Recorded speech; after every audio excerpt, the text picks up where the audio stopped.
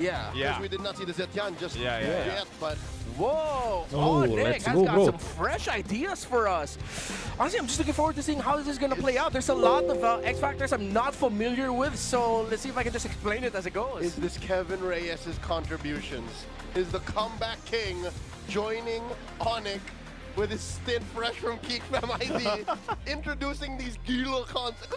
Look at this! Like, when are you going to see this lineup? I've never seen Hayes do anything like this. Gold Lane Yeesh. Oh my god. This was a thing for like 2 weeks last year. Yeah. Up against the claw. Yeah, there was like a little bit of time. There was a little bit. There was spell. Just a little bit of Gold Lane YSS when we were still trying to see, is it fighters? Can we actually pull out some crazier picks in the Gold Lane? Like a fling. Yeah. Aman aja guys ya. Fling or not, we're going to go ahead and go into this one. Land of Dawn here between this historic match right now. Severo alongside the Super Fam Onic Philippines versus Twisted Minds, and Al against him. Let's see how this plays out. Yeah, it's been a while since we've seen the YSS in the Gold Lane. Gentlemen, note the aggressive use of Purify. Yeah. And he also started by taking the Beetle up top. Aman aja bro ya. So that's his first thing. Before the waves came out, he went straight for the Beetle. Huh. Interesting. Oh wait, no, he didn't. Okay, he just went there. He just hasn't spawned yet. Okay. Alright, I was just losing it a bit. Alright, King Kong and Brusco bearing down on the small camp away from MP the King. They successfully get it, but look, MP is just self-sustaining. He's like, alright, I'll do it myself. I'll take yours in return. Oh wait. Oh no, Severo might get the gank here. Kaloy coming in. Gets a good freeze on both Brusco and Prince. Okay, for those that might not know, and why we spent so much time today alone from last series until now talking about Marcel. And if you haven't played it against him yet, just for those that don't know, Marcel he's basically overpowered. Like, he's so strong. And then we talked about too how the Leomord was great against him, but now you have it on the same team. Is this still a massive threat against Onic, or does this lineup, this draft, kind of alleviate some of that strength that Marcel has? Yeah, and it's one of those scenarios where the gears in my head are trying to turn as fast as they can right now. There's so many unfamiliar pieces together that I'm thinking about. So I think we'll see a little bit more of it as it goes on. It's 4D chess. There's a nice freeze onto Brusco. The passive on Kaloy coming through as well. The tracking shot, upping his movement speed to, again, effectively track targets. Now he jumps to Toyota and Brusco. There's Epi the King with a Venom Speed slashing through Brusco. Didn't even get the heal using that flicker defensively. Ngeri banget guys ya. Back three members of Twisted Minds. Sean checking in, holding on to the RWM. Yeah, Epi the King brought low, but I don't think Onic can go straight for the turtle. Have to go through the purple buff first. Let's see if after this purple buff they'll go there and where MP the King will go. After this green camp, is he going to try to position for turtle, or will they just give that up and go to their own purple buff instead? Yeah, so purple it is. Yeah, purple taken. No deaths there. But so this is one of the things that Marcel does, and he doesn't have the ultimate yet. He doesn't have that golden hour just yet, but still a threat with being able to go ahead and snap some of these people. But King Kong secures the turtle. They'll keep it clean and calm right now. First objective secured. Uh-oh, Owl catches a face full of Mountain Shocker. Had to get on out of there. Did not need to use the Purify, but a close call across the map. Onic are getting what they want. Yeah, it seems like in the trades, the moment Severo lands the Mountain Shocker and the stun first, that's already going to be an advantage for him, making it hard for Owl to decide whether or not he's going to be committing it. So after he took all of that damage from Severo, he decided to BMI out instead. So let's see if Severo's going to keep using his ultimate just in lane to try and keep forcing Owl back. Could. I mean, right now he's got a little bit of an advantage, as you can see there with the gold in the gold lane. Across from him, he's 200 gold ahead. Went to the rush. Which in hindsight is still very strong out of the gold lane. Name another gold laner who has an ult that affects the map entirely on a single press. Even SOD doesn't do that. You have to aim SOD. And you have to do something with it. Oh, there it is, another Mount Shocker. King Kong drops the deadly magics. Owl bites it underneath tier 1. First blood for the super fam. Clean gank from those two. That could not have gone any better. And it seems like because of Al prioritizing the warrior boots first, that's him acknowledging that lane to lane, it's better for the YSS. He will have the damage advantage. Severo decided to go for pure damage item. Al immediately thought, this is going to hurt. I have to go defensive first. And that's going to hurt too, because that's a whole lot of extra gold now in the hands of Severo, even though he was already a couple hundred gold ahead. And like you guys were mentioning, having that Mountain Shocker also secures you that move, that play with the Deadly Magic with the Harley to set things up. Tsunami Slam finds him. Golden Hour, the answer. Kaloi moving around, trying to cancel Brusco's initiation. It's successful, but still, Twisted Mind's on the back, but Sean forced to flicker out. Defensive Golden Hour, and yeah, you see the moment it goes up and there are members of both teams outside of the Golden Hour, they're essentially just waiting. Yeah, that's kind of what it is. It's a waiting game when it's used. And second turtle up, control right now for Onic. Let's see if Twisted does. Here we go, Black Dragon form plus the Phantom Steed. Big trade in the Turtle Pit. Lansu steals it away with an Infernal Pursuit. And just like that, Turtle 2 goes over to Twisted. All right, Twisted somehow ends up securing that. Lansu gets that, but you can still see that if they go full force in the face of Onic, it's more so if they need to be able to go ahead and scale up. And a part of that is that Phoveus being tanky enough. They've got plenty of damage early on to be able to utilize this and wait for Al to eventually come online here on this Claude here. But what I'm seeing from Onic too, the way they approach the fights is just like we've seen so much times before. Kalea can set things up. If you don't have that, you actually have quite a bit of good, these like mini crowd controls that you can use with the Fury, the Phoenix, even Ryota when he has the Petrify available, or that setup potential with the Furious Dive. Ryota, yeah. It's interesting to see the hero design of oh, sorry, I'm blanking. Marcel, there you go. Marcel. Thank you. He's not really built like the archetype in-your-face type attack, but because of his kit, because of frame moment and tracking shot, he is encouraged to just go up right in front of whoever he's up against, try to get those immobilizers and crowd control up, and then make the most out of all of the crowd control abilities that you have. And he can. We've seen it a couple of times. The only problem is Twisted Minds can never really truly say no. All they're doing is saying not yet to Onic. What's the power spike we're looking for? Is it an Owl? Is there another possible power spike? I mean, with the presence of the Leomord, that's a given. I think they're also looking towards when the Eve will have enough damage that Onic will really have to respect. Because so far it's been Onic like initiating. Yeah. But then if they're not careful with their initiation and they get trapped in the mix-up of a well-timed, maybe one skill after the other, real-world manipulation, and then Golden Hour, setting all that up, or the other way around, then Onyx's dive-focused lineup is going to start feeling the counter-punch. It's old-school Bonchan S-on. Yeah, I think that's why now for this last turtle of the game, you're going to see them set things up. Now, there's no Purify that was taken out earlier on for Koloi, so I don't think he's going to be able to jump in this one. So that's one thing that Brusco is doing. He knows that any Kalea player that going against this knows there's going to be two Purifies. They go. Tsunami Slam on the one. Black Dragon form. Golden Hour stopping. Severo pushes the turret, and just like that, it's all Lansu. He finds King Kong. The beast has been slain, and the Super Fab will find retribution. Down goes Lansu. The Ryota army goes wild. That was either unfortunate timing or the best timing because of the enhanced basic attack from Lansu's Phoveus. Locked in on King Kong's Harley at the right time so that when he got the hat trick away, Lansu was already locked in and homed in on him like a missile. Yeah, and also when that fight broke out, they're able to go ahead and capitalize on something. That's what Twisted Minds did really well, especially last season. Sometimes they might be losing that fight or that skirmish, but they're usually getting something else across the map. And you see that as they take that tier 1 down, keeps them from getting too out of hands in terms of the gold lead.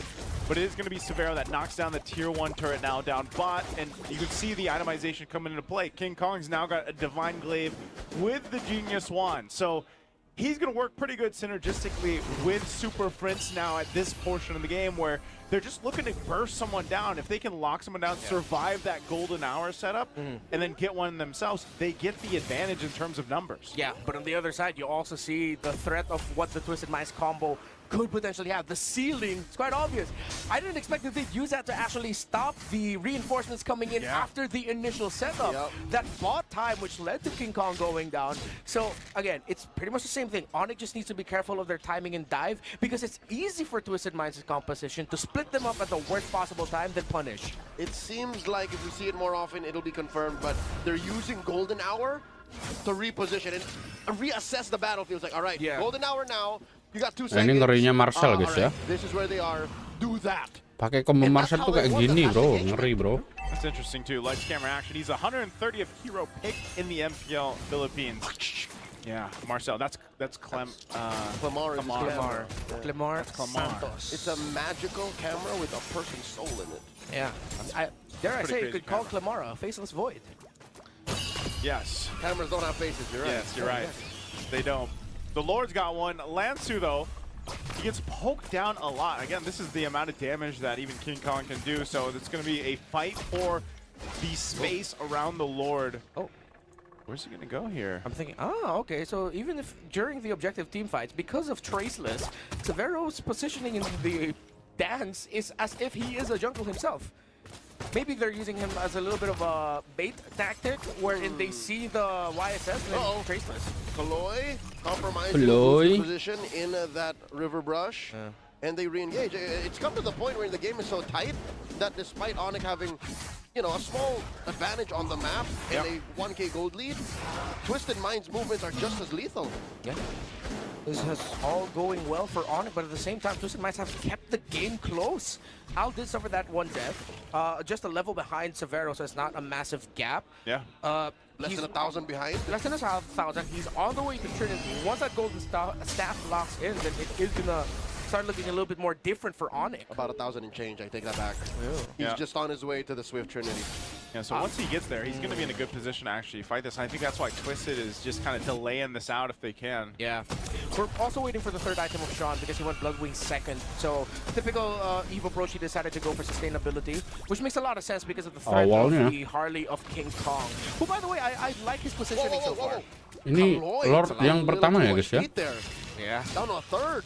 And that just goes to show how good the damage profile of Onic is. Even up against the Roamer. I know he's not, again, a traditional tank, and he does build defensive items, but that hurts. And that is a telltale sign for Twisted Minds that they're gonna need to pull the trigger eventually. They cannot keep stretching this out. Okay, he's gonna check that out. That's one thing that's interesting about Marcel too, right? He doesn't get 8 HP, basically, from the HP items. No benefits. No benefits from it.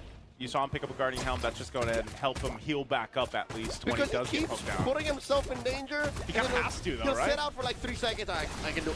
Go away, like games. This? Okay. Go away, games. Even Brusco's getting tired of this. Like, stop! Come on, stop! Oh, less than half health on the Lord. All right, this is the dance. Lord gets reset. Yeah, it gets reset. There's so much pressure from Onyx lineup. Whoa! Brusco pulls the trigger. Finds Sean. That's the golden hour. The Sion. The Phoenix. Sean goes down. Black Dragon form from Ryota. That's the Mount Shocker from Severo. Does not get the finishing job, but MP finds Brusco. Severo falls, and now Ryota in the middle of 3. Take that 4. Kaloi still here. Ryota goes down. Ow gets him. Lansu got the deadly magic on him, but he's got a lot of HP. He's fine. Twisted Minds reposition to the Lord. What a fight for Twisted Minds. I thought it was going to go way worse than it did for them. But Onic wasn't able to win that fight, and now Lord goes to Twisted. Yeah, I was actually thinking about it earlier. If Twisted Minds are going to change their approach, wherein once something has initiated, they will hold off. Maybe then they'll use the golden moment, hold a little bit, allow Onic to go deep into the engage, and then that's when they pop their big abilities. You see it happen. Once Onic decides to go for full dive, but Twisted Minds have it premeditated where we still have some ultimates, we still have some abilities to punish this dive, then we can turn it around. So Twisted Minds' long game con has worked out for them. Now it's Onic in the back foot with a lineup that doesn't want to be playing from behind in terms of map control. Yeah, it's interesting too because of the fact that like this is such a low kill game from especially what we saw in the previous series, but it's the technicalities that are coming through here with this composition. I mean, even in a sense, golden out freezing the Lord, keeping him there too. Goes in for his charge, but that's part of the play here. Also notice that something that has to be dealt with if you are Twist and you're using that golden hour. Yeah. You saw from Super Prince the timing with the Fury of the Phoenix, that little bit of a stun that is there with the Fury of Phoenix. It can be timed well to deal at least with the golden hour in a way. Yeah, and I like how Kaloy used the golden hour on that Lord, because that actually meant that the dive will push through that charge. Because if he did not commit that, then Onic would have taken down the Lord before the damage from the charge connected. So there would have been a chunk of HP that the turret would have saved. Yeah, exactly. So that's why he uses ultimate to make sure that the charge will eventually just go through. These are mechanics that prior was not in the game before Marcel. Yeah, Marcel has changed he's changed the game, literally. It's been a great year for the French. Well, it's not really French, it's just the name. Yeah, just the easy English. Owl also just picked up his win of nature, so he's going to have that defensiveness here for him. Look at this is what I was talking about. There's the Fury of the Phoenix. Bit of a stun there, but still, surprisingly, because of the way this lineup works for Onic, once that was used up, you lose a lot of the firepower, and Severo going down. Lansu does a great job at sticking to the right targets here. Yeah, and it was also the defensive Blazing Duet from Owl. So Onic decided to go commit on that Claude. Once a Blazing Duet popped up, they were like, wait, this hurts more than it's supposed to be. Oh no, we're split up. Oh, Severo was left alone. Lansu was just eating up the back line. So Onic need to watch their positioning, and they need to double down again on the idea that they built this lineup so Severo's comfortable across the map and during team fights. My God. And the only way that they can stop Lansu is if they kill him. And he's building full defense. And his kit is procced by 4 heroes. Oh my God! He's about to get bursted down! Allah. I'm not sure that works that way. Hampir kena cekrek guys ya. Iyalah. He tried it out. Ya biasa, biasa. I think Penyakit. a gift Penyakit ini ya guys. helm for. Because again, he was out of combat, and he recovered enough health to stay alive. But I think he tried the golden hour, the damage proc. Yeah. All right, well, it didn't work that time, but worth a try, I worth guess. a try, worth an attempt. We could be wrong. That could be how it works. Yeah. Just for some reason that didn't come through. He didn't even use the Purify, so he still had that, obviously. Yeah. That's impressive. It is. It's interesting, I'd rather say. The really tough thing about the Onic lineup, though, is even if they blast one, because again, with what you mentioned, the presence of the Phobius, it feels like it's not worth it to all commit to just go for a 5v4 advantage. Because even as 4, as long as the Phobius or even the Leomord is alive, Twisted Minds is fine. Yeah, Lansu is relentless. Yeah. Let's say, how about that, even, like, in the last team fight, Sean went down so quick, but what happened? Twisted Minds eventually won that fight. Fury of the Phoenix, he purifies it. King Kong pops Kaloy. They're a man down. In comes the rest of Twisted Minds. And Onic, they answer back. Down goes one. Brusco, still alive. MP still up. 1 HP. Down goes Ryota. Phobius, Lansu, chasing him down. Brusco gets popped by Sean. 2 for 1 the trade. Redmar, it's just like you said. Even if you throw everything at one of the members of Twisted, you're still in a susceptible position when Lansu is alive, and even so, MP, he was able to go ahead and mark down a target and take out Ryota. Yeah, these two are making it look easy. These are the anchors of the lineup of Twisted Minds. Even if Sean isn't having that impactful of an game, 1, 1, and 2, still impressive, yes, but it's really all the Phobius and the Leomord giving so much problems for Onic in the longer engaged team fights. Whoa, Lord here, down to a 5th of his health, now on 8, Fury of the Phoenix. Superman's trying to buy time here, but it's not going to happen. Buset. Ngeri juga, Bang. Got about 1 HP left, still in it. They take the Lord. Lansu's doing work, man. Yes, sir. This Phobius, I mean, there's a reason why he's carrying a, what is it, a monolith or an obelisk or whatever he's carrying. An obelisk. An obelisk. Mpl He's doing that in this game, and you were pointing this out. I mean, look at his item build, man. Dom Eyes to Radiant Armor, and then he's got the Chastised Pauldron. What's his last item going? I mean, he's so tanky already. It's a Winter Tranche and then an Immortality. There's the Winter Tranche. You just got it. Okay. Winter Crown. Why is it a Tranche? Crown. Yeah, it's been a minute. I'm old. We're throwing it back. I'm old. Winter Tranche. Bloodthirsty King. I'm old. That's an King item. Kong. Yeah, it is an item. It is. Kaloy. Yeah, that's a hell of a throwback. That is very Raptor throwback. machete. Yeah, there you go.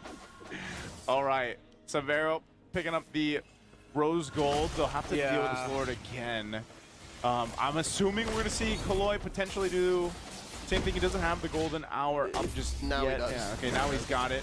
Ryota. They need it. Yeah, he's gonna go for the full dive. They want to take this base turret down. That they do. So now Twisted, they're going a little bit further. They still have a wave up top that can potentially push in, but it looks like they're just going to go ahead and get that one base turret. Yeah, they didn't have enough minion wave to try and extend that a little bit further. If they had a minion wave in mid, they probably would have just full sent it. But the thing is, the game is so close that one big mishap from either team just pretty much spells victory. Twisted Minds, they can't be comfortable with this 1,000 gold lead. At this point, Onic has everything they need. It's just, it's so tricky to fight against a lineup that has two very tanky presences when your entire lineup is built for fast, quick win. Yeah, they knew. Both the gentleman in the river and King Kong knew. Yeah. Lansu's man marking and reading of the map, the potential positioning of where King Kong and the other members of Onic could be has been stellar. We might be seeing an eventual MVP performance from the EXP laner of Twisted Minds. He's got my nod. Yeah. This is going to be one of those things where it's like, now if Onic wants to get the favor, Ryota on the Yuzhong has to be able to go ahead and almost emulate what Lansu's able to do, but on the other side, because now Owl, he, like you mentioned in the draft too, he's got so much space to work with in a lot of these fights, and we've seen that, but I think it almost does come down to these XP laners on both sides being able to set things up. Gentlemen, that's why I call it the trunch. The image is the trunch. Yeah, that's right. Yeah. Yeah, that's why I'm so confused too. Salvero. Right now, dude. Yeah. The trunch show up, but it's the crowns. A little bit of a Brass Black Friday for us here. Yeah. So Twisted. I'm trying to think if this is gonna keep being so easy for them, because so far it is. As long as Onic doesn't pull anything that is different from the past half a dozen fights, then yeah, it's going to go to Twisted over and over again. That's what Onic is doing now. That's why they're buying time, looking for a different angle of attack. Yeah, I feel like they've been trying to find the angles, but it seems like almost every angle is covered by Lansu. covered by Lansu. Like, I'm here, I'm there, I'm everywhere. Lansu's just the guy.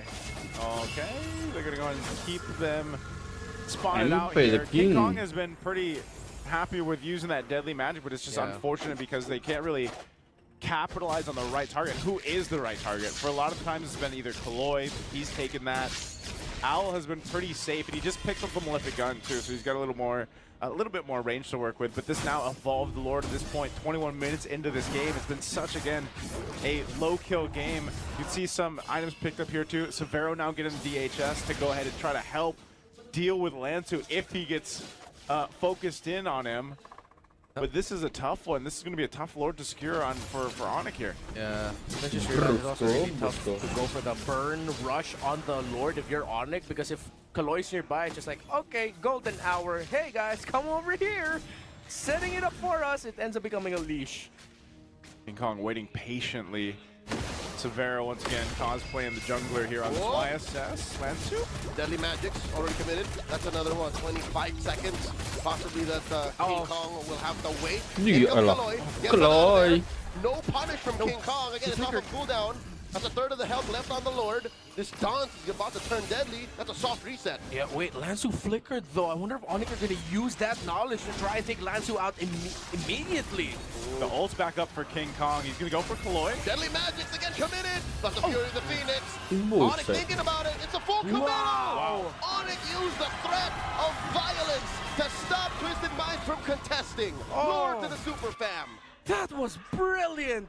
They did use the knowledge of Lansu burning his flicker because they knew that that's going to immediately change how Twisted Minds want to go for the dance. He's going to be a little bit more careful, drag it out a little bit further, and yes, the Purified Thank you yang udah like guys ya. That's the Fury, baby. It's a chess game, man. And that's exactly what that whole Lord dance was. Again, a Lord that was evolved.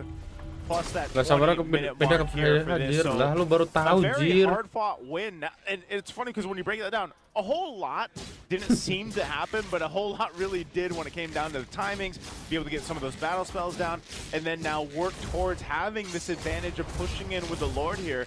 And so with this evolved Lord coming towards the base of Twisted, and this kind of lineup that Onic has, we'll see if they can push down some of these base turrets. 10 kills, Silly 6 boy, on Twisted, silly boy. 4 on Onic, 23 minutes.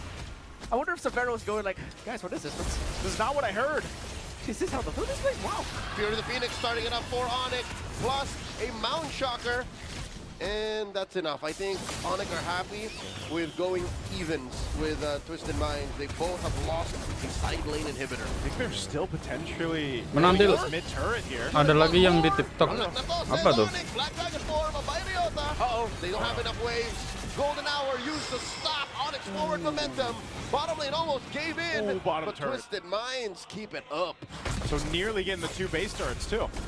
Okay, Nggak ambil dulu siap. plus the space cloud. Ambil ya. Oh no! Duh. Flying clouds, an unfortunate Ya pause. elah bang. Oh. Double checking. Langsung saja abangku ya. Oh, we're going back.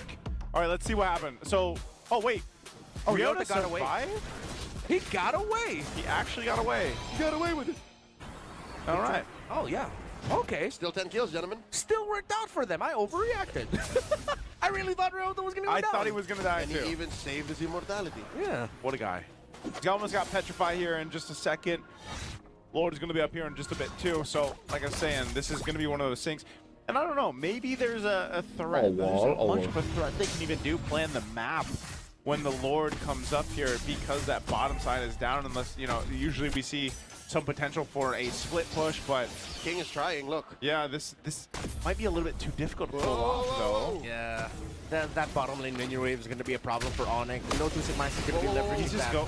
where's he? He's swinging around Look here. At the cut by King. He knows that he's unpunishable in this position. Purple still standing. MP does not secure. Where'd it go? Where is the purple go? Oh no, it was left frozen by Onic. Oh, they only left the... They left the baby. They left the baby. So he's gonna go ahead and take the orange, but the fight. Big Don Nah, still aku aja dulu ya, nanti aku kirim. and now response coming in from Ryota. Black Dragon 4 trying to stop Twisted Minds. Brusco very low. MP the King trying to stop him. Pops that King from the immortality. King Kong looking for him. Down goes Brusco. Bang, belum tanggal 1 loh bang. Lancer catches a face full of deadly magic. Belum tanggal 1 woi bang. Bang KAIRI. Tanggal 1 masih besok oi. Kan tutup sih kabeh ngono kan. Golden Hour is okay. Wah mahal. Catches the heat. And with that, Twisted Minds back to business. Trying to secure They the get the Lord. King Kong, little too far, and the Bolah MP The King yang dapat bang ya. punish. Oh, defensive blazing duet. Twisted Minds recover. There goes. Gila super prince. Flickers forward. This is going to keep going on. The Lord's going to spawn, but Owl is gone for more than a minute. By the time the Lord gets to the base of Onic, Brusco and Severo will be back. Oh, the Lord just spawned. I thought we Wis, missed the gak usah tanggal 1 siang. Oh, Lancar man. selalu rezekinya bang, biar tidak usah menunggu tanggal 1 ya bang And ya. it's unfortunate, but Kelas this abangku. game, I mean, almost the 27 W mark, KAIRI it's like, guys. you know, you saw King Kong over Semoga there on Onic that side of the makin jungle, go for the orange and jaya-jaya ya. everything else, but Jangan kayak the team STEX 9 got bro. forced into a fight. Izin. So we're gonna have some swamp Emang ada tim yang STEX 9 guys? Siapa guys? Potions also coming into play. Oh. And this is going to be Kurang a super kali guys ya. to deal with. I'm really wondering how Onyx is going to be able to go on the defense here. They might force something actually before the Lord even gets its way up to that base. Yeah, their damage is going to suffer because they have to commit a good chunk of it to taking care of the Lord. And that means Twisted Minds can come in and deal damage back with not much of a response. That's why they have to deal with it here. Knowing that Owl's not part of the picture, but Twisted, what do they want to do? Do they choose a fight or just delay? Look at those hits on Severo from the Lord alone. MP! MP! Lansu. So the BOTAK did give him a little extra magic defense, but not enough. Man, seeing the pros play it, Marcel is really annoying. He just keeps walking up to you. You can't help but just get snapshotted. That momentary freeze is more than enough for another team to decide real quick whether they're gonna jump on you or not. That bought enough time though. Onic was able to go ahead and do enough to take care of this Lord. Again, a massive charged up Lord to almost the 28-minute mark at this point. And I think, again, it all comes down to the Lord dances, unless somehow there's a big pickoff to come into play here. But I don't know if that's really going to happen with Onic as they try to defend this mid. Conceal by Kaloi, plus the Golden Hour, stomping the Black Dragon form, throwing it in, Tsunami Slam, no one holds the turret, left out a fifth of its health, down goes Lansu, blazing duet, takes down Brusco, and the turret up top goes down. Oh, what a Real grab. freezes. Oh! FP the king gets caught. Severo! Down. Severo might go ham here. Whoa! And the rest of Twisted Minds get on out of there. 3 go down from Twisted. 2 for Onic. A big play for Severo and Onic Philippines. The mountain shocker was Severo. actually alley-oop by the golden hour with everyone frozen. That actually looked like a great defensive tool, but Severo didn't caught. He waited for the right moment to throw out that stun, and it landed perfectly. It was difficult for him to find the right position, but eventually he was able to get kills. Sean, I gotta give it to him. That was a great timing of the real-world manipulation. Phoenix almost caught Kaloy. Deadly Magic will proc. He will use the Guardian Helm to its best. And oh my lord, another one, Mount Shocker. I think Twisted have... What else could they be thinking? How do they contest? I don't think they can. This is just a thing. You know, there's plenty of damage in King Kong's kit. That's going to be a Lord King secure. King Kong. What a turn of events. I was saying maybe we just wait for the next Lord to come through and see the same fight. But no, that base defense ends up giving Onic Philippines the upper hand to turn things in their favor. What a game. I had to take a sip. See here, Severo was still on the turtle ship. He waited, threw it out.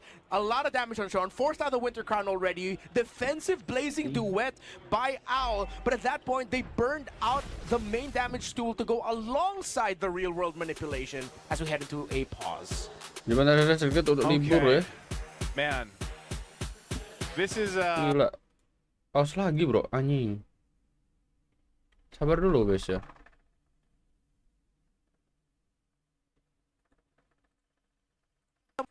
Lord hasn't spawned just yet. Let's around go, the side abangku. for Onic to make work with. Just to help fill in with a little bit more context and information, the marshals are currently Cuman closely masih ada sedikit untuk libur, as it is Baru lagi on perpanjang his kan side panjang of the selimut, table where iya. it seems like a little bit of the issues Kan are panjang popping up, but selimut they are ya. close by, immediately ready to help him out in case if needed. Yeah, Super Prince is also going to be a Sabar big dulu part abangku of this. ya. I mean, he has this whole game so far, almost the 30 minutes of it. Fury the Phoenix really helps deal with that golden hour like we talked about, but even so, just the amount of poke and damage he's able to go ahead and provide. So this is going to be a quick mid-turret falling here. Look at the poke coming through already. Gila, King Kong dapat bro. Lord's going to be stopped in the tracks, going to force a fight though. Real world revelation coming in, forcing King Kong out of here.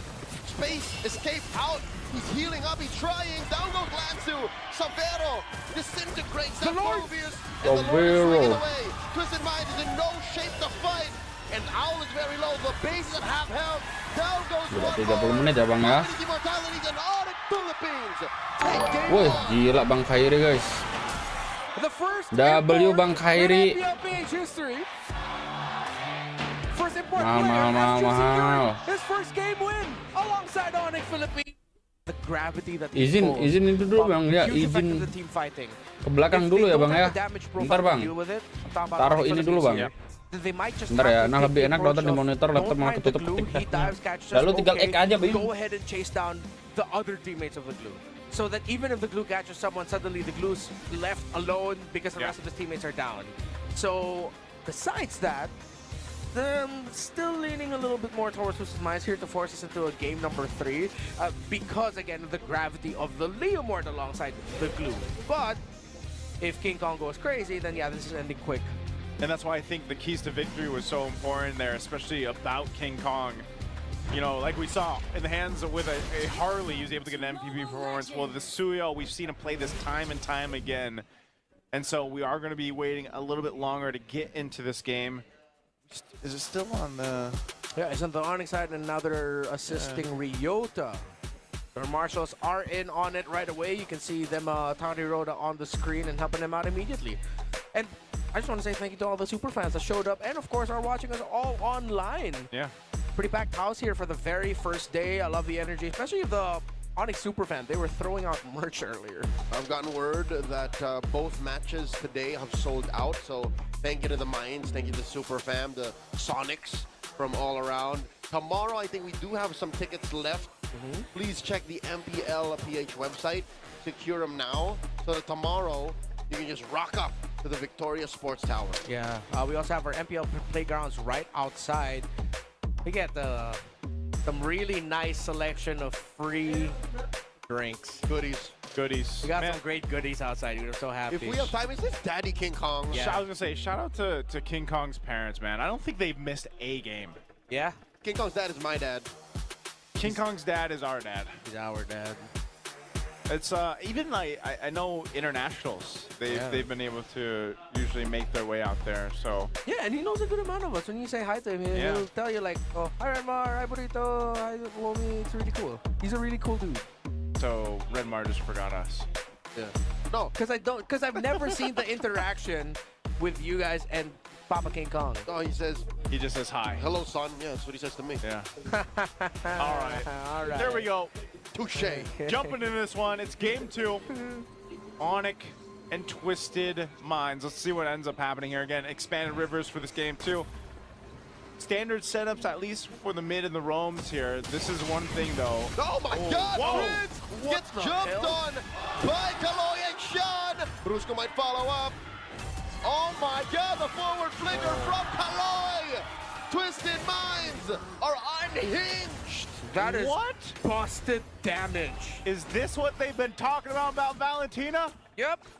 That's why she's up there. Valen, Juicin, Eve, Farsa.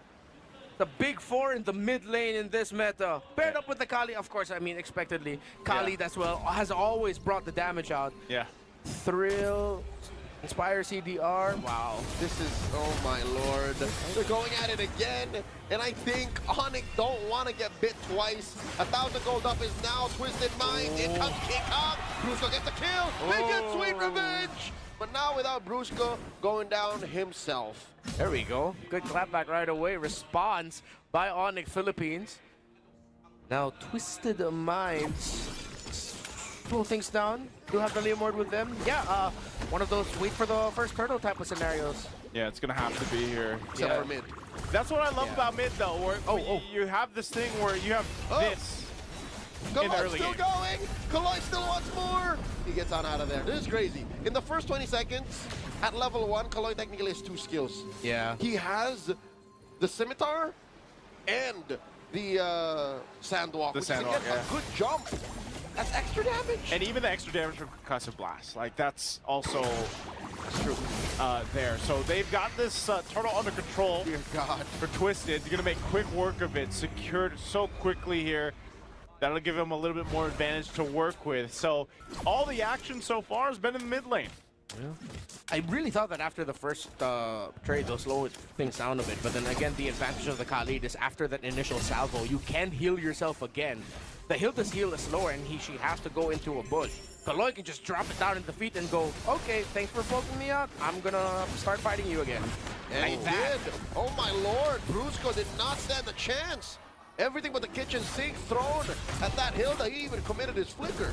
Oh no, now on the play here down bot. Silvero dashes on back underneath tier 1. That's enough damage reduction to help him survive. Oh, SOD missing.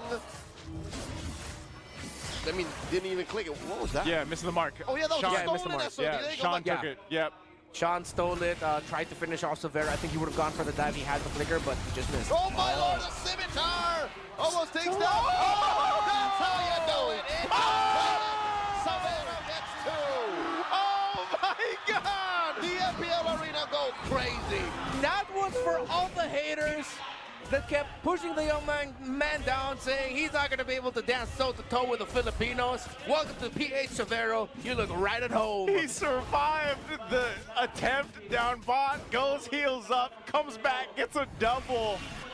Uh-oh, in comes Kong, forcing out the Blaze of the Web from Owl. Okay, the got it back. 2-man gank looking for it. Here comes MP and Kaloy jumping in with a raging sandstorm. And now Kaloy gets punished.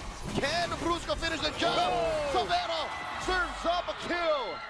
This takes a Moskov and just accelerates him now. Look at this, 3-0, picks up a Corrosive Scythe this early on in the game. Yeah, getting close to 1,000 gold lead against the Claude. That's really tough news for Twisted. Brusco falls. Brusco's having a tough one, man. He's not able to really do too much just because of the nature of Twisted's lineup to deal with the Hilda here. Great spot right now, Severo off the side. Ansu, that's off. The split, turtle number 2. It looks like it's all Twisted once again. Super SOD tayo eh. thrown out. I don't think Severo wants to press this.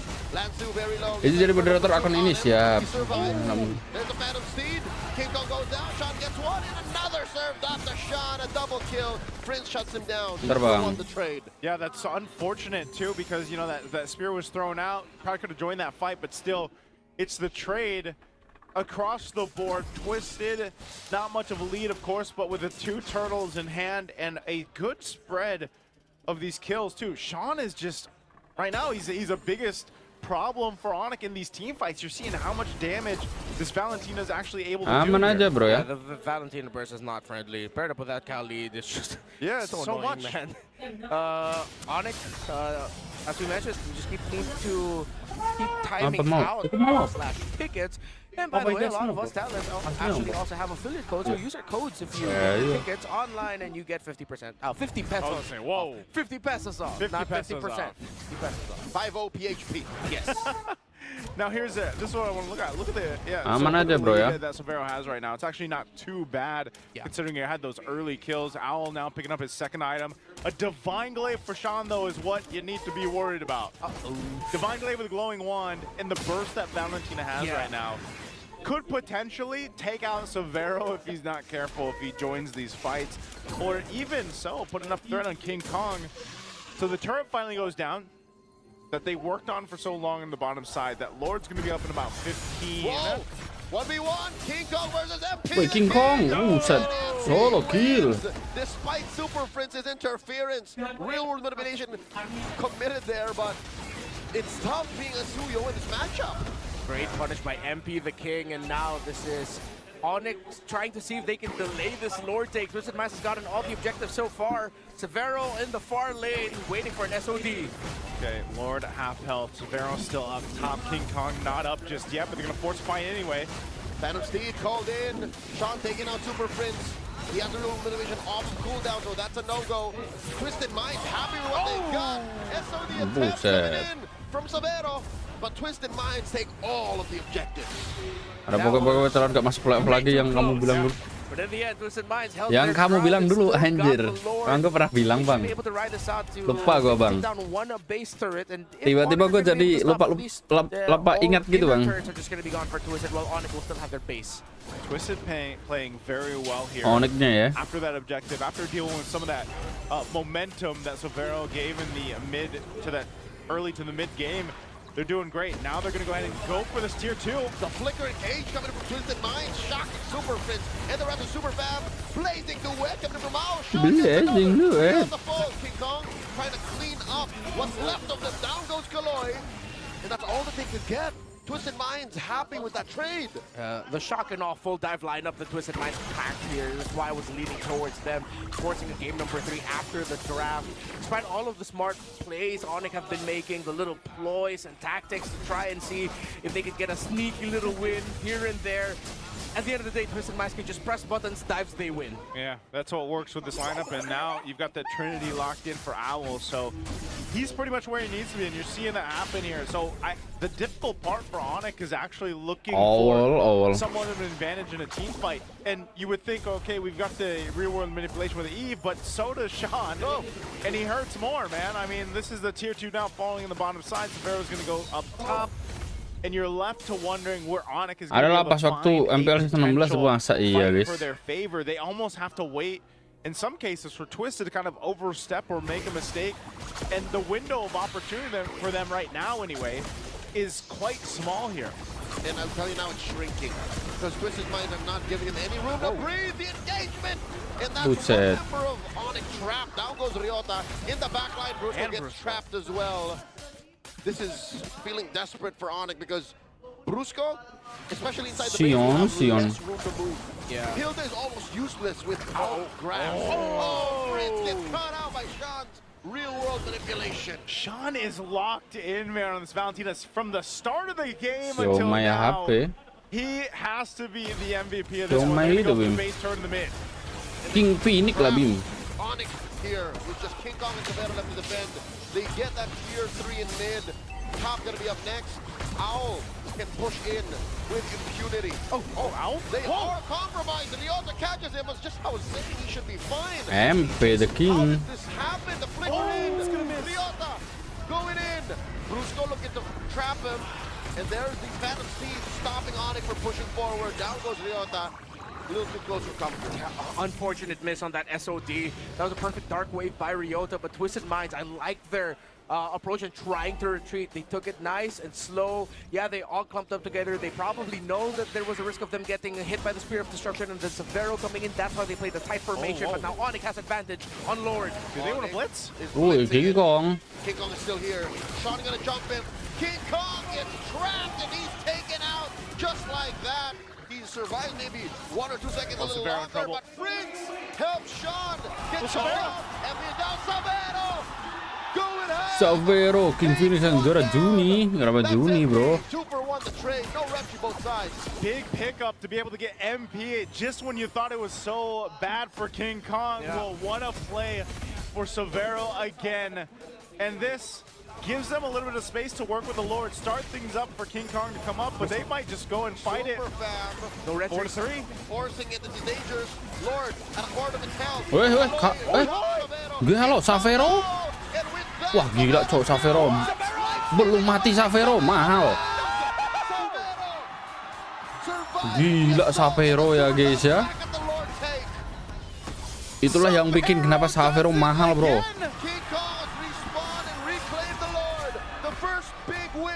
Decisively for Onic. I thought the Kaloi sidestep Raging Sandstorm would be the most impressive part MP of the there King, to MP take the down King. that Moskov. But Severo still survived, not enough time. Terlalu gila ya guys ya Severo ya.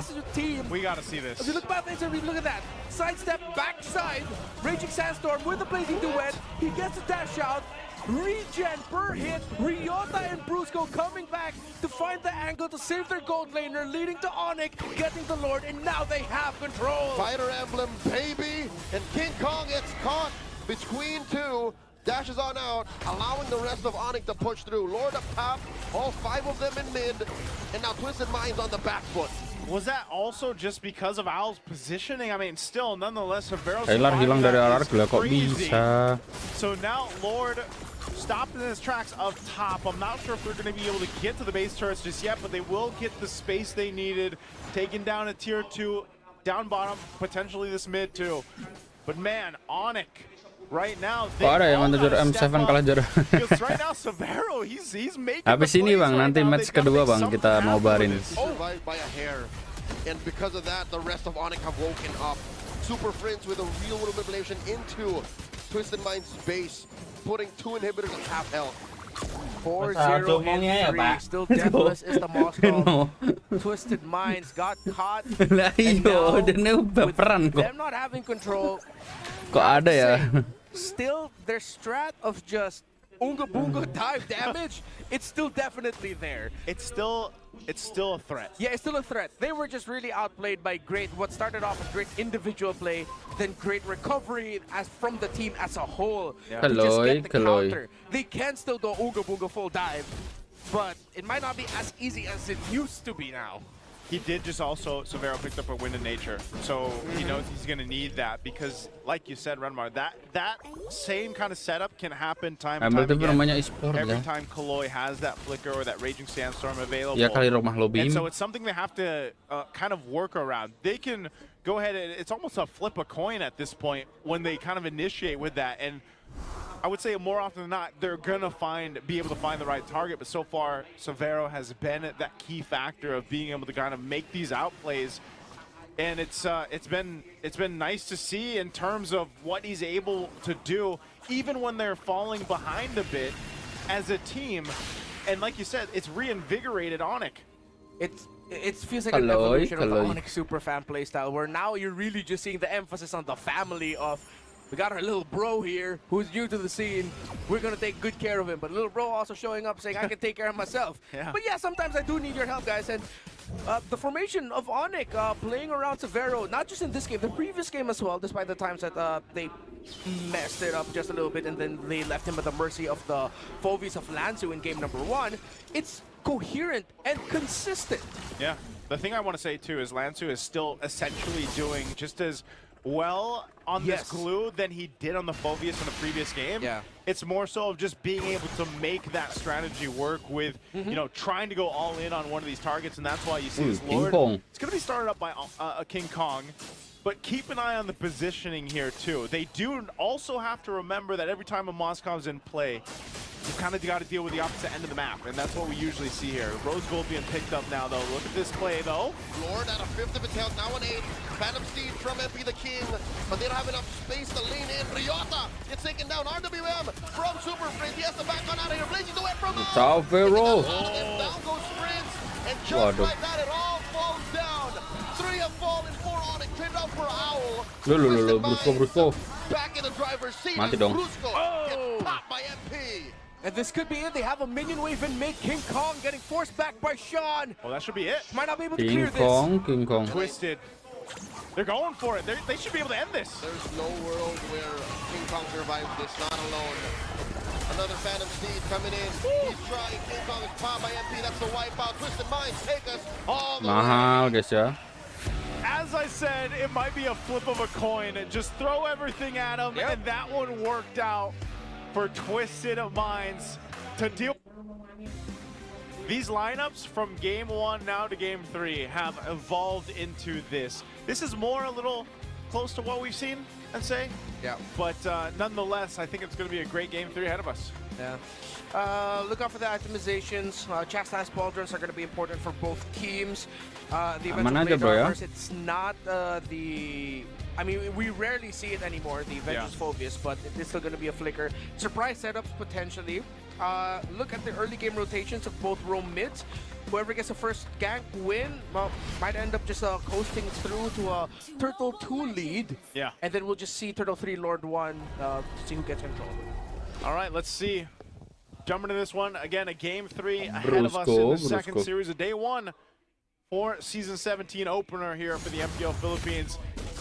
More or less the same thing that we're going to see this mid lane pressure, but this time you don't have that burst coming out from the Valentina to be that big of a threat. Look at this. This is not an error, ladies and gentlemen. This is real. So MP has been using a marksman emblem set.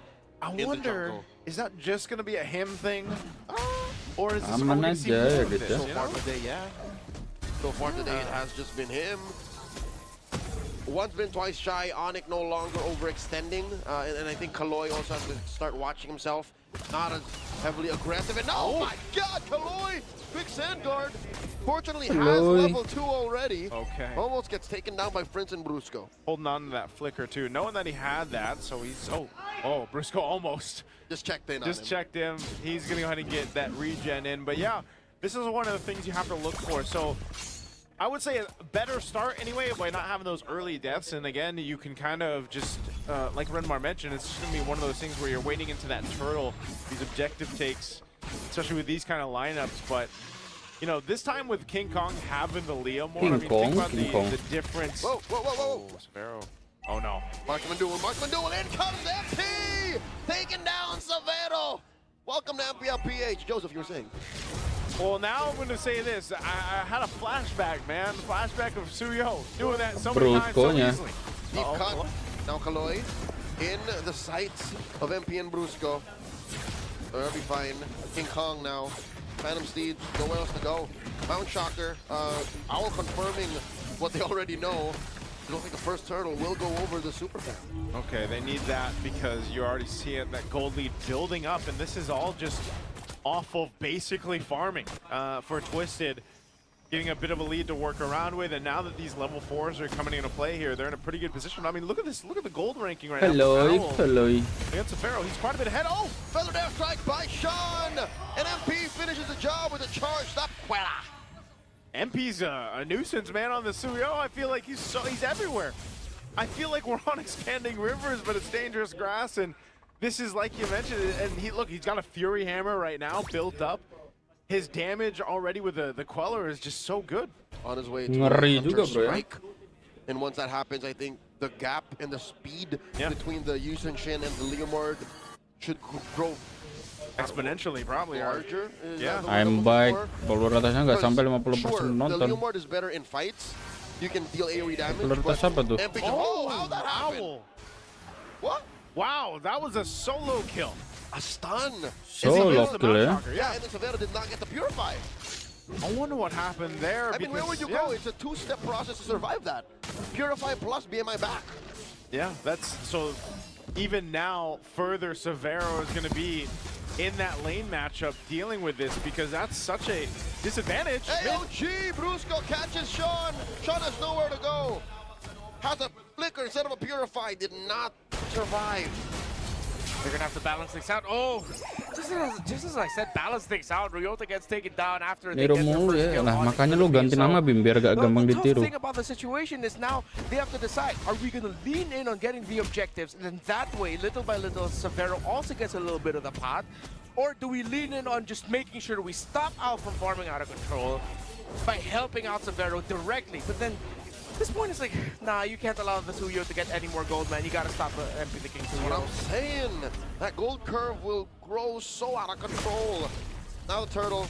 Brusco. Have their eyes on it. Fortunately, Onic scored the first one. Mount Shocker by Owl, allowing Twisted Minds to get perfect information. Third air strike on Sean online. Picks up that glowing wand. Severo the blazing duet. Sean forcing him back. Ryota with the jump in. Massive crowd control from Onic. Ryota finds Sean. That mid laner is out of commission. The answer from Lanzu. Taking down Brusco. RWM from Prince. By the way, Lanzu cannot stop him from taking it down. And just like that, MP the King has eyes on the turtle still. King, eh? Keeping going. 3K up. Yep. King Kong already here. Already uses Phantom Steed. And MP still secures. Kaloy holds down the fort. Twisted, happy with the lead. Okay, so Onic are getting still invaded constantly by Twisted Minds. Prince with the flicker back. Yeah, forced it out.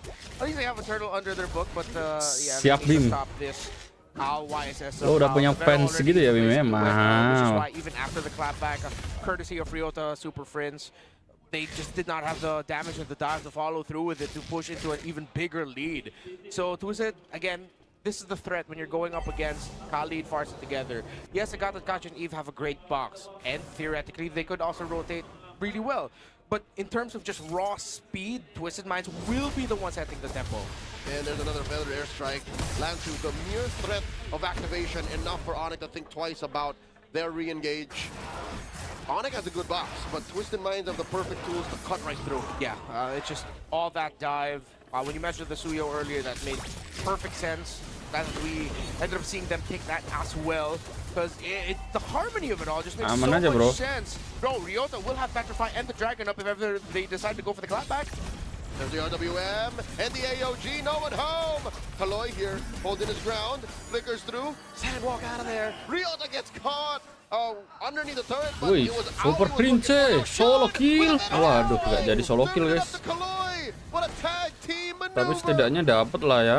Great read by Sean to find the flank. Lanzu still fighting against it, and he looks like he can do it! Ryota gets another but Lanzu with the flicker to finish the job. He knew he went in too deep. A Pyrrhic victory for the EXP laner out of the MDL. Ooh, Brusco decided not to face check there. Brought down the damage instead. Try and get the info. He did get the info, but I wish he decided to face check and get the taunt instead so that Kaloy will be able to get brought down just a little bit by Severo. Okay, turtle coming up here, positioning. Feathered airstrike already used by Sean, so... MP. Oh, MP, is he just going to try to be Aman aja, bro ya. a sneaky guy here with this one? MP coming in with a steal, but he gets shut down by Severo. Yeah, blazing duet for a bit of a kill. The King Kong Kaloy falls. 2 kills for the turtle, but Owl gets a long push. Is that worth it? So that was my question. Was that worth Ya it? kalau solo kill waktu itu aku sengaja tinggal Masdondon pakai aura. As the trade. So the question earlier was, is Onic gonna lean in on Ketawa ya, Bim, Severo ketawa or kalau go itu for mah. the objectives? It seems like the answer was actually both. They decided to split their focus. They were still getting some semblance of jungle control because of the little skirmishes happening up top, which allowed Severo to keep it close. Coba juga majunya, woi. Brute forcing his way into making Kalau sure ada yang Severo HK gets past the cannon minions. 50 membership malah lobby bagus lagi, Bim. Sayangnya belum ada tuh. Harusnya banyak membership lagi biar ini, biar kebuka itu unlock. Kalau gak gitu gak bakalan ke unlock, Bim. But it's a little bit more doable now. Seems like it's a bargain. It's a good bargain. It's a good bargain. This is tier 1 is gonna fall though. Severo knocks it down with the support of the rest of the Onic squad. Now it looks to be a play into. Tuh kawan-kawan lo di sekolah, tolong buat member Bim. For the most part, the way that things have kind of fallen into place, it's more so of bukannya udah keseringan itu Bim. Objective, but the Lord does come up. Yeah. Big power spike timing for Severo at around 8 minutes because of those 2 kills, the 2 turrets that he got. He now has a Trinity, so it's not going to be one of those scenarios where the early deaths lead to wait. That is a pick off from out of nowhere. I don't know Big what MP the King was thinking there. Yeah. Did not expect maybe the Petrify to be committed on him. Yeah, it felt like a misread of the map too. I don't think he expected there to be so many members of Onic there. Petrify coming in clutch. RWM dropped down. And now Twisted Minds are pushed out of defending their tier 1 in mid. Onic claim another objective. So as we were talking about earlier, we got to see the thing that their lineups can do. Twisted Minds took control of majority of it early on because of their fast aggressive rotations. Now Onic and their box are almost unstoppable for Twisted. Oh, the RWM's not up for this. They're fighting for the Lord here. Phantom Steed by King Kong, running through King Twisted Kong. Minds. And Ryota sweeping the perimeter, looking for engagement. Feather Strike, King Kong secures. Twisted Minds again. Bagi Bang Murad terus teman ajak nobar MPL, boleh ajak. Bagi-bagi member belum di decisive choice to go for the Lord, even though they had already gone for that tier 1 in the mid lane using tiba-tiba bagi-bagi member ya Bim ya. They could play around the Black Dragon form from Ryota, and now nunggu Velori itu kalau bagi-bagi member tuh. To go towards the base of Twisted. But looking at things, I think Twisted's still in a good position as long as no one gets caught. The problem was, like you guys mentioned, it was a bit of a, he was caught out, basically, MP. And you gotta respect the Petrify alone. Like, even if the Black Dragon form isn't there. Another Phantom Steed on RWM. How are you gonna get out of this one, MP? The answer is no. King Kong takes him down once again with the momentum. King Kong. And now Aloy goes down, slain by the sword of King Kong once more. 2 for free, going Onic. Fight after fight, box after box, they have now delivered all the punishment that they received in the early game to MP the King here in the mid to the late game. And just in a few sequences, Onic have taken complete control of game number 3. Yeah, that's a couple holy defenses being knocked down. Tier 2, last one up top. Gonna be the next to drop here. Mind you, all that action that happened in the bottom line, Severo wasn't a part of it. He didn't need to be because of just the great sandwich play coming out, utilizing the Avatar of the Guardian from Brusco and collapsing it down on the members of Twisted. So they find themselves with all the base turrets up. Should be able to clear these waves. Helmi sekarang nggak nongol JT. Helmi siapa? Udah gak ada dia. From the RWM, the Veteran Strike from Sean, stopping the push. Onic does not penetrate. It's crazy how mobile that Onic's lineup can actually be. That any other lineup under that turret dive probably would have gotten punished like crazy, but they lost nothing. He's just taking a look around, basically. Yeah. He's like, I'm gonna go have a look. Yeah. Just pops the Black Dragon form and No go. Yeah. It's red light, gentlemen, red light. King Kong has to speed with Barbiel up, Severo has to be a Mike and dance around, put up a defensive blazing duet to push back Twisted Minds. Brusco can jump out. Yeah, Brusco can jump out. It's a nasty dive. So now you see here the uncomfortable part of Twisted Minds lineup where kesetiaan itu cuma ada di Bima gak sih? Kalau Helmi aja udah kalah banget itu sama Bima ya. He has to put himself in a dangerous position to damage down those minion waves. The Evil Queller is also some great pokes from range. So Twisted Minds defensive in terms of wave clear, good. But then what if Onic just decides to dive you and you've used all of your resources to try and clear minion waves? It's going to be a tough comeback for Twisted. Not impossible though. Yeah, they're not too far behind. That's what we're saying here. And you know, when you look at this, it's most likely, all right, once Lord is up, do they actually have the option to get in the position that favors them? But not only that, what we usually see against these farces, I mean, even to an extent, it's the Eve. Like, once those ultimates are down, whether it's the Feathered Airstrike or the RWM, that's usually your windows to go ahead and work through. So you can see this is going to be started up by Onic, pulling the Lord towards them. Twisted's going to have to answer. Everybody rotating down for this as well. And so MP will have to be the one to go ahead and secure this if he can on the Suyo, but the mid lane, Lord? Brusco. Entertaining the Jadi ya kelihatannya belum ada postingan baru seperti saluran WA yang tidak ada update. Betul. Ya kalau TV cuma buat ini aja, Bim. Cari info aja. And throws out that Mountain Shocker turtle boat. Lord left again wondering who's gonna take me. The dance continues. Yeah, I have a feeling Onic also wanted to burn out more flickers, but it was only Sean who committed his. Yeah. So Super Prince had used his. He also had to use his too. Yeah. Oh, that's gonna be rough. No petrify as well for Ryota. Yeah, battle spell counting. Twisted Minds have the advantage. Bit of a trade here. Still a reset, knowing that some of these crucial battle spells are down. Waiting to go ahead and grab the buffs here. A bit of a reset while both teams will face off again. And Brusco probably waiting for that AOG to be up. So we'll see this Feathered Airstrike drop down, just clearing some things out. Oh, that's going to be down. Owl, though, on the hunt. Another Mount Shocker. He's holding on to it. Another, yeah. Onyx positionings. Yeah. Hey, I think Savera has to reset. He's very low, down to a third of his health. Brusco too. I think he's going to consider resetting through sheer basic attack damage alone, which he will. Works. Yeah. Despite that adjustment in the recent patch, he's fine. Yeah. It's Window Nature for him. It's not going to be a Winter Crown play. Oh, that Feathered Airstrike, though. Another shot. one?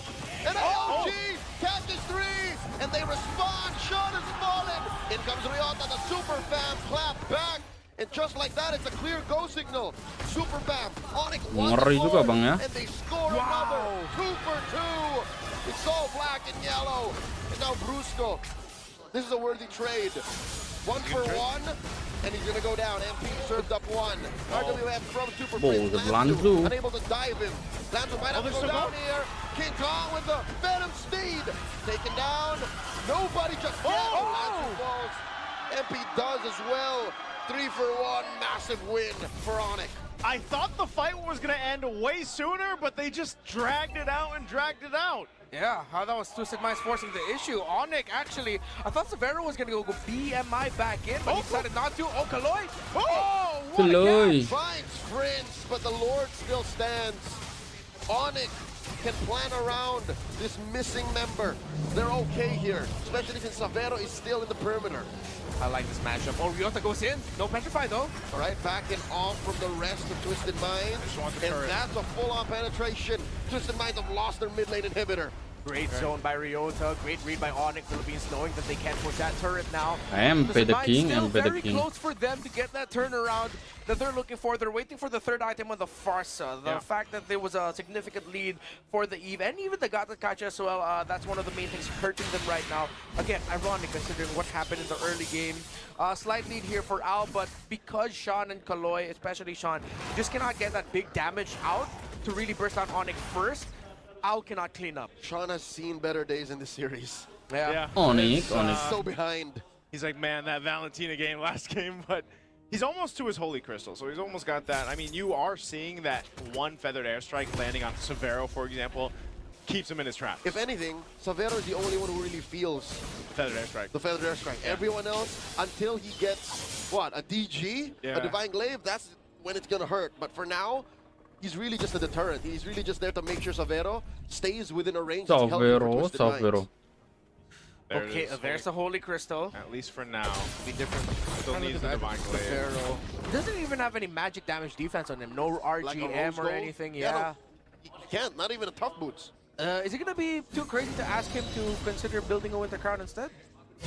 I think he can juggle. He's gonna rely on, good old young man mechanics. Yeah. After the Winter Young man mechanics. Winter Crown. Super Prince also just got the Divine Glaive. Yeah. But I think realistically, you'd want to go the Winter Crown first because your Wind of Nature is going to be the item that you use so that you can get away. Also, you can Blazing Duet, Winter Crown. Hold Pop that, off the damage. and then as you're selling it, you wait for it, sell, Wind of Nature, window, out. And then if it's really tight, sell it, Immortality. Yeah, Immortality as well. But so far, I would say... And then Rose Gold, that's the final. He's been able to actually dodge a lot of that, so... But it all comes down to these Lord fights. It's more or less going to be the same thing that we saw in the previous one, but see how Twisted Minds changes is Brusco was the one that started things off with that Avatar of the Guardian, that ultimate jumping into the right targets. But look, they're blitzing this Lord down to half health. Aman saja bro ya. Minds look like they have 2 left feet because they're trapped in that white brush once again. Brusco with a revitalized Black Dragon form from Kaloi. from Ryota rather, compromising Kaloi's engage. Not a single chance to contest. Onic get another Lord. Yeah. They're third in this game. Similar to the previous game of Twisted Minds, wherein it was like, oh, Glue's good. Glue, stand in front of you. We're fine. Now it's just dragging up. There's nothing Mpl the King can do. Yeah, and that's, again, why when the Yuzhong was popping back into the meta, you know, you remember just how much of a threat Black Dragon form is, whether you actually follow through with it or not. Even the Petrify. So now with the Lord in tow, they're going to go to the mid, take down this bottom base turret. Can they end it? AOG from Brusco, relatively with impunity. He's at, what, a quarter of his health, and there's nothing Twisted Minds can do. The Lord find that base, but the waves will not survive. RWM from Super Frames almost takes down Lansu, but he's okay. Twisted Minds happy to keep the tier 3 up top. Yeah. Not sure if he used his Win of Nature, but he did get the Rose Gold meteor before the fight, sold his boots, so he now has a Rose Gold. So that's enough. I don't need to ask for the Winter Crown anymore. They want to go for this last turret.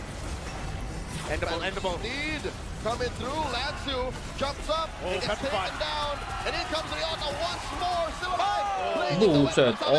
Taking down MP. And they're not done. There's only 3 left. They want to keep going.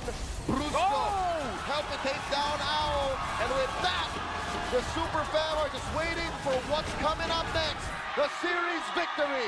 Onic wins 2-1. They make history. The first playing import in Mpl Philippines. Geek guys ya. Led by Ryota, King Kong, Prince, and Brusco have secured their first victory of the season. History made in day number 1. There it is. Another Surprise 3-game but then with a lot of and a full-on mobility here. Ngeri guys ya. They still want to settle for the Lapu, okay.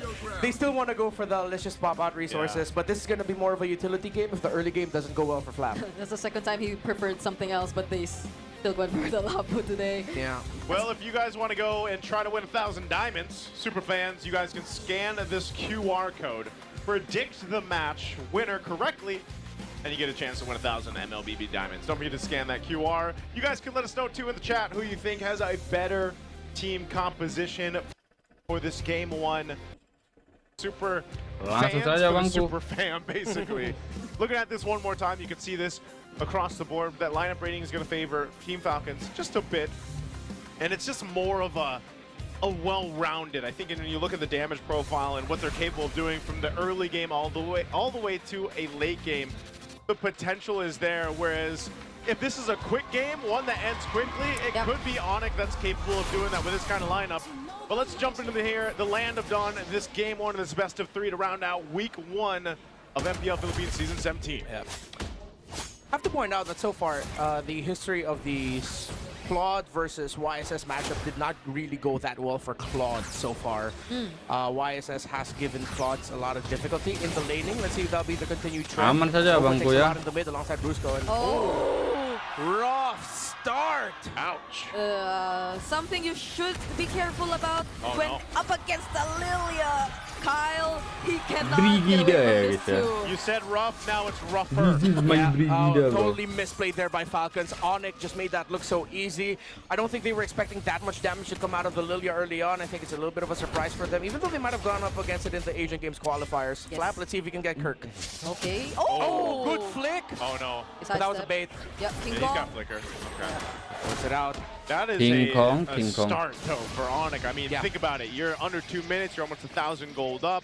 But the kills too, going over to Super Prince and Brusco, are going to be very strong in terms of, you know, that trio mid being able to rotate with a bit of that advantage leading into the first turtle is something that Team Falcons might want to decide. Do we truly want to fight the first objective, or would it potentially be better that we just kind of let things settle in and maybe let that one go? But I just don't think that's going to be Team Falcons. It felt like it was a mismanagement of resources there by Ogren in the mid. Didn't make the most out of the Desert Tornado dashes. Might have mistimed his Quicksand Guard as well. Should not have happened. That was just a great capitalization errors by Onic. Yeah, I was expecting like the first skirmish to happen by the time the jungler rotates to the mid lane. Oh, that Potential money Ogwen. for Kyle, but speaking of, it's Ogwen who they're actually trying to go for. Already down to half HP. Kyle going in. Brusco, will he get targeted here? Quicksand Guard already committed as well. Now with the setup coming in from Kirk. Takes down Haji. Next is Kyle. Flap cannot escape this as well. 5-0 kill score favoring Onic. Yeah, Haji just walked into that alongside the other members of Falcons. Seems like a lot of disrespect a little bit by Falcons in terms of the main conditions for the fights. It's Onic now in your face and in control, and they're making it look so damn easy. Great start for the super fan. This is one of those things, again, why you're reminded why usually you see Sora kind of banned out.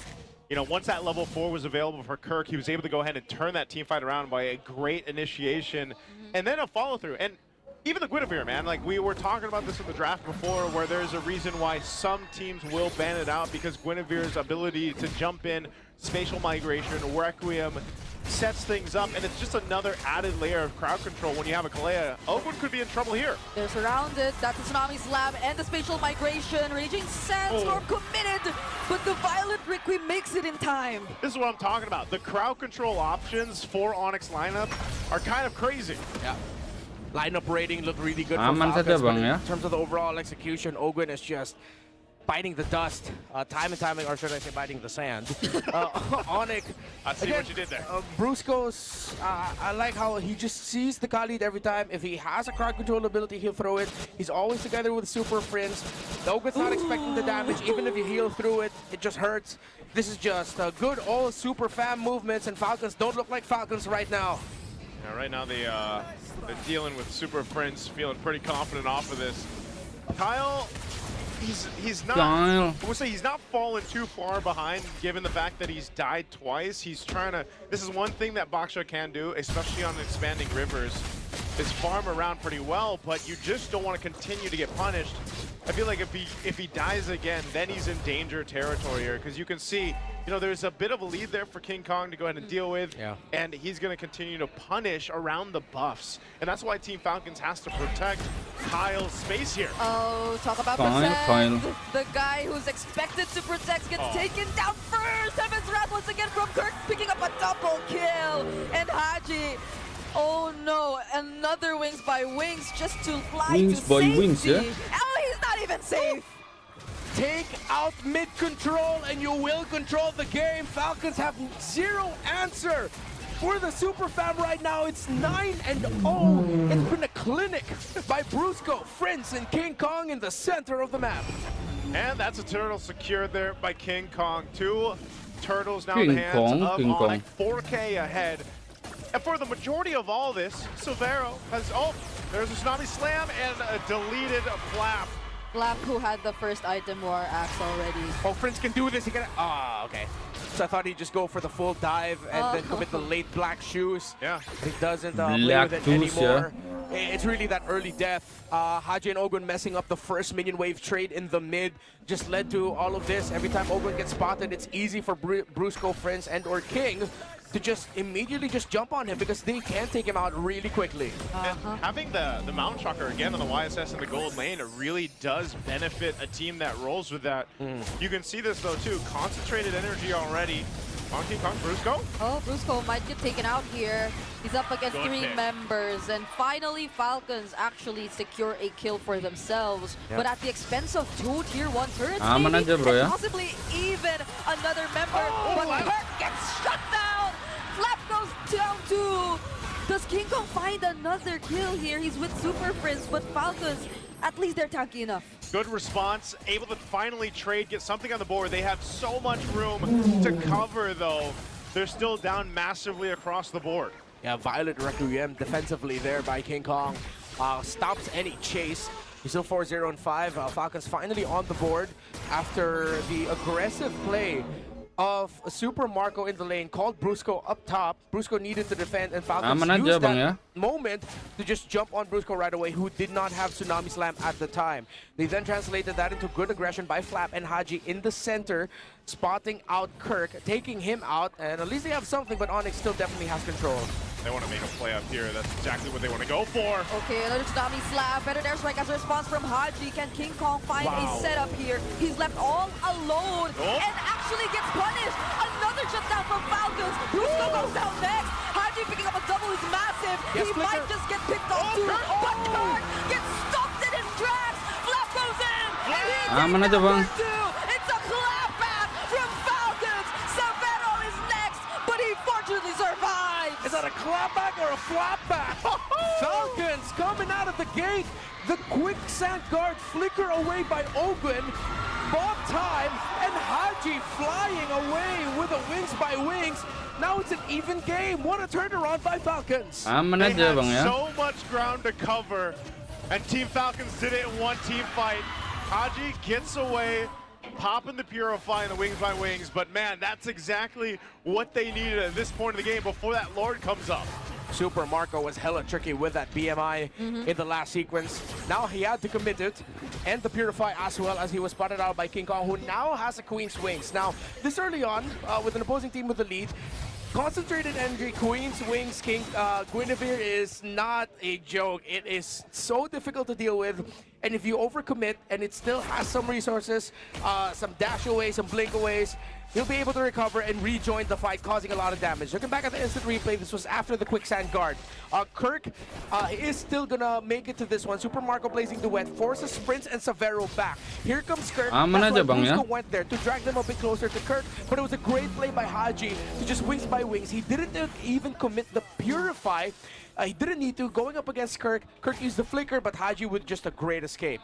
Yeah, it was just a step-by-step response done by Falcons there to the unsuccessful Tsunami Slam committed by Brusco. Because again, King Kong was very reliable, also provided the necessary follow-up, but I feel like the usage of the feathered airstrike at the moment made sure that no other member from Onic could also stand close to where these two setup heroes were. And now we're seeing how Falcons are gradually crawling back a formerly 4K gold lead, now down to less than 1,000. Yeah, they had to also allow Kyle to catch up. He's done that. Maybe, I mean, earlier he was down 3 levels, by the way. So he's been able to cover ground just himself, so it puts him in a much better position to actually contest safer in this first Lord than it would have been if they wouldn't have had that massive swing in their favor off that team fight. So now you're going to see Onic kind of adjust to this. They have to go ahead and respect what Team Falcons is capable of doing. And even Haji, you know, you see him with these feathered airstrikes. He's been able to go ahead and land a couple, and the damage is starting to be there. And that's why I'm saying Onic has to respect this. Yeah, the sign right now is Flap might end up being the one of the main trades, as he will be jumping forward towards Super Friends. Let's see if the Black Shoes will be back in time, but Onic didn't go for the Lord. They decided to go for the turret, meaning that they can get both their ultimates in line back. Super Friends with his Black Shoes, and of course Haji with his own feathered airstrike. Ogun with an advanced position and gets spotted out by by King Kong. Nope. Okay, this might be it. Oh, there's the title strike as a response to the Backshot Shield Unity. Portoise Poisson's also committed by Falcons already. Yeah. And a flicker down from Super Prince. He's still got the Black Shoes though. Ogwin might wait for the Raging Sandstorm to be back up unless they're forced to actually respond. If Onic brings this Lord down to a quarter of the health. Oh no, they're gonna go. it.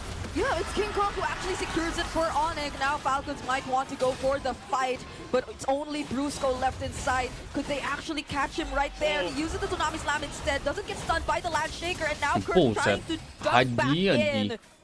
No one falls from that team fight. Yeah, and since the Lord is marching out here down bottom, it'll force reactions. King Kong behind enemy lines. Kong's there. They don't have any idea, but he gets caught by the Backshot Shield Unity. Haji's on a killing spree. Oh, he wanted to do something, but that wasn't it. Yeah, got caught out at the wrong time. Great check by Kyler. Maybe it could have been coincidence. Brusco looking for a play, will not find it. The Lord is still marching down bottom, and minion waves up top. Falcons needed to make a call after that trade. They decided to just go ahead for the chase and got the tower down bottom. And again, even better for them because the Lord is down here in the bottom lane as well. Feathered airstrike by Haji. Forces back on aja bang. And they'll keep their turret up. Great defense from Team Falcons. They might go for an engage here. Oh, the Black Shoes are still available for Super Prince. Oh, but Kirk! The response from Kirk! And now Sabero trying to deal with the basic attacks. It's a shutdown on Haji! Kirk, could he try to save his team? There's a flicker available. Now 4 members of Falcons will not proceed, not unless... They should just disengage here. They got what they could. They still defended against that Lord push. And they held on to what they wanted to. But yeah, Onic still in control of this game. They've got the advantage in terms of map, objective, and space to work with. They'll go ahead and take some of the buffs from Team Falcons and potentially look to take down the tier 2 turrets now. But still, it's a back and forth, and you can see just how much potential Team Falcons does have if they can get a positioning in their favor. Let's take a look at the items here, though, quick, Renmar. Yeah, still majority leads for Onic, although Ogwin, after everything that has happened now, actually has a very slight lead. King Kong. Gold laners very neck and neck. Already up to a Malefic Roar is Severo, who actually has been very free during majority of these team Mas fights. Haji. Haji in the mid and hit Dapat mati listrik konslet. Go for There, Dirk. too. Cacat Bim. Will be tanky enough to survive, though. See, I like how they're Listrik not konslet anjing. overcommitting. They know that they still really need to go ahead and respect the potential that Onic can win a team fight, and if they lose a team fight at the wrong time, they're not going to be able to contest this Lord. Team Falcons taking the slow and steady route, staying disciplined here, allowing Super Marco to continue to farm up. You know, 0-0 and 6 has been playing pretty defensively as he should against this kind of lineup. Yeah. But at some point, especially when he gets to the defensive items that he needs, the Wind of Nature even, he's going to be in an easier position to actually utilize that Blazing Duo. We've seen it a couple times, and like you said, Renmar, part of this is for Flap.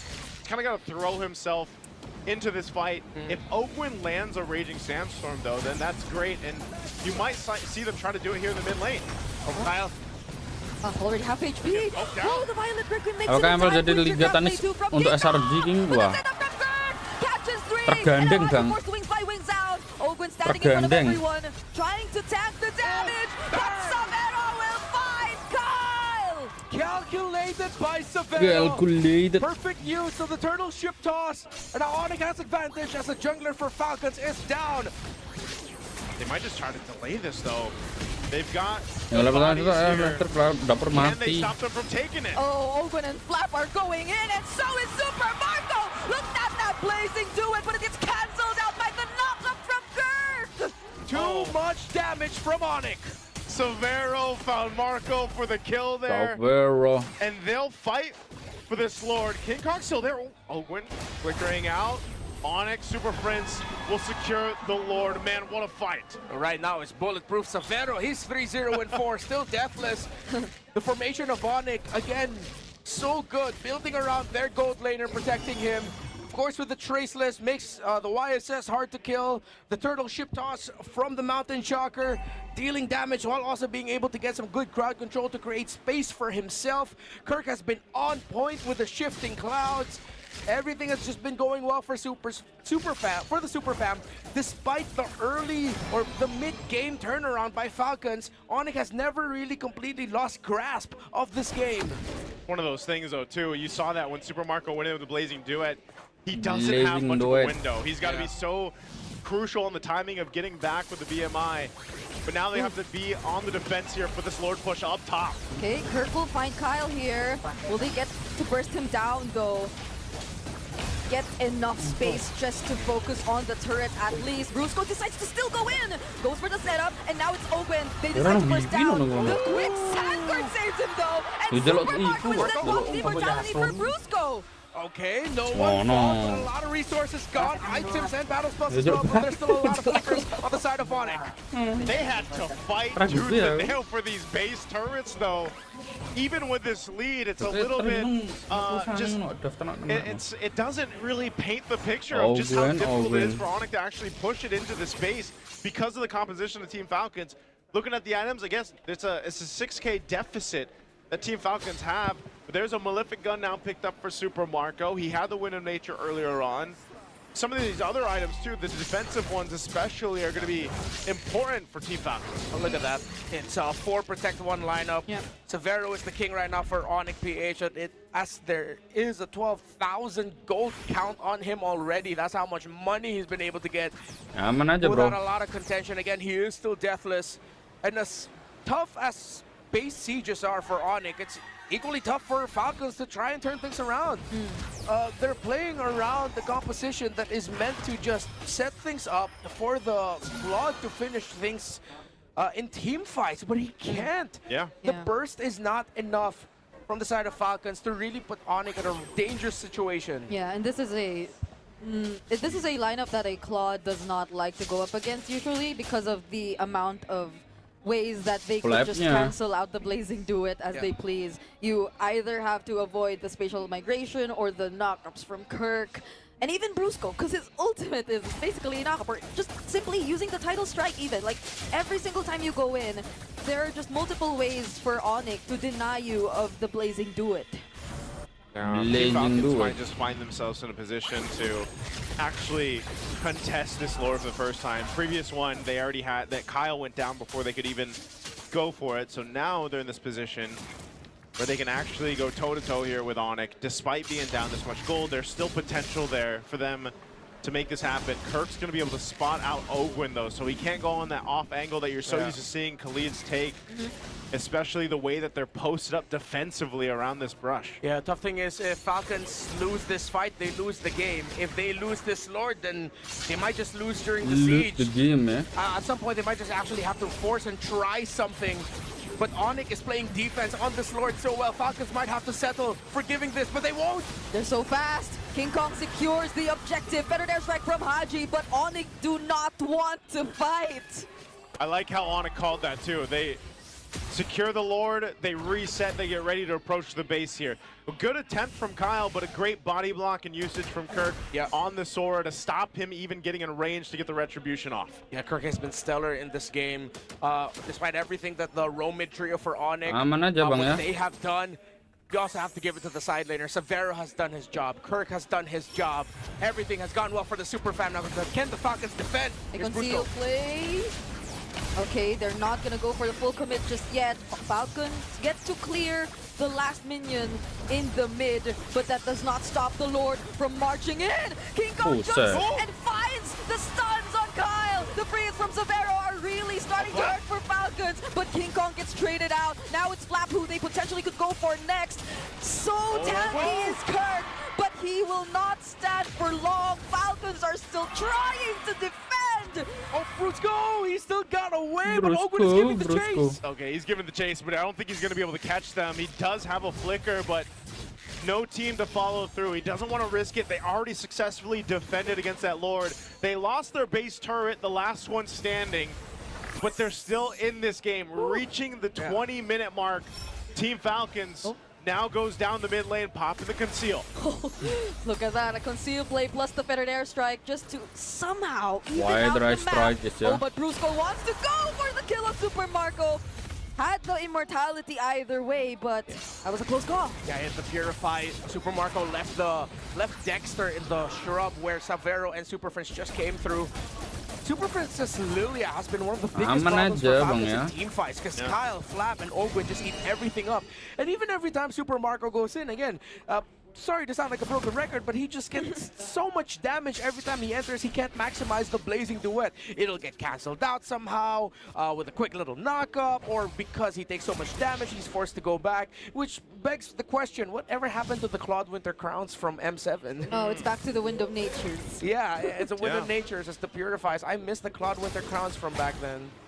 Well, maybe you'll see him switch it in, out later on, but right now he needs that Wind of Nature just because of the potential threat. This might be one too. Conceal used by Onic just to force Team Falcons back.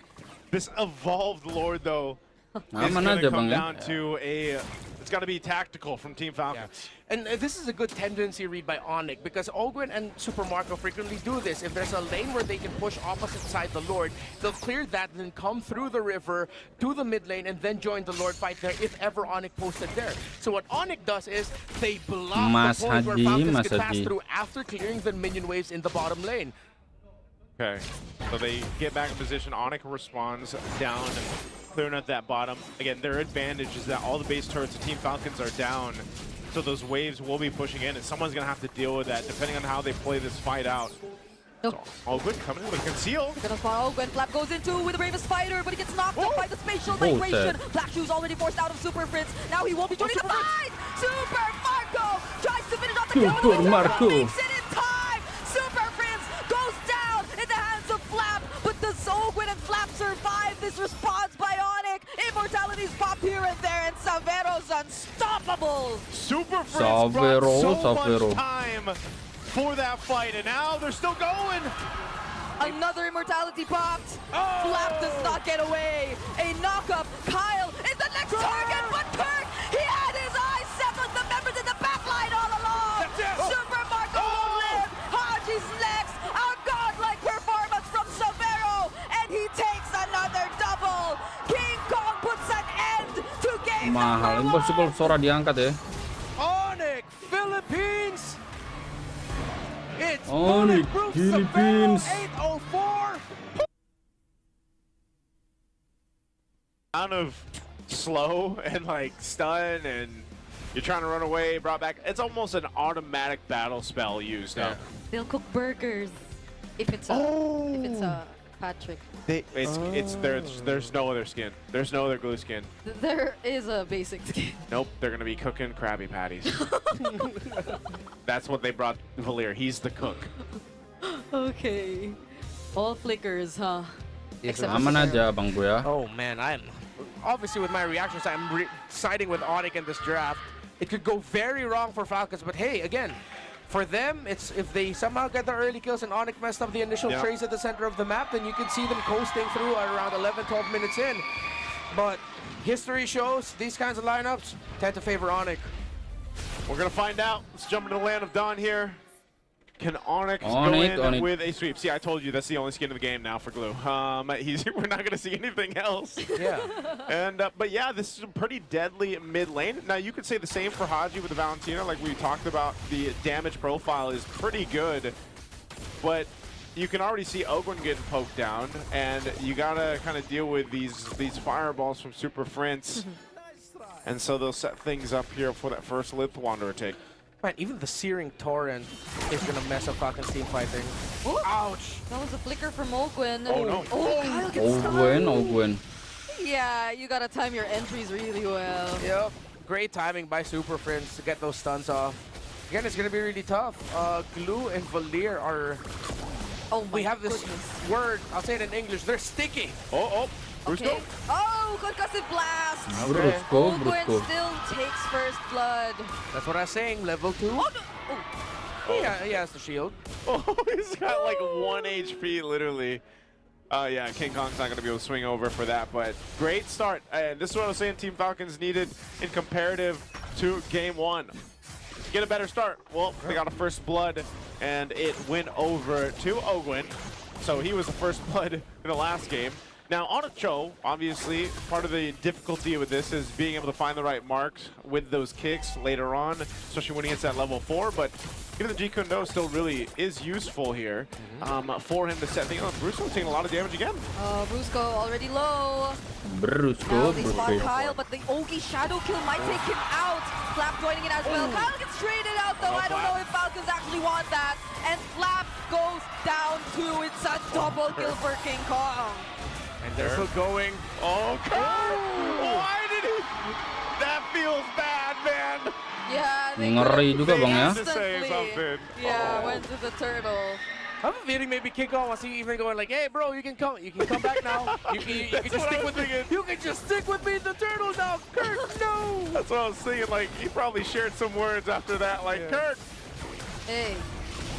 Okay, now it's Falcons who get the objective. All right, objective secured. That was a misstep, as I would say, from Onic. Definitely an unnecessary death there from Kirk, and an objective secured for Team Falcons. So even though how that all went, Team Falcons still maintaining a bit of a lead here against Onic. I mean, you can make an argument that Kirk was providing space, but at the moment Kirk went down, King Kong was like, yeah, I'm not going to take this turtle anymore, man. I'm out of here. I'm going back to my purple bow. I was going to say, he went from securing it to being like, yeah, okay, I'm off. Yeah. Apakah juara Mpl Ph liquid lagi? Waduh. Monster Flame for the Monster Mage. Super Prince debuts Valir. Jarang ada sejarah Mpl Ph back to back sih bang, jarang sih. Versus Twisted Minds. Yeah, I do remember just seeing him. Jarang ada sejarahnya bang. And I don't think we saw Valir at all. Lumayan tidak bisa menutup. According to that stat, and that is Kalau true. emang So, dia juara lagi. and I'm glad to see another mage in mid lane, man. I've been saying this for a while now. Like, hey, there's other mages in the game. It'd be great if we can see those as well. Yeah, and if you missed the panel from day one, he was one of the mages that we teased for everyone to potentially show up, and now finally is here. We thought he would show up more in the lineups that have the slower tanky fighter jungles, but no, this is a very mobile lineup that Falcons has, and Onic still thought that, hey, Valir still has a lot of value. Searing Torrent, the knockback of the Valir, brings a lot of turnaround capabilities for the team that has it. Yeah, and this is still, regardless of like that small lead that Falcons already have, a 2-0 start for King Kong. It's only been mostly Brusco who's been on the receiving end of Falcons. Brusco. pickoffs. So let's see if their plan for this next objective is to fight back once again. But Open seems to have his eyes on Brusco. Yeah. What I've been wondering is I wonder what ultimate Haji's going to take. Yeah. Is he going to get grab or? That's what I was trying to think too. Maybe we even see, could just be more of a situational situation because of this game and the ultimates available for him. So he's not grabbing anything just yet. Brusco. Oh, that's a flicker in from Brusco. Gets to receive that Ogi Shadow kill all by himself, though. Now gets taken down. The stuns are coming in for Super Prince, but Flap's doing a great job at zoning them out. So better going in with the Blazing 2. There's a stun as well coming in from Kirk, but the damage is not going to be enough. Two fights happening at the same time. Super Marco taking on 3 Super Marco successfully takes down Severo. And there's a fight you needed from Team Falcons. They'll go ahead and capitalize off that one.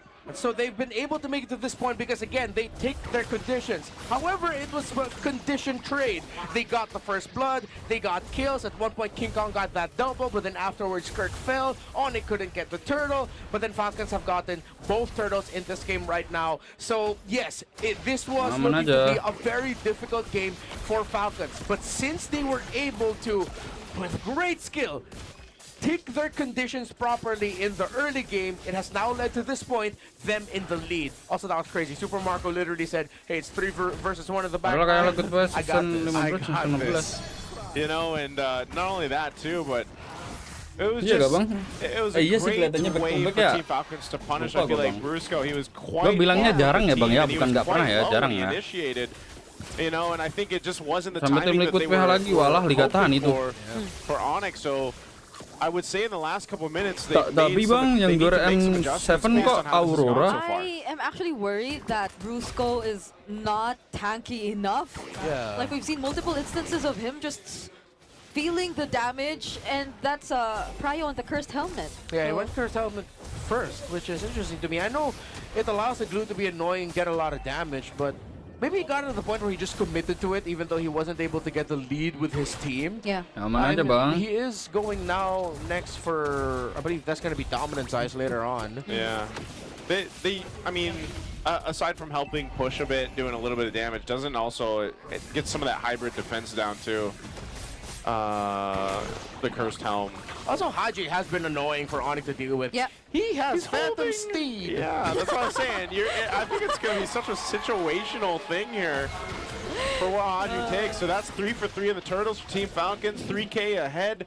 You can see across the board that they just got a lead everywhere for the most part here. And it's might be one of those situations for Onic to just kind of play for Severo and let him pop off later on once he gets the Holy Trinity, but it's going to be a while until he gets those 3 items locked in. I mean, King Kong is still deathless too, so they can also still play for their Leomord. But clearly now for Onic, it's going to be the late game. Marco now with the Feather of Heaven. Severo won't be able to clear the tower down bottom. He has Brusco to help him out. Haji, as I mentioned earlier, I feel like he's been also low-key annoying for Onic because he's been poking Brusco a lot.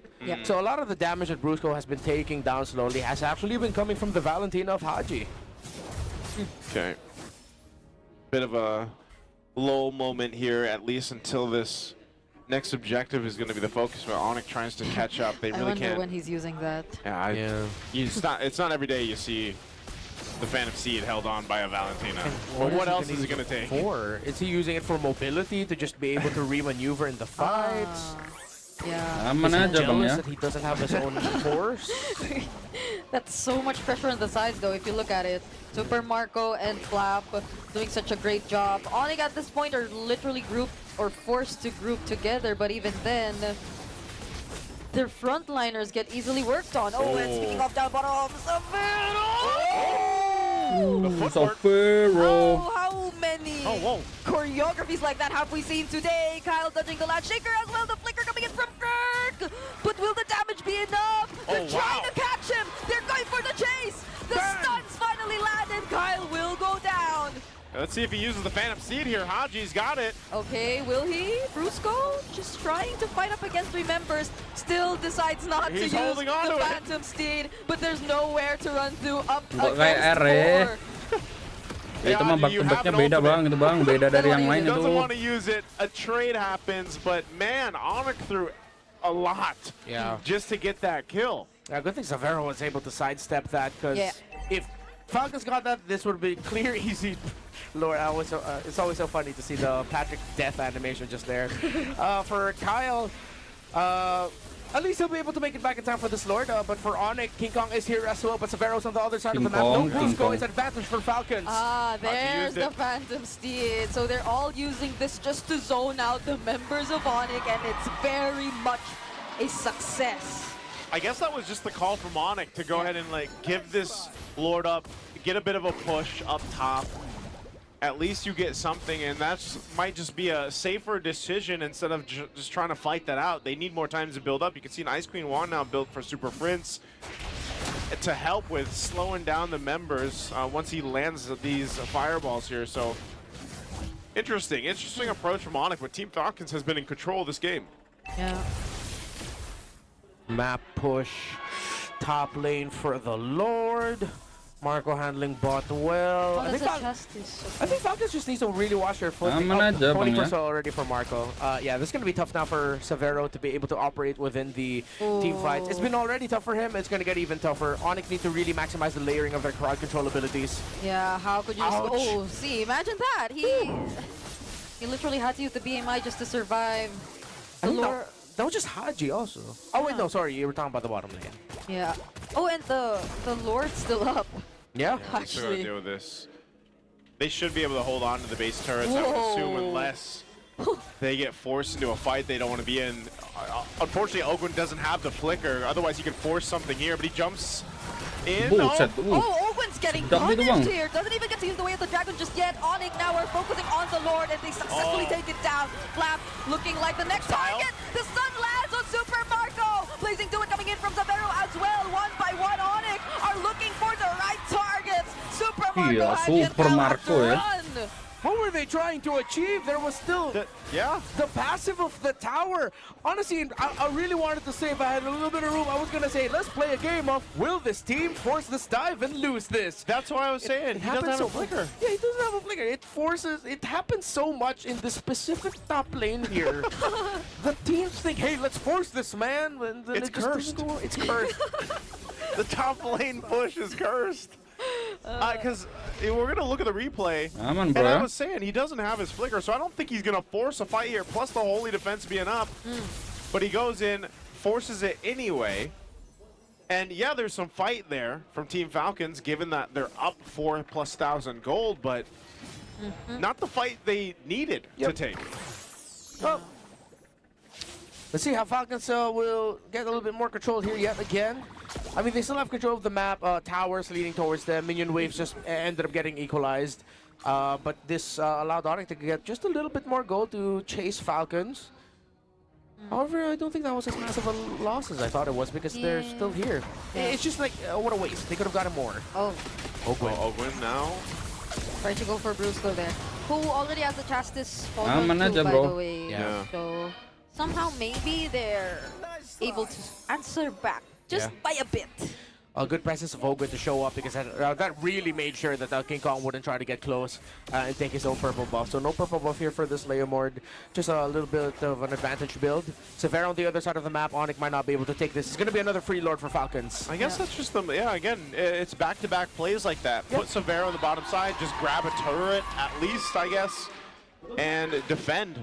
Maybe they're more comfortable defending in the base with this kind of composition that they have, because part of the Valier could be part of that equation, being able to push back if they need to, and just forcing a potential misstep from Team Falcons on the defense here. So Immortality now picked up by Ogwin, so you know he's going to be trying to make a play. And now with the flicker available, that's what we can expect. The mid lane is going to be focused down by this Lord push, and Team Falcons will play around it. He's going into the base, swooping on in, charge on the mid. See if he can find a target here. Ogwin takes a bit of a shot from the turret, but the mid turret just about to go down. Oh, it's Brusco who goes in first! That's the immortality immediately popped for Ogwin. The flicker forced out too, Flap go down! Now it's Onic on the chase. Phantom Steed committed by King Kong, but they're not gonna force anything just yet. -1. Oh, this guy go in. Okay, ganti PP terus. Siapa no base turret there, lost by Onic. What a defense. Great call by Brusco to just start things out. Taking Falcons by surprise. And now they had to use flickers for Flap and Ogwen just to get out of that. They still steal the purple buff away. So, oh wait, no, they don't? They don't. Still secured there by King Kong. Onic are holding on. And that's just great defense. Falcons keep getting surprised. Seeing two horses. Yeah. I wonder how many times those. Oh, he's going. The damage is real. Super Prince is caught. Brusco next up. Mid-duo is down for Onic. Well, Onic felt pretty confident that they had made some moves. Well, Team Falcons collapse back and says, no, check yourselves, as they cut Onic off in the mid lane. Yeah, just dropped the Zaman Force, and at the same time, Kyle was ready to jump in. Shadow kill. Great link up between Marco and Kyle. All three waves synced up. Flap not going for the setup just yet. BMI already positioned the back in case things get bad. But Kirk, the damage is too much for Falcons. Yeah, they get rid of Kirk, but ultimately Onic bought enough time to let everybody come up. Kirk will be up in 30. Team Falcons still holding on, and they have 30 seconds away from this Lord, so they've got to just take what they can, and Onic will just stay in the base here. Oh, Conceal going to be used. In the base here. Oh. At least he gets spotted out by Brusco. That's a Phantom Seed already used by King Kong as well. They're doing their best to defend their last two base turns. I didn't expect Haji to use the Phantom Seed there. I think he really just wants to show him, you know, like, hey, I've got it too. He's been taken. No, because what else? Just a Phantom Seed. Yeah, it's really just Phantom Seed. Maybe the Vengeance Flame for like, does the Purify apply to you as well? It should. Yeah. So, but that's like, yeah, Super Prince is not within range. So. I will be surprised if Onic does the same thing this time. And they keep Severo on the opposite end of the map, and they just let Team Falcons take a Lord. But you're looking at the items. He's where he needs to be. I mean, here's the Winter Crown Claude you were asking for, by the way. Yeah. Yep. Oh, So finally, there we go. He's got it. But they're starting up the Lord, half health on this one. Team Falcons has control, but Onic might look to actually contest this if they can get there in time. Two-man setup from Kyle. Flap. Do Onic still want to go in? Oh, surprisingly, the damage is starting to be there for Onic. Flap is forced to get away. Open to using the flicker just to survive. They don't know Super Marco's right behind them, though. And there goes the Zaman Force. And the Blazing to it as a response. A flicker for Super Marco and the Yugi Shadow kill, but Onic are slowly grabbing them. But not until Severo was actually blasted like that. Falcons in control. They have a Lord, but there's still 3 members of Onic. Able to kata lagi kan Master Ranger bakal dibutuhin terus. They might not be able to end it here, but let's see if they can make some magic. Okay. Apa tiba-tiba Super lari Marco dari will work Mas on Dindin? the waves up top first. That gives Onic enough room to work on the Lord. Severo's up in 15 and Brusco in 5. They're going to clear these waves out. And with that, Onic still has a chance to defend, but Team Falcons massively ahead. Will go ahead and approach the base. At best, they get all the base turrets down. They're still the one standing up top, but right now Onic clears that out. Man, what a decision by Super Marco in that last fight to just be patient and then find that opening, and then Kyle came up on time to be able to capitalize a bit on that. They're looking to set something up again. Yeah. Oh, Severo, you gotta be careful. Ooh. He's got the BMI. Is that another Winter Crown? Like, Yep. Didn't he have that already? I think he's been buying and selling around. Yeah. I think at one Nice, point, Brigitte, Neymar. it looked like it was an immortality at one point, then became a Winter Crown again. Let's take a look at the replay here. Yeah, the Yeah. patience. Look at Super Marco's positioning. Yeah, it was waiting in the grass. Kyle was also waiting. So you see the main 2 damage dealers both just waiting in the wings, going for the pincer maneuver. Once he saw Marco, once they took out the glue, then when Kyle went in to help make sure that Marco would be able to get away safely. So there's good link up there. But don't let this 8.7k gold lead fool you. At this point, this lead means nothing. It's just that Falcons has slightly more resources to maybe buy potions, buy and sell items, which is still a lot of value, but Onic does have the items that they need to make impactful decisions, which is why Flap, Ogwen, after objective takes, the entirety of Falcons needs to be careful for Onic just deciding to go for the fight, because they have the tools that they need to wipe Falcons out after Falcons gets objectives. Yeah, especially when they don't get to like target down on either Severo or Super Prince first. Yeah. Because a lot of times earlier, it was either of these two who were picked off, which made things easier for Falcons in terms of the team fight. But so far, Onic have started to group up. You mentioned this earlier too, Naisu, that they no longer just kept on sending Savero on the opposite side of the map to take care of things. And possibly that could be what changes the dynamic of this game. Oh no, are they actually going to force this one here? Oh, the kick was used. Wait, it sounded like it was used. I know, that's the effect of the Vengeance Flame. Ah, yeah. Oh, because of the skin. The KOF skin, yeah, the KOF skin, I think the Fireball is what... Oh yeah, no, it's a Vengeance Flame, yeah. Sounds just like the kick, the way of the dragon, Yeah, okay. Yeah, because it doesn't have his ultimate anymore. Yeah, Lord is up. Super Prince should have it back up here in a bit. There it is, quick ultimate. So he's got it available. They're going to go ahead and get a position here. I'm just wondering how Onic wants to approach this this time. You saw earlier too from the damage meters just how much damage Hadi's doing. And on this Valentina, once again, it's also not just the damage, but the Terrify that's in the kit of this Valentina. Oh, they're going to go for some... Oh, Kyle being checked. Yo, that is bad news for Falcons. Kyle took way too much damage. Okay, Vengeance Flame already used, and now a successful setup from Flap once more. But King Kong makes it in time, uses the Phantom Steed. Super Marco taking up 2 members, but Brusco gets to actually use his ultimate on him. But it's not going to be enough, because Super Prince and Savero got taken out. Can King Kong handle this all by himself? He's only left together with Girk and Brusco, but Owen and Super Marco are not letting him run away. Oh, there's nothing these two can do. They just try to drag out more time. No, Kirk is left alone against 3. Bang. And that last Ogi Shadow kill was all they needed. King Kong all alone against 4 members of Falcons. Has the Phantom Steed, but there's the way of the dragon. The burst is going to be enough. He tries his best to clear the wave, but Falcons even out the series. We started off Falcons with 6 games. We will end the week with 6 games. After a disastrous start to their game number 1, Falcons get the start that they wanted game number 2 to force Onic. Hi, It's just I'm there. Here. But I do my job, I do it right. Rizla being your main body, holding up front. But again, because of the access that the Sora has, how easy it is for it to just set up and access the back line, I'm just really going to be watching out for Super Friends and whether or not he positions well and if he has really good help. Because Falcons really have to keep their eyes on him and take him out immediately. Without the Eve, it's going to be tough for Onic to make it work.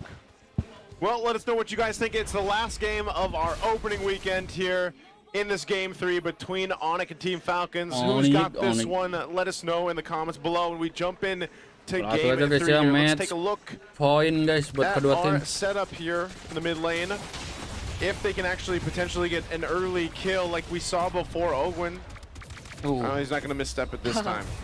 Actually, unfortunate in the trade that Haji did not get that immobilize up on Brusco. It could have brought him down a little bit more, made this next trade more deadly. Okay. Oh, good rotation by Kirk. Yeah, Kirk. And look at the placeholder. The NPC. The NPC. He's here. That's right. He's got a revenge strike. I'm not calling Kirk an NPC. I'm calling Tarizla. Tarizla. Okay. I'm sure you guys have played Tarizla or at least seen him, and you know about how much he can do. Now, granted, I will say this about Tarizla, man. He's, because of his pass to the body of Smith, he's actually quite tanky, you know? So once he uses the penalty zone, he can actually soak up a ton of damage and even ultimates, and he's still alive. So we'll have to see how Kirk utilizes this. Oh, okay. Now the immobilized lands. Fortunately, because Ogun could have been in a very tight spot there. Yeah. Perfect. The thing is, you're not gonna gank or flank this Tarizla. It's a waste of resources to do so. Yeah. So now it's just up to Flap to make sure he gets the clear wave faster, join the turtle first, and then they just have to be careful with the penalty zone entry of the Tarizla. Oh. That's why we call him a placeholder / NPC. Oh. Yeah, I think on the Tagalog broadcast they mentioned it too. Yeah, they mentioned it as well. That's just how Tarizla is right now. But Turtle's up here. Some level 4s missing. They're gonna go grab that XP up top. Flap definitely needs that. Bit of a heal here too. Onic in position. They might be the ones to start this up again with the broken walls here in place. off on this back side. The Turtle's going to go for a bit of a reset, so they just want to wait for all these level 4s to be available till they commit to it. Okay, Brusco's about to get his level 4. Flap goes in first though, but the counter penalty zone. Kyle with the retribution to secure the Turtle for his team, and he will still get out of that real world manipulation. Yeah, Open was able to use a quick sand guard just in time. So Pharaoh coming in from the gold lane through the river did not take Open down. Oh no! Savero just got caught by that energy eruption, and Super Marco 2 gets a kill on Kirk. Give Marco the Harith, and he'll make moves like that. Put Team Falcons ahead now. 2 on the board and the Turtle. Can't believe they chose the Cloud over the Harith. They could have gotten both the Eve and the Harith together. But you know what? I'm not going to knock it. It could still have the turnaround, but there's a comfort from Marco. It's the pick that they got. And Haji rushing the Sky Piercer. Yo, Falcons know that they have a good lead here and that they can just build through it.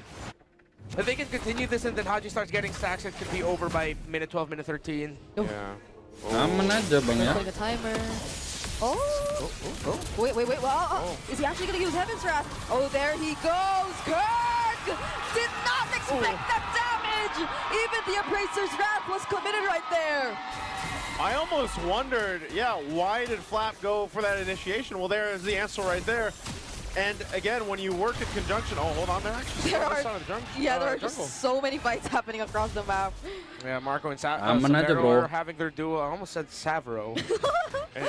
No, we don't need a gold lane. We already have Shazo. So. Yeah, we have Shazo. Okay, so I lost my train of thought. Where am I? Okay, Dreadnought Armor. Look at the items. Let's look at the items. Train of thought. First item I see, Dreadnought Armor. It's actually a Thunder Belt for Ogun. It's been a while since I've seen a Thunder Belt priority. Because most people have admittedly agreed. If you're not Marcel, Thunder Belt is trash. Oh, wait. King Kong. There's a good kick. That's a lot of damage, but now Kyle all alone up against 3.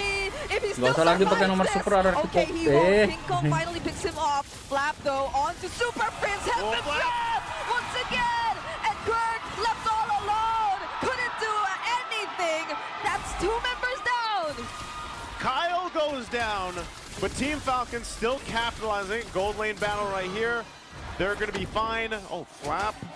They won't go for King Kong. This is the second time they've been trying to interrupt him in his jungle. Yeah. They weren't able to steal or stop him from getting his own purple buff, but he will bring King Kong down low, meaning Falcons will get another free turtle. Aman aja, bro. With the lineup that can snowball out of control, time is ticking for Onic. Will time run out for Onic time? All right. With that being said, Team Falcons find themselves still in the lead. You can see how they're playing around at speed with this lineup that they have.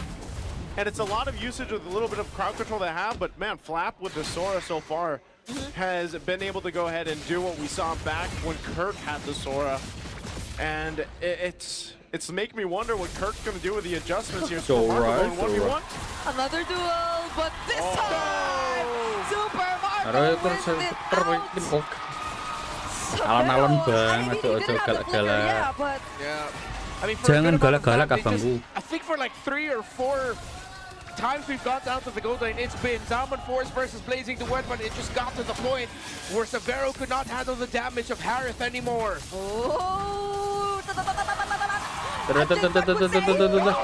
even the penalty zone gets dodged.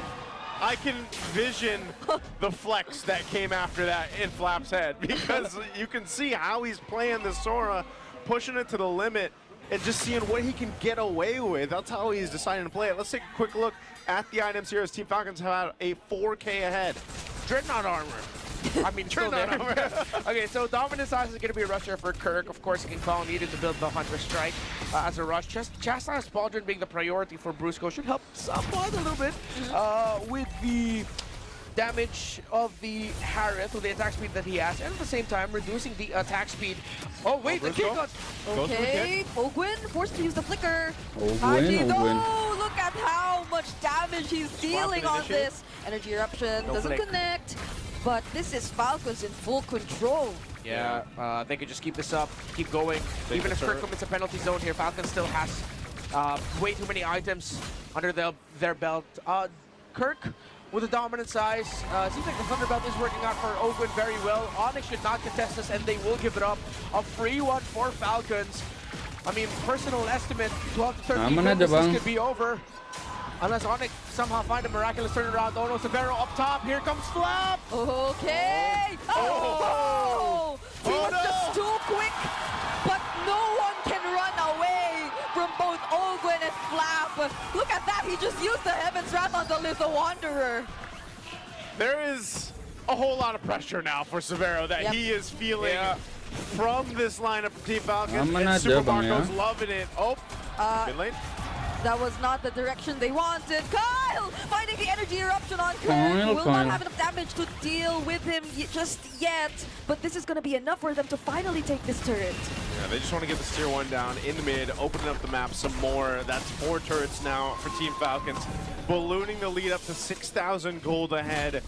After taking 3 of the turtles, they set themselves up in a great position to eventually take the Lord once it's up in about a minute here. So Onic is going to have to do something nearly amazing to put themselves in a position to actually contest against this. I'd be more surprised if they even decide to fight in a minute for that Lord and just let it go, because Severo is severely behind. 2,000 gold behind Super Marco. Lost a lane against Marco. It also did not help that the lead that his opposing gold laner has is built through the fact that Falcons got all turtles. King Kong, he's stuck. Oh, Kyle. Kyle. Look at that aura. Oh, man. Kyle knows. He's like, I know you're a Suyo, so you'll be fine, I'm sure. Oh, it's a chair! Oh, my. Oh, Hey, the holy shields are still there. Oh, there goes the setup for Flap. 4,000 manipulation. Oh, what? Ogun still goes in. That cost him his life. Now that's the counter penalty zone. Kyle will have his dash any moment now. But they lost 1 member in the process. There's some heat here. Yeah, there's some heat, and sorry, Falcons, you guys just lost a bunch of aura after that, dude. Why? It wasn't necessary. It almost reminded me of what we were saying earlier with Ogun on the Cho in Game 2. What the hell? I'm sorry, it's just like... He closed his notebook. Yeah, I was like, because he doesn't, there's no analysis there other than why. Why? Ogun. Kyle already brought out a secret with a chair. I think Ogun got so excited. Like, yeah, let's just go for it, bro. If Onic starts a turnaround after that, forget about it, bro. No way. Okay. Team Falcon still has the lead. They've got control right now. They are going to take this, so they're going to take this Lord. Yeah. And get ready to march towards the base. So even after that, you'll see some key items being picked up here too. Divine Glaive now for Haji. Kyle gets a chastised pauldron. And so even with that play, Onic will have to go ahead and hope that they can still defend against this. Maybe they lose a base turret or 2. Maybe not. Even with this, they should still be able to maintain base turrets. Yeah, they still have the holy shields because that one attempt that Falcons did, whatever it was unsuccessful in at least even just taking down the holy shield. So that's still there for on. I'm sorry, I'm envisioning this. I just have because the way like Fredrin has his hand in his pocket and he does that, he's like, yeah, it's cool. And it's like, oh, it's like, I'm Joe. I want to be cool too. He sits down and then he just sees the Kali come in, and now Fredrin's like, what the hell are you doing? Sees him riding on a raging sandstorm. Oh well, Falcons still marching, they still do have a lead. The Lord is still very far away, so they are going to be able to force out holy shields here. A base turret might be too difficult and too optimistic to expect to get taken down here. But with all of the advantage and the damage, it's really going to be up on the members of Onic to be able to get a really great clap back here. I'm not sure what's going on here in the MPL arena. Yeah, same. Yeah. There is. But we gotta pay attention to this. Oh, the base. Traction Pulse, Stallion Beam, all land onto Kirk, who goes in for the penalty zone and actually catches multiple members, but it's not gonna be enough. They're still brought outside of the real world manipulation. Kirk and Bruce going down. The Appraiser's Wrath still lands on Severo, and the Lord is in the base. Kyle actually gets taken down though, placing do it defense by Severo, and still somehow they buy some some time. Still not over yet. 12 minutes has passed, and Onic has miraculously held on with great defense. Kirk and Brusco has fallen. Kyle as well. There are still minion waves marching in, and Falcons want to try. It's another Zaman forced by Marco, but they will just take this turret. Onic have defended against Falcons, but they will have to let go of 2 base turrets. Okay, they lose 2 base turrets. I thought they'd be able to maintain base turrets actually, but unfortunately not for Onic. So now, even further behind at this point, Team Falcons in a clear position to continue to make this happen in their favor here. Just have controlled the game from start to finish up to this point, and they're taking control this side of the map. Severo just has Eternity, but at this point he needs a Malefic Roar. I mean, the damage is there, but it's not. It's going to be a long grind for Onic to be able to turn things around. Haji already has 2 stacks on a Skypiercer. Yeah. Or no, it could be 3. He built it. Yeah, because Falcons got the early kill. Haji did not get that kill. He built the Skypiercer knowing that they have advantage, and then he got 3 kills after that. Yep. So it would be around 30 plus. Aman aja bang ya. Hey. Lord for the taking, free for them to go ahead and take. I don't think you're going to be able to do anything if you're Onic. Just have to defend, What are they doing in mid? I mean, at this point, they know they just have to defend. Yeah. There's not much they can do. King Kong will try to push in one of the off lanes here, but you ultimately just got to wait for that push with the Lord to come through with Team Falcons. Okay. I'll say this now. If I'm Kirk, I'd be kind of frustrated. You know why? Why? Imagine game number 1, he started off like that with a Sora. Yeah. And then in a crucial game number 3, where it was like, hey, coach, come on, let's pick up the Sora first pick. It ends up going to Falcons. And he ends up with Terizla.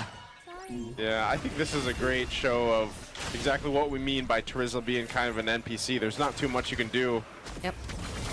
Gonna try to use the penalty zone here on this base defense. Owen has immortality. They gotta deal with this Lord. The last turret does go down though. Okay. Team Falcons in a position to push this one in if they can. Severo has to keep himself safe, but never mind! Now they catch 2, it's Brusco and Kirk who they try to work on first. Brusco is nowhere to be found. King Kong falls next, and Falcons are in the base. Kyle gets traded out. The quick sandwich somehow still saves Ogun. Gets Severo miraculously defended. It's a no! Falcons wins the series 2-1! Onic had their moment at the start of the week to close it up with their debut. Is that MSC 2019 caster Chin Valdez? Falcon. Oh, he is here. Yeah. Wow. You worked with him in the Konata Astrid. Oh no, in the Araneta Coliseum. Araneta Coliseum. Let's go. Welcome to the stage, brother. That was way back. I can recognize an old Fanny when I need to. And he pretty much still plays it. I just saw. So wow, welcome. Got lots of guests here. See what I tell you, where you gotta be if you want to enjoy esports action. Yeah. Well, Sands at half health. JP pops a revitalized. Ooh, Kaloi in trouble. Kaloi gets taken down. Daddy JP draws first blood. That last minute or second decision to use the flicker wasn't a very calculated decision that we got to see from Kaloi right there. Handing over first blood. You have to take note that the Zushin. Aman aja bro. There have been adjustments to this. Oh wait, that was an interesting interaction. What? Those are Kaloi's former teammates from their campaign in SEA Games 2025. Oh yeah. You're right. They know how Kaloi moves then. They have a really good feel. It's very recent as well. But Kaloi should have known. Should know too. Yeah, this is how their mid duo plays. I should not put myself in this position. You can tell the aggression as well. Shucks, you guys. The painful part is you also were in the flicker, right? Yep. So that's going to be a lot of minutes that you're pretty much safe. PLPH knows this. Here comes Lansu coming through. Huh? Phantom Steed here by Carl TZ. Sanford to the rescue to help confirm. Secured by Liquid. Okay, Twisted Minds gave up that objective. MP the King was on his way to his purple buff just as Liquid were trying to position themselves. All Lansu could literally do was get some information. And so, Liquid, it'll be an equally easy task for them to just read whatever Twisted Minds is planning. There's a slight advantage towards their side. Twisted Minds are yet to actually do something. Unless Nausea. Oh, that's very painful. Oh, Real look at this. revelation by Sean. No dice coming in. Liquid not having any of it. Kaloi's in trouble. Gets smacked up. Damage from Daddy JP. Quick sand guard. Does not get hit. Cool down. Oh! Forward flicker. Bravest fighter. No one home. Yeah, that was brutal. And I think they are pretty much happy with the space they've created, the space they bought here. Although Sanford, a little bit of unnecessary flicker there.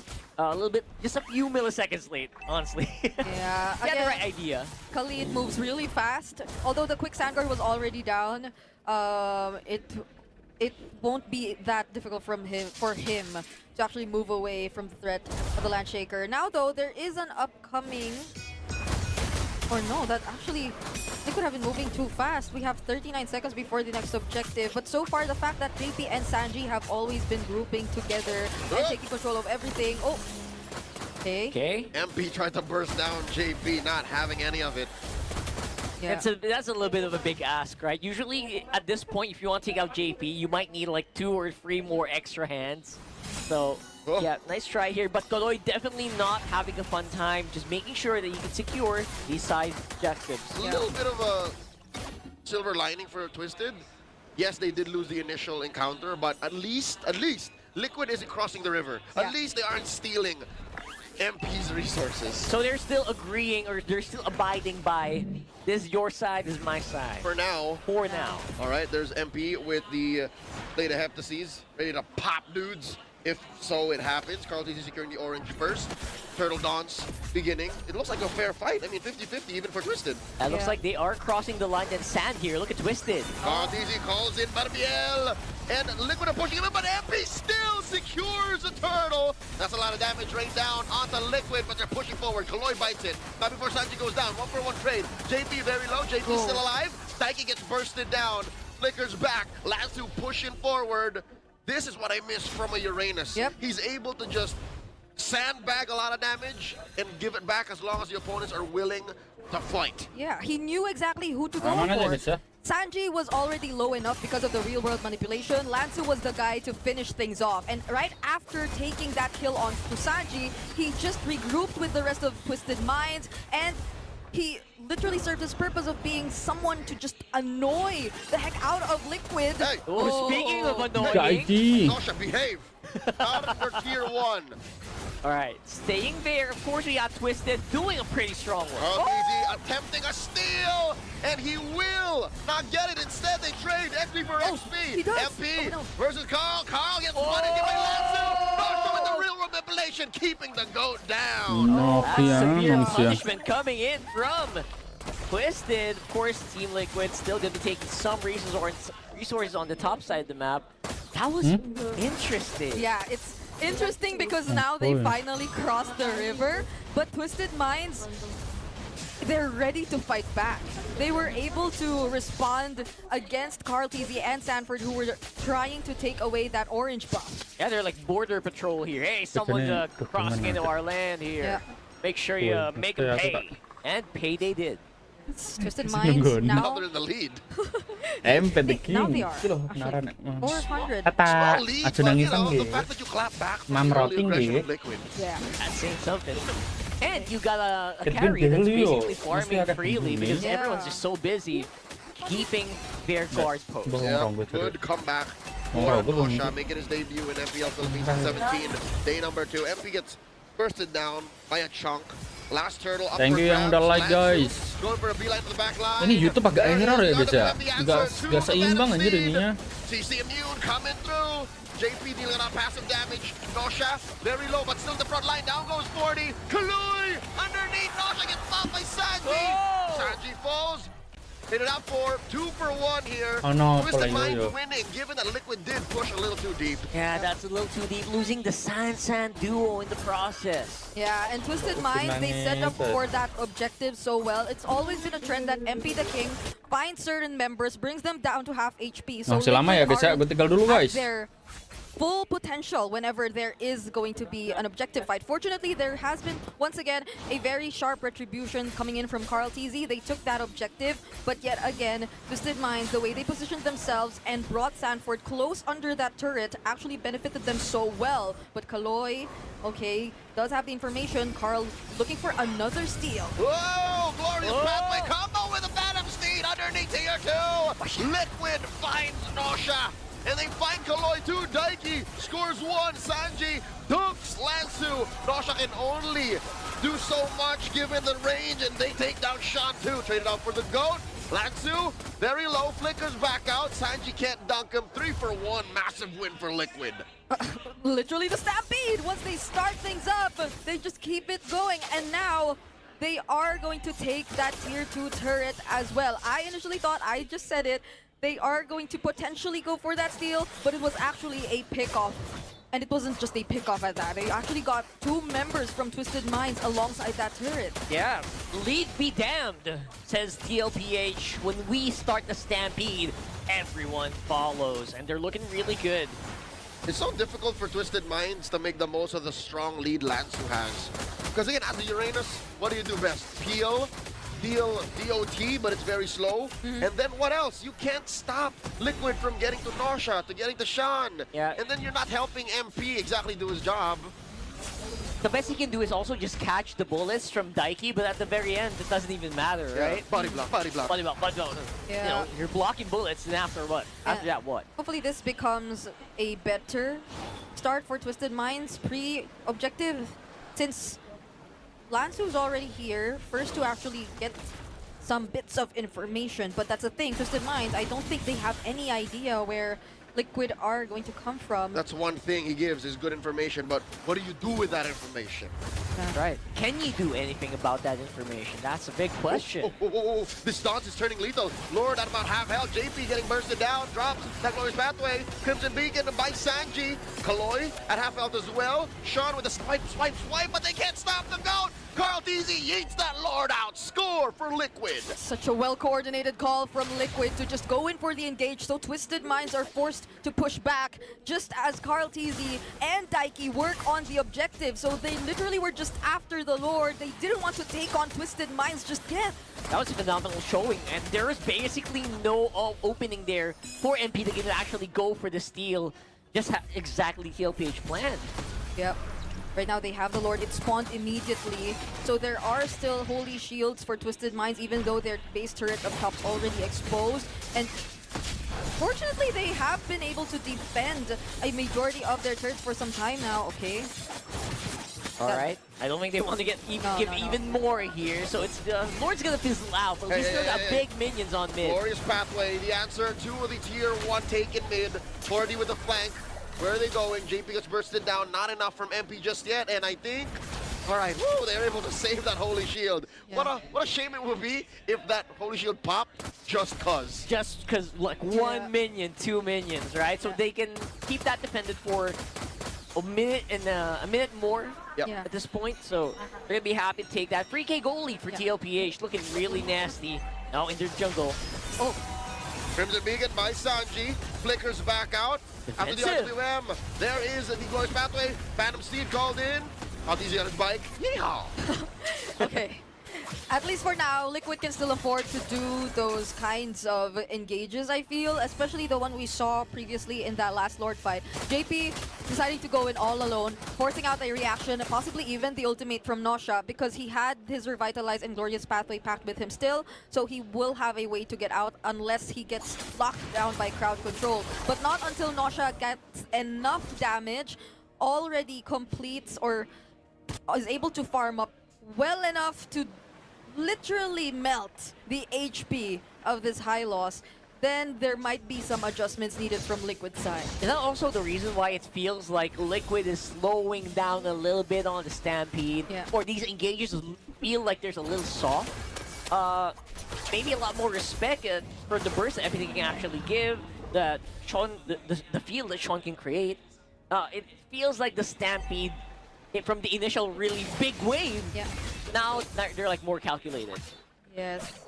Even the you mentioned the reward manipulations have been something that Aman ya guys ya. makes the job for Sanji Ini nggak bener yang a mana bit bro? more difficult, because you saw it earlier too when Sanji just tried or wanted to go in, Where are they literally just- use the lantern flares onto certain members of Twisted Minds, but the fact that there is the reload ventilation, you just really can't do as you please. Although there are multiple ways for you to get out. There's a flicker, there's a crimson beacon. You'd want to use it offensively most of the time against this lineup. And they don't get to take away that purple buff. They do. MP did not secure. I mean, Yeah, Lansu did. I think it was allowed. Lansu.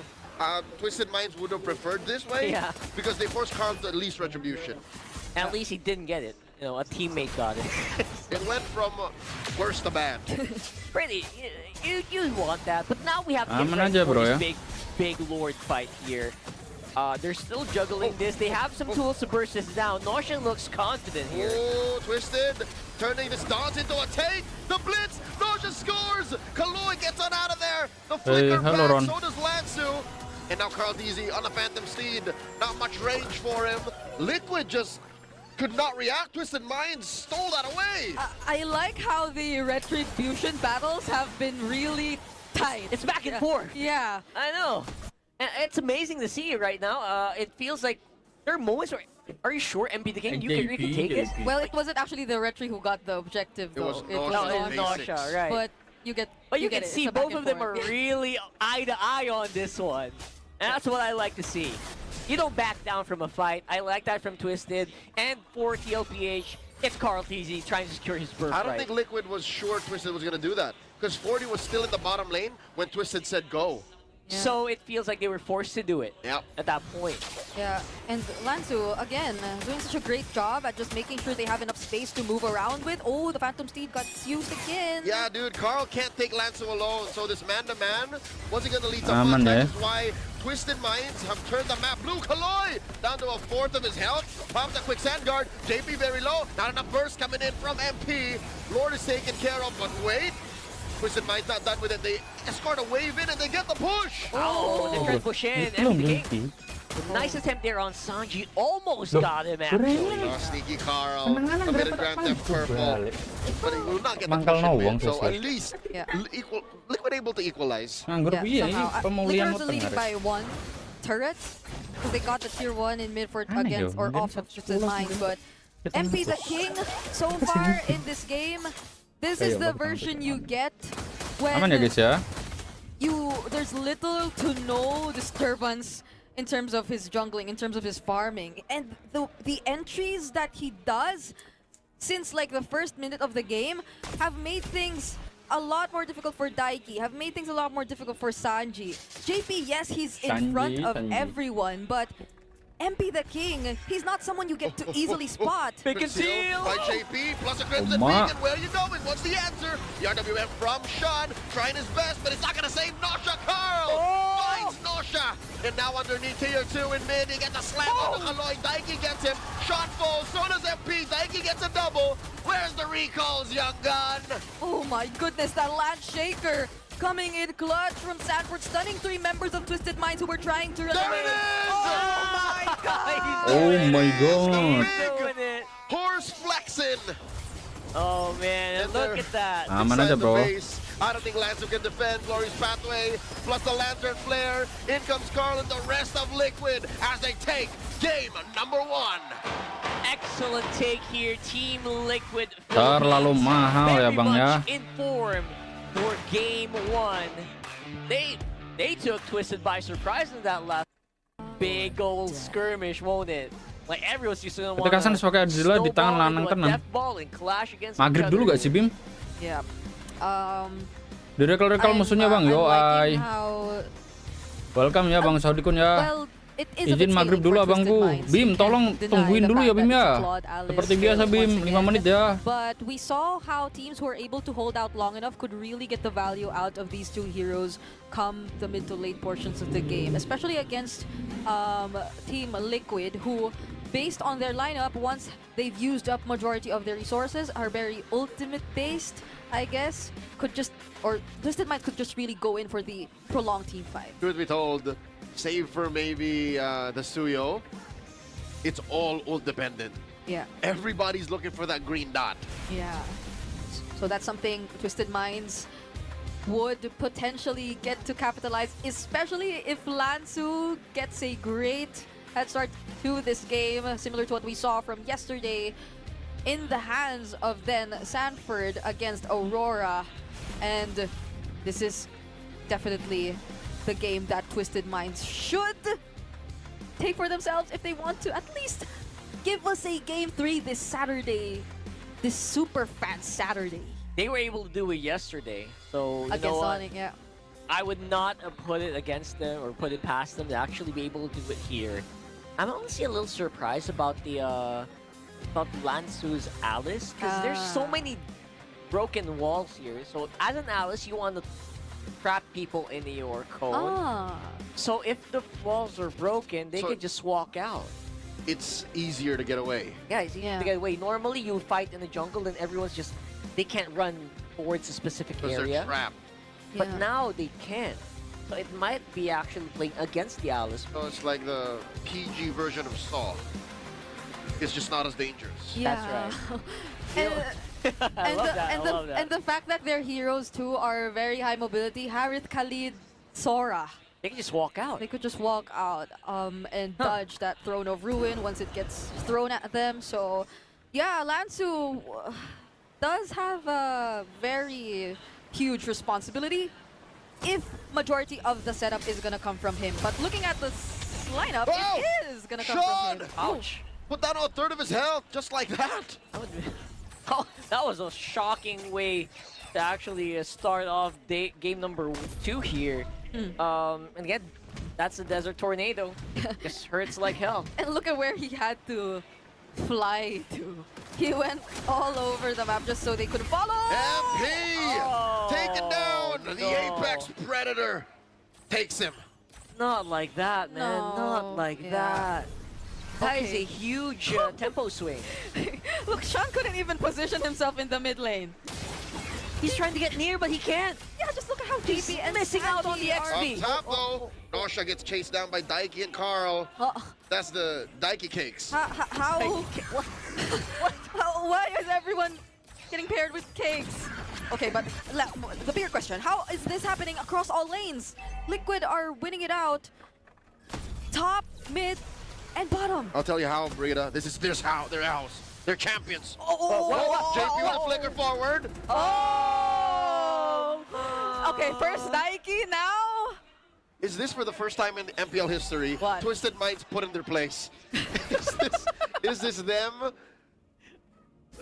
getting shown the ropes, as the kids say? Kids say that, right? Kids say that, right? Kids do say that. I love it when you said kids, you immediately turned to Brigida. No, what do you mean? That's JP and You Sanji. did. I can't believe they did it together. Oh my Sync, god. that's called teamwork. Okay. Gotta get with the program, you know? With Liquid up almost 1,000 here, 2 minutes in, they can afford to get a little greedy. Charge Queller to the face of Kaloy.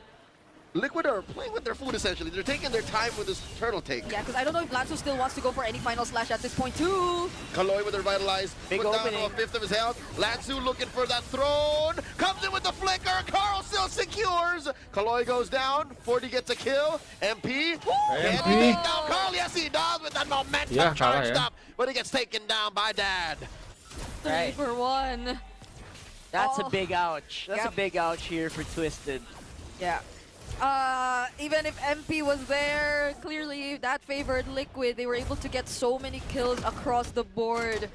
And at this point, after what we've seen from Carl TZ 2 days in a row, him dying X number of times early on, I feel like doesn't really matter anymore. JP with a point blank. Reggie Sandstorm 40 finds MP once more. Gets a double, takes down Sean. But he gets shut down by Kaloy. Carl DZ going to take that small camp. Yeah. Why are we seeing this Sora just now?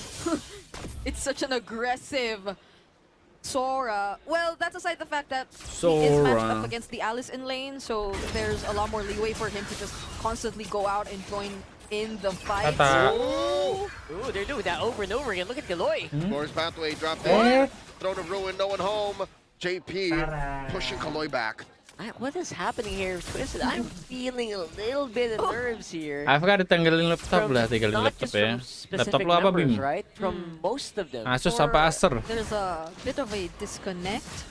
Like MP the King, he's still doing MP things. MP things. MP the thing. MP the things. he was still present in that objective. It's granted that Lansu and the others couldn't just really No go in. But Twisted Minds, after especially what Sean has been through in the mid lane, I kind of get it. They need a bit more time. They're trying to buy as much time as they can. That's why Kaloy mostly is running defensive. If you guys will notice on the high loss, doesn't really want to forward too much. Even at this point, Kaloy is just on river duty, river watch, basically. Standing beside JP. That's all they can do. Not sure what the plan is here for Twisted. Obviously, they're trying to slow it down. All right, they jig is up. I thought Sean was going to wait till the last moment. Kaloy underneath, tier 1 in mid. Pops that right line to survive the onslaught from Sanji and KarlTzy. That's a go signal. Take it. 40 goes into Thunder form. Looking to get a kill, maybe a couple. Pushing back 3, better airstrike. And Sanford gets out of there, and he's still keeping up the pressure as KarlTzy secures the turtle. That's like the third time that he popped Thunder. It's always Thunder form here for Sanford. Yeah, and he did all that by himself. Liquid, they were positioned in their lanes. KarlTzy together with JP were working on the objective. They have all sides covered against Twisted Minds. MP the King has a lot of catching up to do. 40 in Thunder form once more, trying to take down Lansu. And Lansu comes in with the flicker, taking down 40, and the trade, the push in mid. Yeah. Big trade here. And Nosha went down. How? That was Daiki and Sanji Daiki. both of their ultimates, so I'm assuming Nosha has a Daiki and Sanji in the Sunprot. Or My even Bini. misuse of the Blazing Duet, and he gets caught under the 2 ultimates. Daiki. Flicker out, survives both Sean and Kaloy's attempts. Now Sanji looking to clap back. MP in the perimeter. On the So is chase. Daddy JP. JP's holding on to both the Flicker and a Raging Sandstorm. All right, no action just yet. All right, I can tell why they're going for broken walls now. Right. You're seeing Daddy JP basically making a beeline for a target. No blocks whatsoever. Yeah. It's so much easier. The Khalid is enjoying it. He's just everywhere. Aman aja bro ya. Multiplier for the Sandwalk. Yep. And now Liquid are slowly tekan kayak ini. taking away a huge chunk of Twisted Minds and their remaining resources. MP the King doesn't get his MP the purple King ya. again. Yeah, KarlTzy guilty of Grand Theft Purple. that is Apa huge. sayangku? Obviously, KarlTzy has been very low-key here in this game, just basically securing most of the objectives for himself with very little assist, honestly. He's taking MP's lunch money. It's all of it, plus Holy. more, plus a little bit more tax. Yeah, and How do you like that, Michael? MP, Michael's being down bottom. Looks like they've already given up the turtle yet again. They're just going to focus on the opposite side of the map. Okay. Oh, and he's gonna take his lunch money again! Oh my Even God. Orange gets denied! So the economy is just gonna slowly inch towards Team Liquid with everything happening right now. And a little bit of force on the Flicker. That's big! MP. It's taken down by 40 and JP! So he loses his lunch money, he loses his life. MP's just not having a good day. Oh, JP doesn't survive that. A little bit of redemption. Yeah. That was JP's first death, by the way. Kalau Given all of his antics crossing deep in the Twisted Mind side of the jungle, his first death Nara Surprisingly, maksudnya. it's only his first. in 8 minutes. That's amazing. Yeah, true. For the past 8 minutes, he's always been like right in their face. So, Whoa. we're taking a quick look at the Oh, that's the Infinix hand cam. Yeah. Look at that opening sand cam. The mechanics on KarlTzy Suyo. Suyo. And it's the best time to do it because he's just naturally farming on that side. How do you fast farm? I think maybe equally as mobile as a Lancelot, Suyo does what KarlTzy likes. Yeah. Just goes in and out. There are a lot of dashes, some clutch ways to secure kills and go in for the cleanups. A lot of sustain too, so long as you get that killing spree. And Twisted Minds, looking at their lineup right now, it will be taking some time. Hey! Daiki And Coba Sanji dibantu. get Nara caught ingin nonton by this itu, nonton four-man ya. coalition from Twisted. How'd that happen? Twisted finally finds the opening. Kaloy! Kaloy gets bursted down, but no, he's not done. Kaloy. Nosha with the defensive use blazing the weapon. He still finds him, and Nosha punishes the GOAT. I don't care about my idols. We will win no matter what. 4 for 1 trade. A miscalculation on the dash from Carl following that pickoff, or those 2 members that Twisted Minds eventually got to pick off. Oh, Sanford! 40, there's 4 in there. Buset. And there's a feathered airstrike. Ford and Blue gets eaten up by Twisted. Oh, we are seeing an audition happen in real time, ladies and gents. Oh, Throne of Ruin. What? And they think Liquid are just stopping this Lord take. Lord is very low. Down to an 8. Daiki gets caught between 4. Flicker forward. Nosha, another blazing duet. Nosha still alive. Oh, blazing duet, with the flicker kill on the Nosha. Double kill for Daddy. Okay. Wow. That was bloody. It was. MP the King. He really fought for that. But that flicker raging sandstorm coming in from JP to take down these members. We're even now, 10-10 on the kills for both Liquid and Twisted Minds. But I have to say, this isn't the first time in the series that a sudden surprise play from a high loss turned things around. Itulah alasan kenapa We're actually MPL averaging 2 viewernya kills a cuma minute ini anjing. here so far in our series. Look at that Infinix Ya hand 4 cam. MPL The aja GT series being used by 169. Carl Keys. Oh, YouTube error guys, anjing. Looking really good. And of course, suffering casualties as well. Twisted making their mark. We are seeing so many instances of Liquid slightly overheating in this game. They do still have the lead though, but definitely will have to work on the Lord. Jangan And lupa now that like-nya Lansu abang gue ya. has been in a more stable position. 2-0-5 on this Alice. I wouldn't be surprised if they go for another big play. Okay, they're not out of the woods just yet. Lord is just about to march in. So even if they did get a good clap back in the pit with JP's heroics, they have to take care of this Lord. They might even lose tier 2 down bottom. Losing tier 2 is going to be, I guess, going to be okay for TLPH as long as they don't pop via protection. But I think that will be trying to hold on. Look at Carl TZ as well. They do get a trade up top. Yeah, they all went back. They saw Carl TZ up top, and every single member of Twisted Minds reacted to that. Decent recovery. That's a decent recovery here for TLPH, but they were losing and they were bleeding resources quick. So bottom lane tier 2 for Holy Shield up top. I think Liquid have found a way to kind of inch their way back into a commanding position. A little bit more TL-sided in that last one. Yep, the post-Lord fight, yeah.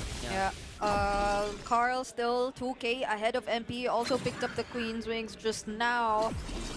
So there is a bit of catching up for MP the King, but we saw in that previous team fight around the Lord that he is still capable of doing what's expected of a Leomord once you give him an opportunity to do so. But that will require Twisted Minds again successfully taking Walaupun gak banyak penonton, yang paling Masdondon tetap selalu di hati. Masalahnya YouTube-nya error, Bim. Sebenarnya yang nonton 700-an ini. Lu lihat aja Mpl ID. Sekelas MDL aja yang nonton gak ada 200. Itu error itu, YouTube itu. Ini yang kedetek cuma 78. YouTube lagi error. But now, how do you emulate that again? I guess that's the problem for Twisted. Oh, the feathered airstrike? I think Sean knew that JP was onto him, and now Carl TZ follows through. Kaloy guarding his mid laner's backside. Lord spawns in the upper quarter. Okay.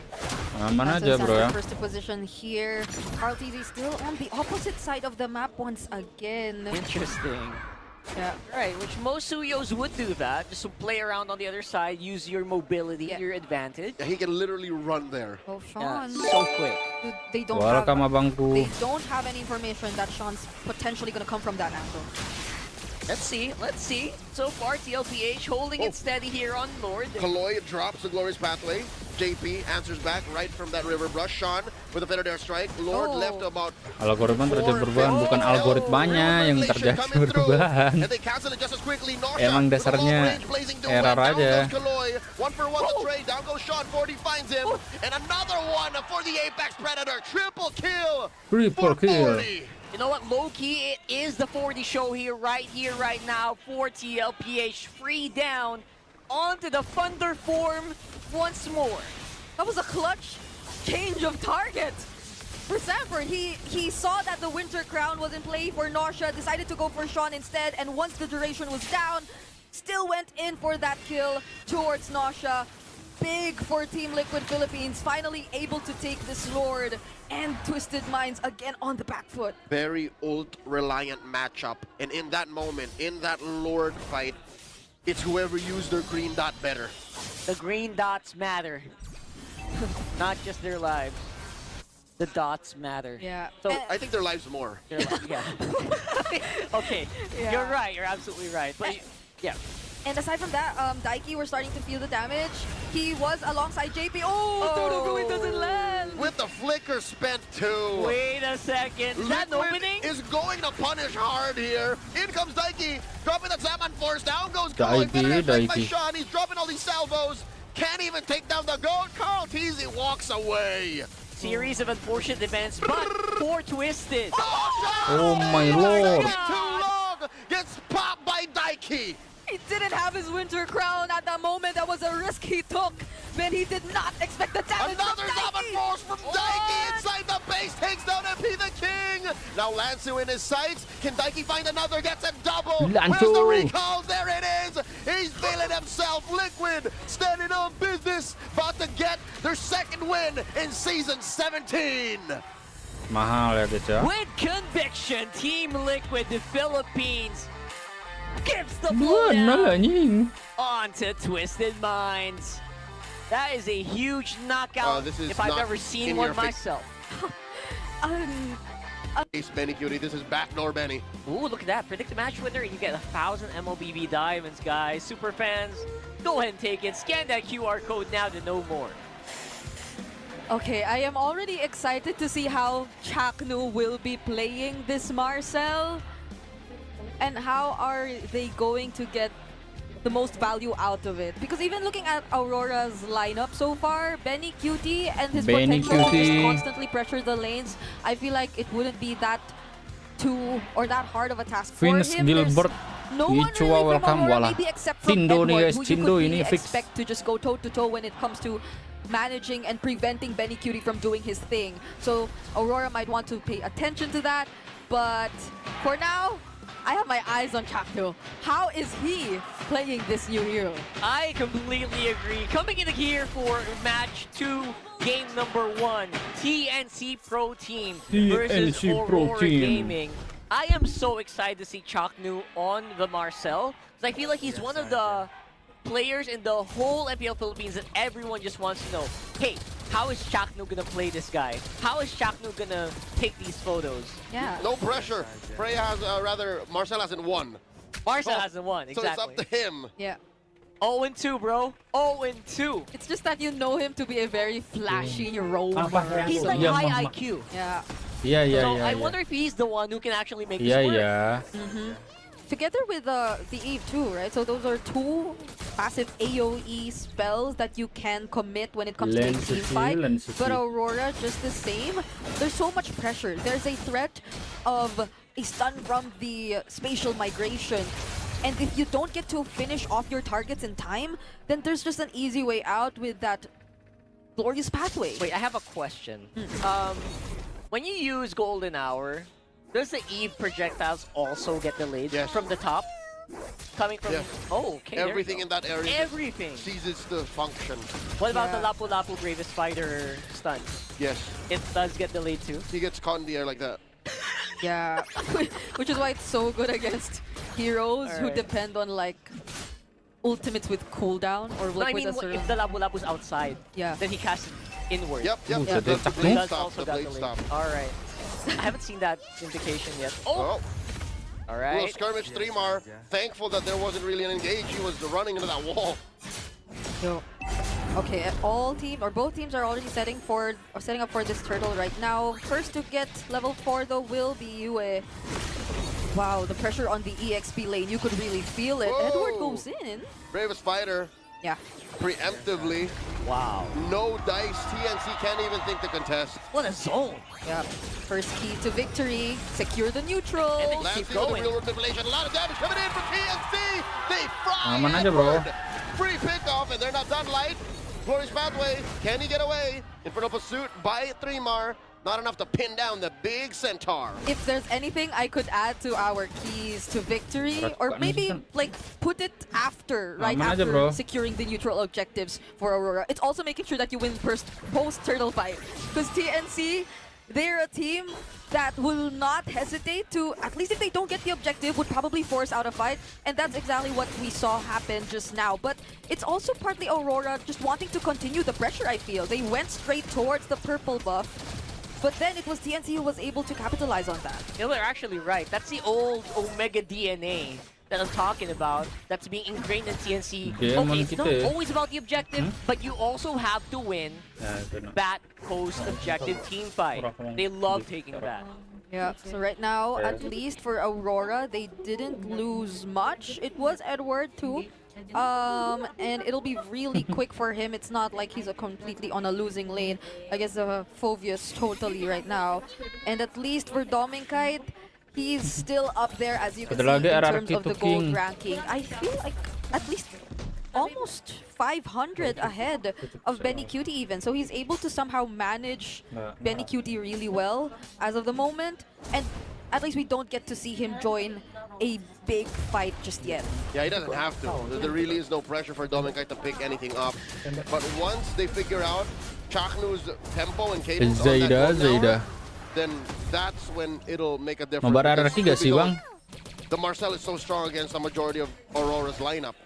4 out of those 5 have to play around the golden hour. That's the thing, right? If you're playing around the Marcel and you're a melee hero, that's like a nightmare.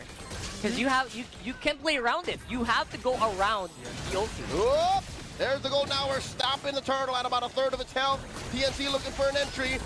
Oh, there's the RWM. Phantom Seed as well. Zaida just yeets it. Drive by. Turtle take. And now Light in trouble with that revitalize. Not gonna survive. 1-for-1. Ya, nanti kalau mulai, Bang. For Light. Up next is going into B3mar. Double kill for Edward. Good trade. A turtle for 2. Kalau mulai Pak, nggak usah nunggu ini ya. Was almost Pas a clear mulai win apa for namanya? TNC. That golden hour felt like a huge buy time just Pas so mulai Zaida apa could sih make it in anjir? time. And sharp as Pas ever mulai when it comes to match-nya the aja langsung retribution, if only kita. Aurora didn't find a way around that post-turtle fight. So what we mentioned earlier as possibly one of the strengths of TNC, Aurora are slowly catching up. Even after that one fight, they've already learned how to adjust. Yeah, so it does feel like they know how to play around that golden hour. Apparently, just don't engage. And they were able to play around it very, very well.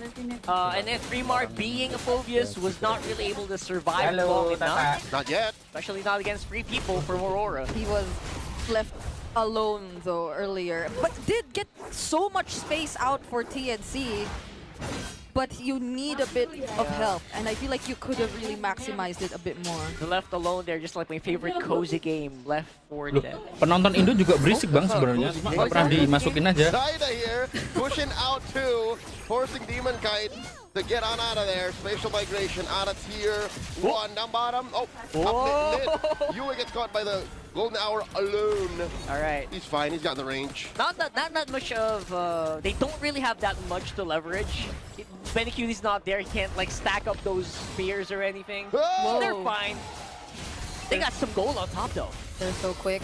I also just want to like commend how Yue has been doing such a great job at holding down the mid lane all by himself. Because even against Chaknu, he's not afraid to just constantly throw out these bullets and control, get the information. So Aurora are just overall well informed about the NC and their rotation. So you could see even both sides are already taken down by Aurora. Oh, but this is the upcoming turtle fight. Tracking shot finds 2, Light and Yue, but they'll still hold their ground.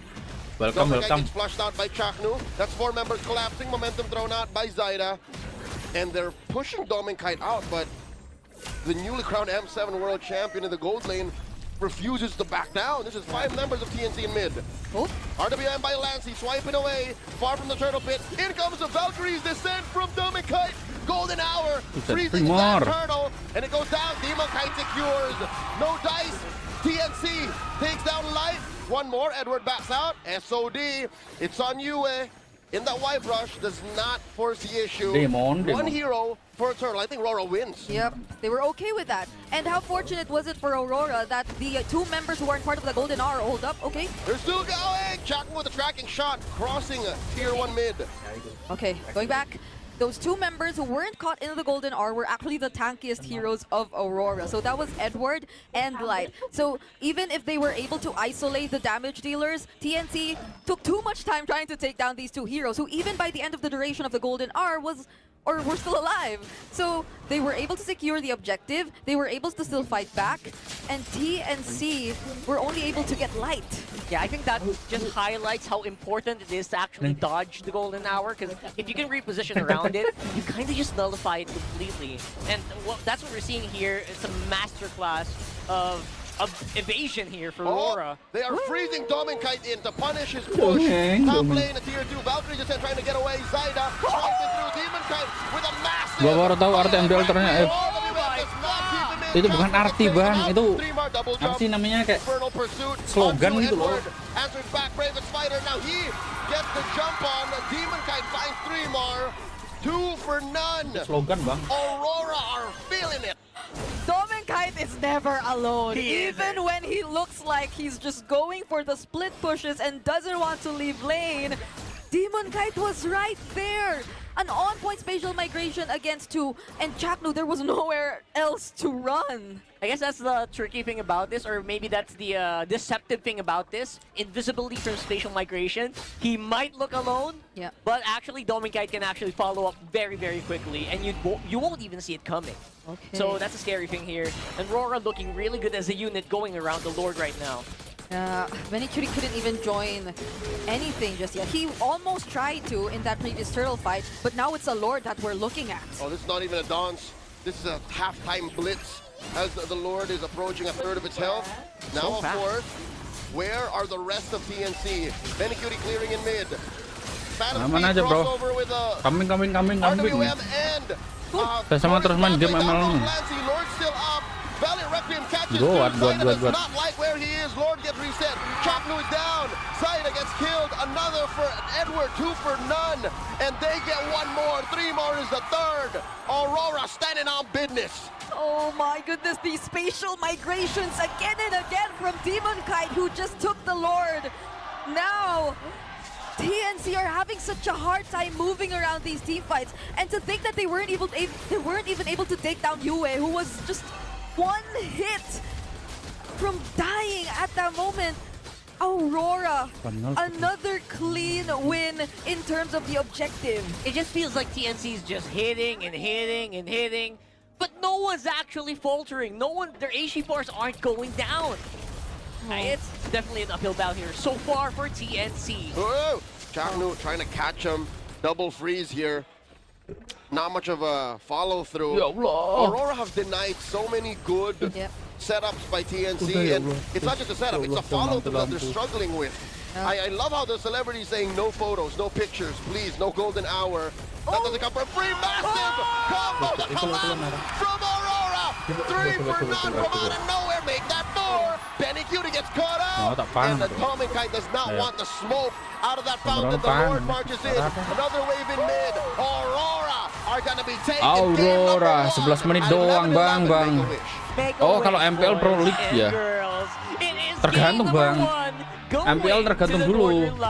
MPL Indo we on this. Kalau MPL PH palak namo atau apa gitu loh. Edward is collecting MMR points on the Lapu-Lapu. You're right. And Light has his Grok again. Amazing. It's like his 4th Grok game this season already. This is what I'm saying. Don't stray too far. And that's exactly what Aurora, how they got that win streak, right? They just go comfort a lot. Demonkite says, follow the script, all right? That's how you win awards. That's how you act well. Do what the director says. In your production, Yeah, and possibly even this time on the back shot, literally follow me, because he could just be the guy to go in first. There's Light once again on the Grok. They could work well together. Exactly. This is, again, the Aurora we're more familiar with. Chris Evans, Captain America. RDJ, Iron Man. Grok, Light. Paksha DK. That's what I know. That's all I know with movie history. Let's go into game number 2 here, folks. Aurora is up ahead. They are on maximum comfort. I would say Lancey is too.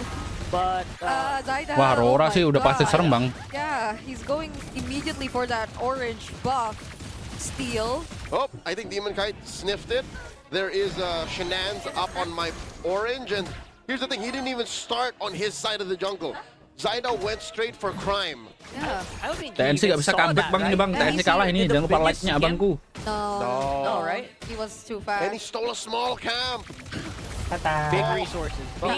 The last time I think we saw this brazen of thievery, Jangan lupa cek keranjang juga Bang ya. Was it something? the heyday of Joy, sure, but also from old TNC, Season 9. But SCCYC would do the same thing. So Mimi. Demon Kite Nanti Demon kali. his orange or any orange buff at that. Insyaallah, Even Bang. Chaknu was guarding their own orange buff, so he will go for a quick rotation up top. Oh, 3 Mar here, put down a third of his health. Edward and DK on him. It does come at a cost though, because of Zaida's horizontal farming. Yeah.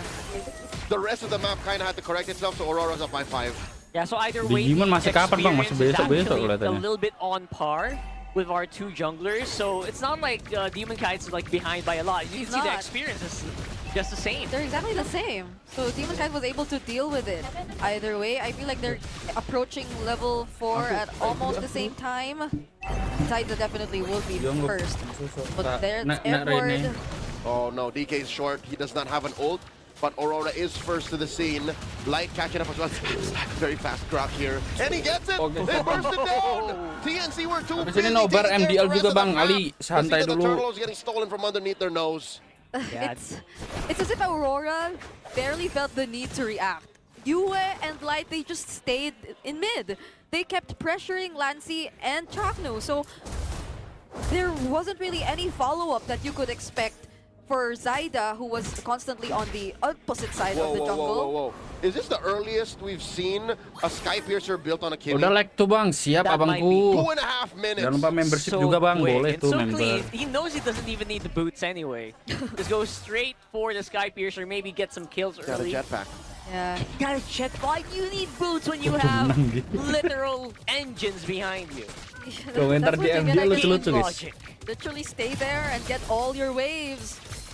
The pressure is real for TNC. Gua benci sama Cak at Nuda. this point. Cak Mamba idol gua Bang, kenapa lu Demon benci Kite's Bang? already ahead of Zaida in terms of level, so Itu idol gua itu Bang. everything's already favoring Aurora. Dulu at sebelum this point. tercipta Kelra I don't MVP know if N6, TNC feels this, beliau but sama they're Kelra really idola getting gua Bang. out-tempoed here.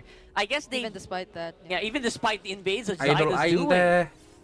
Jangan which is dibenci really Bang. interesting now that you think about it. Why didn't Zaida get like such a huge lead against Demon Kite? Well, Okay. They won't be looking for the fights just yet. It's Chaknu they spot though. Uh-oh. They're forcing him to use that Dauntless, and he gets stopped right in his tracks. Yue gets a stack. Okay, this guy's alone.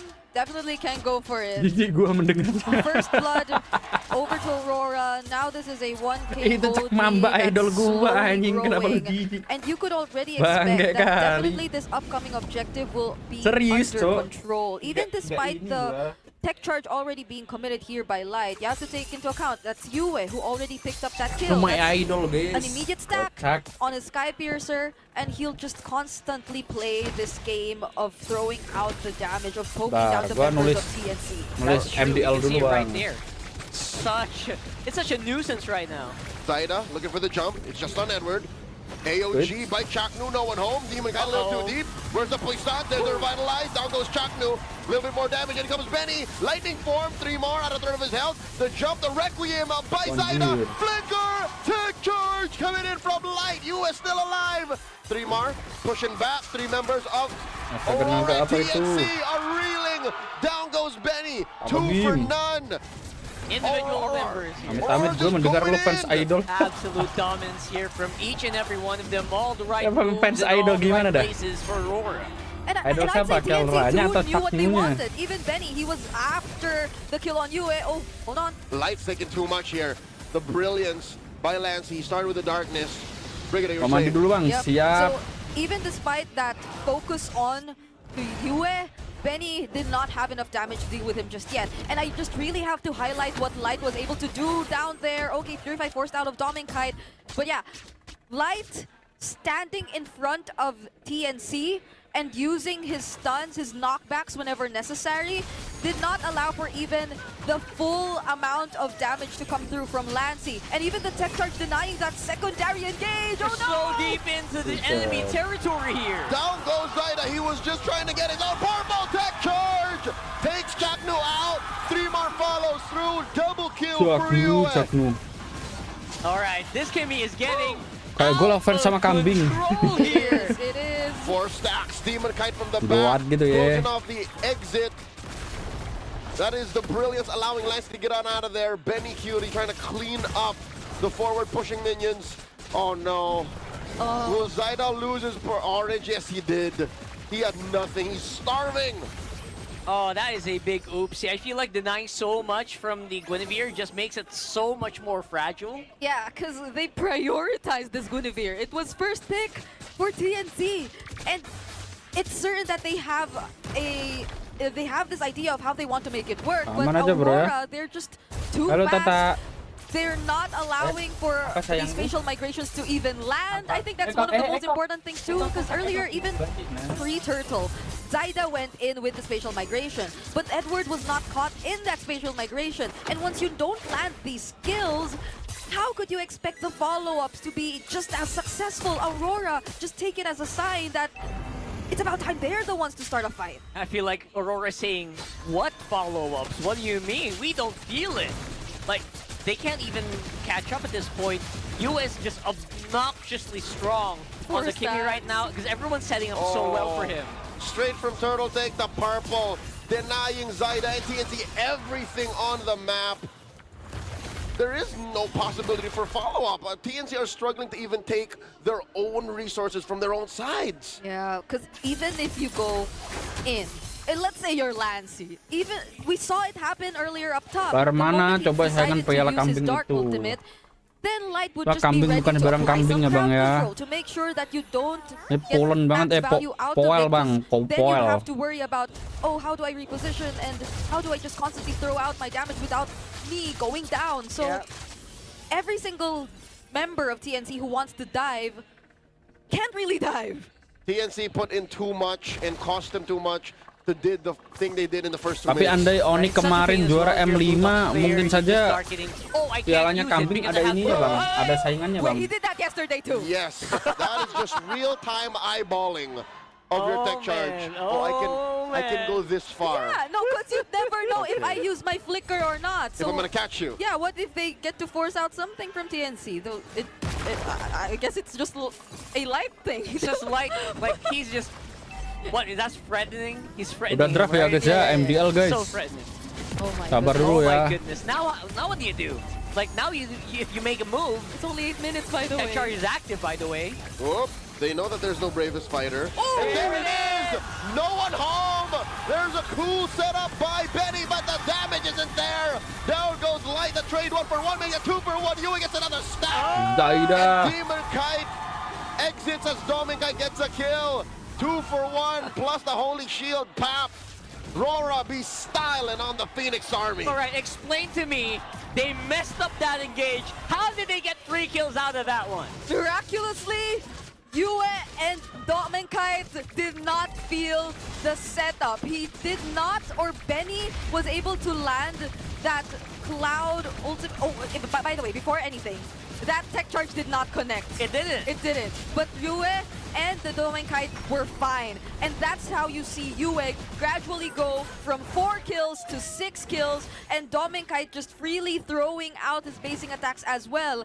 And TNC, you cannot afford to tank all this damage from these 2 marksmen of Aurora. It did not connect, yes, but it did not matter for Aurora. TNC were already scrambled, and the damage that would be dealt to them wasn't enough for them to feel anything back. Like, there was no punish. Despite a good answer from Benny Cutie, he also cast the Torrent form exactly as intended. It's crowd control for the sake of. So 10k gold, again, that's, you are literally fighting a modern Special Forces soldier with rocks. Okay. It's not the way to do it. That's just no way that's gonna work. So, yeah, we're so far 11,000 gold lead for Aurora. It feels like they are just roaring to finish this once and for all and secure that sweep. Such quick reflexes from Doming. Dear Lord, Yue has the Holy Crystal. Lord's crashing in this tier 3 down bot. Holy Shield popped in mid. Traction Pulse forces a TNT to consider. Should we defend? Should we not? Lord takes a detour. Aman aja, bro. In range of this tier 3 in mid. TNT will take care of the Lord. Yep. So they do get to protect 2 out of 3 lanes. Yeah. It's a good thing they did not allow the Holy Shield to go down just yet. So even when the second wave came in, they didn't have to really worry about losing another base turret, but except for now! Charge flicker! Light starting it up! Down goes Streamer! Jump scares, will ya? Down goes that tier 3 in mid, and Aurora trade out Light. He is going to get an immortality pop. He is safe. He is fine. Down goes 3 from TNC, and they're still going. It's just Chakno left. Ya bang, kalau kita ke Hoka, lah kenapa alhamdulillah bang? He survives underneath the fountain, but at what cost? The base is going to be up next. Aurora at 14,000 gold. Sweep TNC. That was just domination at its finest by our world champions. Pas banget bang. From game number 1. From day 1. Mpl juga udah mau mulai nih. 2-0 ya bang ya. Sabar bang, ini lama kali ini cok. Revenge after what The lead. I almost expected the lead to be on AP Brand. Dulu bro. Angry. Okay. Marcel. We'll see if Marcel can get a win, man. Again, he's 0-3 right now. Hey, and AP Bren are also still on a perfect record, although it's just been 1 series, so... Yeah. Good luck, super fans. Want to win 1,000 MLB diamonds? Predict the match winner. This time around, even Khalid, it's an E. Yes. Yo bro. Beberapa hero. Nobar RRQ. Soalnya dia Onic sampah. Dia bilang Onic sampah. Oh. Nantinya. Dan kita akan membawa kalian untuk menyaksikan. Let's go abangku. Kita di Infinix MDL. Kita pergi ke MDL ID dulu ya. Dimulai dengan adanya rotasi yang kemungkinan akan menjadi sebuah agresivitas yang tinggi dari Arkisena. Mengingat bahwa membawa Khalid, mereka bawa Chushin, ya makanya kita lihat ada Seikhai kan dari Shin. Galak banget Shin ya pagi-pagi ya. Shin ingin shine. Ingin bersinar dia pagi-pagi. Shining Shin ya. Iya loh. Lucu loh ini. Tapi ya, untuk di gold lane ini sama-sama punya power yang lumayan kuat di late game. Tapi untuk glue di XP lane, menurutku ini lumayan bisa ngebantu teman-teman dari Arkisena. Kenapa? Karena menurutku untuk Elis, dia sangat-sangat berkutat dengan timing. Dan ngomongin timing lihat di arah tengah sih. Cicilan-cicilannya ya dari Kaya udah cukup merepotkan kepada tubuh Shin. Tapi kalau ngomongin soal lane jauh ya, gue suka dengan hadirnya Cloud dan juga Moskov. Tapi ada emblemnya. Ya, untuk emblem sebenarnya Alice ini udah emblem yang sangat-sangat default dengan ngambil tank emblem ditambah lagi dengan Festival of Blood dan juga beri smite. Aman jadi saja abang gue ya. It's all about regenerasi dan juga jadiin badan utama karena kita tahu bahwa Marcel bukanlah hero yang benar-benar tebel banget, makanya dia ngambil emblem support plus dengan world basic. Sudah lama nih nggak nonton. Kenapa Rins anjing? Langsung tercipta di tangan Zenuski. Bagaimana? Ini mah bukan Rins bang. Gold nambah, EXP juga nambah. Iya, karena emang mau nggak mau kalau untuk Marcel ya sedikit demi sedikit dia harus coba untuk open map sih, bantuin ke Alice juga gitu loh. Tapi masalahnya adalah ini Fast Blood-nya jatuhnya ke tangan jungle loh. Ini bisa nambahin kapabilitas team fight dari tim RRQ Sena, apalagi ngeliat dengan item pertamanya udah lumayan pada jadi. Oke, ada flicker terdengar tadi dari Res sepertinya. Sementara setup di arah turtle yang bakal coba untuk dilakukan oleh keduanya. Lex Lona udah pasti akan selalu mengganggu, Aman aja bang. penerangan kepada lawannya supaya nggak bisa kemana-mana. Terangkat dengan Lantern Flare. Turtle bakal coba untuk diambil, ternyata distribusinya gagal, tapi Golden Hour mulai dibuka sekarang. Blessing Duet tiba-tiba menjadi kombinasi yang tepat. Ada satu serangan yang coba untuk dimaksimalkan oleh Paps, tapi ternyata lihat, satu sosok Res yang bakal segera termakan di tangan Movin. Hadirnya Babriel membuat damage bertambah. balik lagi sih dengan adanya timing yang pas banget, tapi ternyata waktu itu digas. Masih lanjut, apapun yang terjadi dengan punya damage Mavins. Maju mengejar ke arah Shen. One last hit di-flickerin. Itu dia, agresivitas yang dimiliki oleh PUBG Esports. Wah, ini keuntungan udah benar-benar terbalik banget sih kepada PUBG Esports. Dari awalnya timing aja Elis. Dia langsung maju ke depan sendirian loh. Siapa? Apanya? Siapa bang? Tidak ada backup apa sama sekali dari teman-teman ya. Karena emang agak sedikit sulit dengan posisi lagi di zoning out sama Glue. Tapi somehow Turtle masih bisa didapatkan. Ngebuat instan. Di bawah menit 5, 1.500 gold lead pada PUBG Esports. Itu angka yang cukup besar loh untuk di awal-awal permainan kayak gini. Iya, Oh, Turtle tadi kan dapat. Turtle dapat, kill dapat. Itu dia. Meriah bro. Meriah banget ini, otomatis ngebuat Khalid dari sini juga nggak bisa asal kayak di early tadi. Makanya. Dan agresivitas dari Shen jadi lumayan Menipis ya pergerakan dia. Harus coba untuk membantuin Rico. Ngasih vision kepada rekan-rekan yang lain.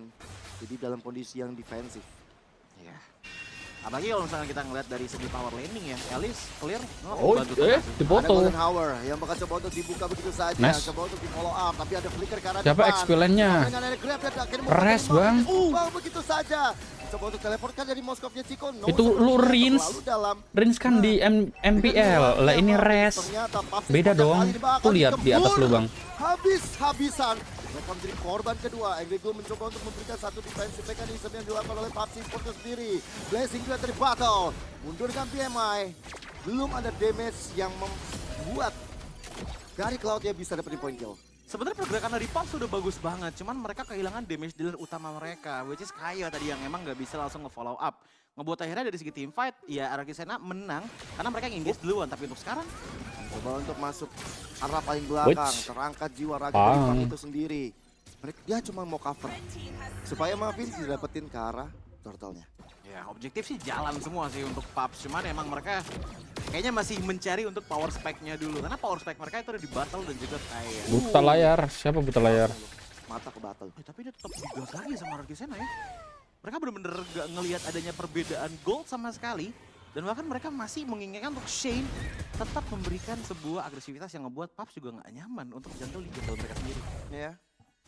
Mereka mau cari pertukaran sih, karena memang harusnya Argentina lebih agresif di awal kan. Ya. Mereka mau coba untuk maksimalin itu, mereka mau balikin temponya seperti itu. Tapi kalau ngelihat dengan dua turtle dikantongin sama Paps, terus juga battle mungkin dikasih space-nya bakal bahaya dari bottom lane. Leve ya, mencoba untuk melakukan satu golden hour, begitu saja. Namun Chico, 1v1 situation masih flicker untuk kabur. Ya. Niatnya tadi sih sebenarnya pengen ngasih makanan ya untuk teman-teman dari PUBG yang lain ya. Cuman emang jaraknya terlalu jauh, akhirnya flicker pun dikeluarkan oleh Cleve ya. Itu seenggaknya satu resource yang lumayan mahal menurutku. Karena next turtle berarti mereka nggak bisa ngasih surprise attack lagi dari Cleve ya. Dan player mencoba untuk mengangkat derajat dari Pang itu sendiri. Cuman ternyata Pang masih cukup sustain karena nggak ada damager yang lain yang bisa nge-follow up. Masih coba untuk nyari ombak sih sebenarnya dari kedua belah tim. Karena emang untuk laning aja dari tadi ya yang repot nih Elis sebenarnya. Elis dari Pang tuh motong-motong terus dan pokingan lagi keluar tapi masih belum cukup. Ya kayaknya menit-menit 9, menit-menit 10 nih baru ada team fight yang emang jadi game changing sih untuk kedua belah tim. Ini battle udah pasti Trinity dulu kan. Ya sama nih kayak Chico nih.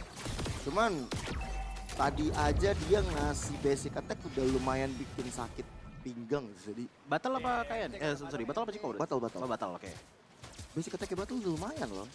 Pelan-pelan sih, mau nggak mau nih emang bener-bener harus di lumayan babysit untuk battle yang terakhir. Ya. Maka coba untuk di setup, lihat bagaimana pergerakan dari Cleve ya. Dia mencoba untuk sedikit membandel, membuka map, mengincar ke arah Rexlona. Karena memang yang cukup meresahkan adalah source kill dari Cus ini tersendiri. Tapi ada flicker ke arah depan, Turtle bakal coba diamankan dan yes, perfect Turtle untuk teman-teman dari PUBG. Lihat cukup baik, tapi lihat bang. dengan timnya tidak terelakkan. Dengan adanya satu serangan kepada Res di arah belakang. Mavin, apa dia mau, tapi lihat dengan free hit-nya Chico di arah belakang juga. Membuat dia akhirnya berhasil ditumbangkan di arah battle. Namun, dua gold lane sama-sama dengan selamat. Dan kayak udah nggak ada Black Shoes lagi. Dia akhirnya memilih untuk meluk turret kedua. Jadi itu ya teman-teman ya, guna dari Marcel. Begitu Marcel, team fight langsung aja buka golden hour-nya. Jadi kita bisa lihat bagaimana dua player ketahan. Tapi out of nowhere, Wow, tiba-tiba Movins masih bisa mendapatkan 1 poin kill tambahan. Cuman nggak bisa dipungkiri, turtle didapatkan, tapi turretnya hilang dari Paps. Ya, walaupun perfect turtle ya. Ya, Tapi turret kan kagak bisa bangkit lagi. Maaf. dia masalahnya. Ya. So far dari arah Kisena cukup baik untuk nge-defense turret-turretnya mereka. Dan Chico sih, dari tadi serangannya bagus-bagus. Dari dia punya skill of distraction ya. Yes. Berapa kali kena tepat sasaran, walaupun tadi kan juga tumbang. Tapi yang tadi lebih fatal sih. Jujur menurut gue itu bener-bener bagus banget. Tapi sebelum itu ada player komen. Sebagai player lama gue mau jadi boost energi buat tim dan fokus ke gameplay buat bantu carry dari Paps. Jadi emang botol. Emang dirinya adalah carry ya. Kelangkis. Ya apa tuh? Kelas king. Kelas king. Balik. Baru ya itu ya? Kebalik. Oke. Vocab baru tuh kita ya. Iya. Tapi ya balik lagi, Spear of Destruction tadi pas banget itu kenanya ke arah Cleve ya. Ngebuat akhirnya Paps tuh bener-bener acak adul banget di bagian belakang karena satu pergerakan dari Chico aja. Dan ya walaupun akhirnya positioningnya juga terekspos ya. Ya sama-sama tumbang untuk kedua gol. Tapi Battle juga diam-diam menghanyutkan juga sih. Mengabang-abangan, beda pengalaman. Cuman untuk ngebahas bagaimana dengan late game Aman aja, bro. Nah sebenarnya kalau misalkan lihat dari Paps, mereka potensialnya ada di sinergi dan juga timing. Karena mereka punya Golden Hour, mereka punya Alice untuk bisa nge-trapping itu udah bagus banget. Tapi hierarki Sena, mereka punya power untuk split push yang sangat besar. Bahkan Zensky aja bisa membawakan long term team fight yang menurutku lebih baik dibandingkan dengan Leomord. Walaupun pas Leomord lagi buka Barbiela ya dia bakal lebih berbahaya. Damage-nya ada tuh, lihat tuh. Di arah belakang, Zensky, dia bakal coba untuk memperpanjang nyawa lane di atas. Tapi Hunter Flare dari tadi benar-benar mengganggu. Di arah bottom lane, ada sosok Chico yang memainkan laning jauh dengan sangat-sangat baik. Bahkan, udah mau ada muncul tuh. Holy defense di arah bottom lane. Hampir aja ke-trigger ya, walaupun ini masih di menit yang ke-9 ya, baru masuk menit 10. Jadi emang udah harus hati-hati banget. Sementara kalau kita lihat dari hierarki Sena, mereka clear bos. Nggak ada satupun outer turret yang hilang, tapi ada players gold by Todak, dimana Znesky sama Chico ini masih ini Aldunes guys ya. Dengan siapa yang lebih kaya untuk sekarang yang disusul oleh Movins juga. Cuman ngomongin dengan players gold seperti ini, hierarki Sena sih kayaknya udah pede banget untuk bisa gagal Lord. Even ada Golden Hour pun, mereka bisa main ngepok dengan bawa Rexlona. Iya, dia tadi menyebalkan sekali sih. Yes. Nih mata mesti sering-sering di Rexlona nih kalau udah begini. Lexus udah ke-trigger, mahal. Apa yang dilakukan oleh Res dan juga Rexlona. Sehingga membuat nantinya dari Lord yang mungkin bakal dipegang oleh hierarki Sena, kayak nggak bisa balik ke tempat asalnya. Ini untuk sekarang dari kedua belah tim sangat-sangat mainin makronya dulu sih. Mereka coba untuk cari info sebanyak-banyaknya, bahkan kelihatan kan di bottom lane bahwa oke, Moskow hilang nih, coba kita cari dulu pelan-pelan. Tapi ini kalau sampai Leomord show, bahaya nih. Mau di all-in kah? Dan lihat di arah bottom lane-nya, udah ada full trigger juga yang digunakan. Sosok dari Chico dalam masalah yang cukup besar. Tapi Lord yang bakal coba untuk diamankan sekarang di tangan Znesky. Chico yang gak selamat dan Lord didapatkan secara cuma-cuma.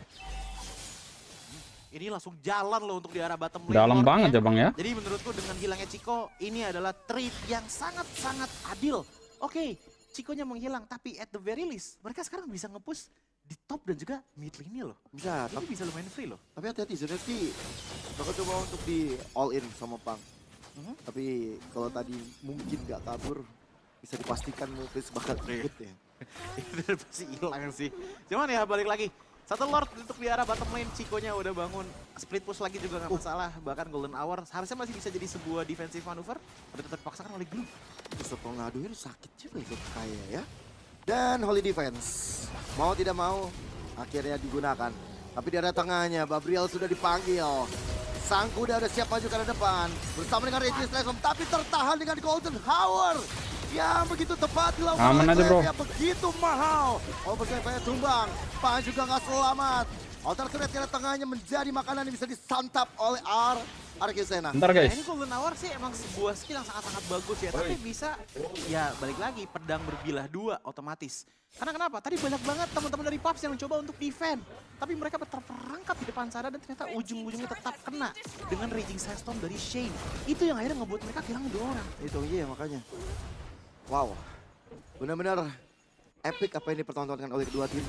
Sementara juga dari Rexlona udah pegang ke arah Skypierce tadi kalau gue lihat. Dan Shane terlalu dalam sepertinya, berhasil dimakan oleh teman-teman dari PUBG Esports. Flying Out mencoba untuk menjaga tempo dari PUBG Esports itu sendiri. Mereka masih pengen untuk mengejar, gak cukup puas dengan kematian dari Shane. Ya ini bisa bilang problem utamanya dari PUBG. Oke, Shane-nya udah hilang nih, tapi menurutku pribadi mereka kehilangan sosok yang emang tebel banget di bagian depan sih. Mereka bener-bener ngetahan banget nih ke arah Alicia untuk jadi defender bagian depan, tapi problemnya kalau udah close combat, Golden Aman aja abang gue ya. kena ke timnya mereka sendiri.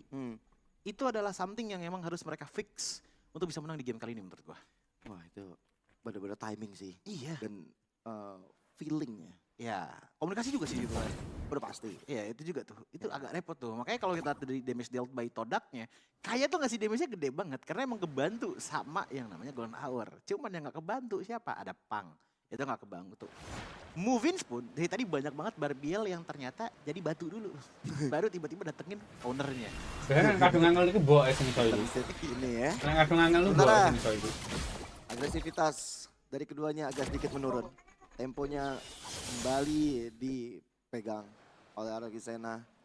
Mereka yang bakal coba untuk setup terlebih dahulu di arah Lord. Mereka pegang dulu rumputnya. Mereka coba untuk menjaga barangkali PUBG Esports bisa melakukan kesalahan. Ini Lord kedua ya bang ya? Mempermulus jalan mereka untuk mengamankan game pertama. Ini juga udah agak males ya sebenarnya dipok sama tim kayak gini untuk Alice-nya. Makanya mereka... Gila Aras. Ya, jangan lupa ada Skypierce juga. Berani banget dia. Itu dilakukan oleh Chico. Sementara dari Lordnya masih nggak ada yang tahu keberadaan dari Zuneski. Konsil terdengar. Mencoba untuk timpan ke arah depan. Lunas posisinya. Dan akhirnya battle. Termakan begitu saja. Ada SOD ke belakang. Level menjadi korban dan lihat bagaimana Pang berusaha mati-matian tapi di arah yang berbeda. Mavin yang bakal segera untuk kabur. Bahkan Argisena mahal bang. unggul dari segala aspek yang ada. Yes, 4 Langsung menghilang bang? dari PUBG Nggak bisa sih. karena ada satu team fight dan Golden Bisa nggak tuh? bisa digocek habis-habisan oleh Modal mid. Movins. Lakukan defensive manuver. Dan Mavin sendirian. Begitu cepat hadirnya sosok dari Chico. Base turretnya terbuka lebar. Mavin Bisa, tidak ada harapan lagi. Dan game pertama Argisena amankan. Yes, ini dia power of Argisena. Alda Golden Hour tidak masalah. GG ya bang ya. Masalahnya ini bang. Apa namanya? Nggak dapetin mid. Nggak dapetin mid. Nggak dapetin. What I like about TNC this Apa sih time namanya? out, even though I do want Nggak dapetin turtle sama sekali is tadi. that at least they get a bit more help from Zyda this time. So maybe they'll be, or this lineup will be much easier to activate compared to their previous drafts. Balik lagi PH ya bang ya.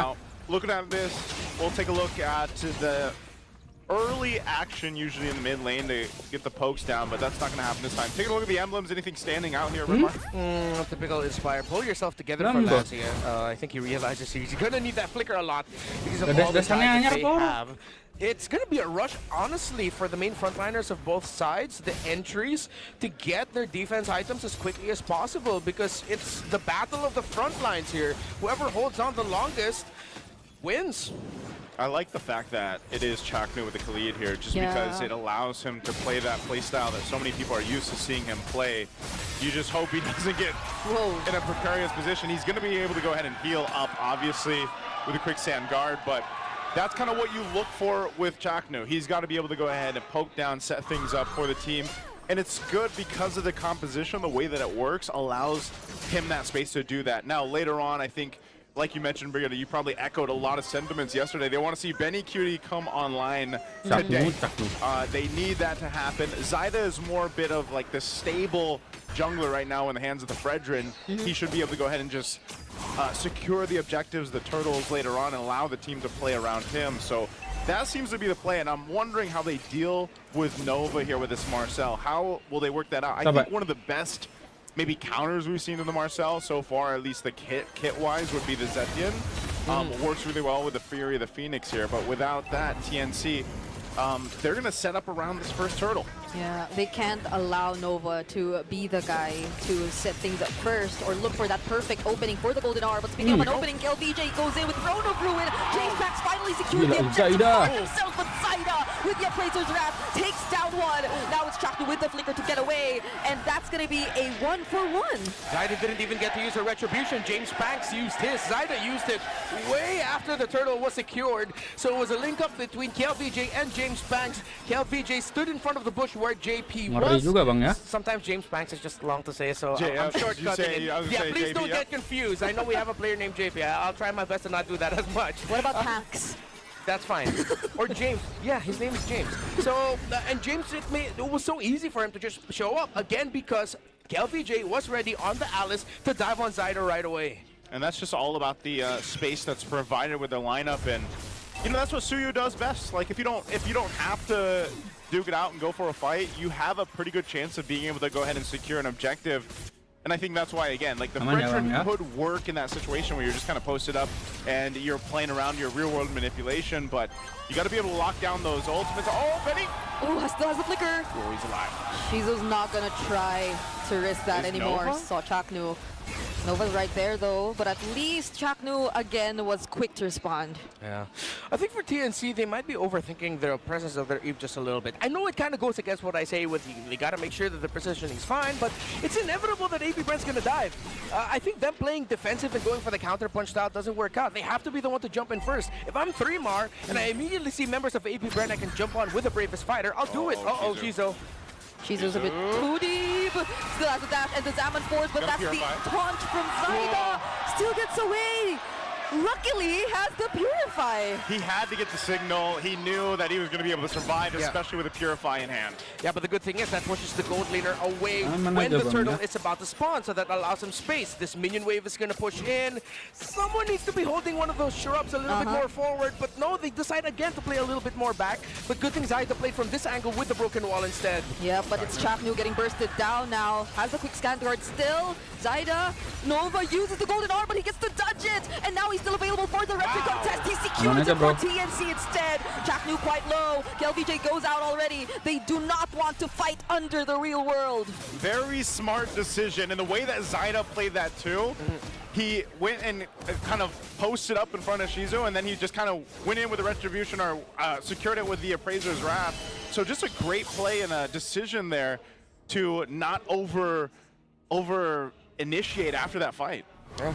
I also appreciate that James Mack just decided to watch the scenario instead. Instead of forcing a dive, trying to get kills and trades out, they know that if TNC are going to get this turtle and they lose, it's going to be a massive swing towards their favor. So they decided to play patient and wait to see what could happen. Instead, they saw and accepted that TNC won that sequence. Right now, AP Brand, though, is winning in a lot of parts of the map. They're continuing to build up that lead. You can see already, too, Skypiercer here for James Banks. He's looking to get these stacks built up. He rocked that Fury Hammer earlier on for that bit of damage. And now they look to go ahead and capitalize, too. A glowing wand locked in for Aqua to kind of help with some of the sustainability, especially from Chaknu, 3-Mar himself, and the Fredrin for Zaida. So now this is where we start to see the kind of flip being switched here for AP Brand. They want to take this lead that they have built up a little bit over time and kind of take this game under control. I think James Banks did this yesterday too, even when they were trying to recover and play from behind. It was still an early Skypiercer that he picked up.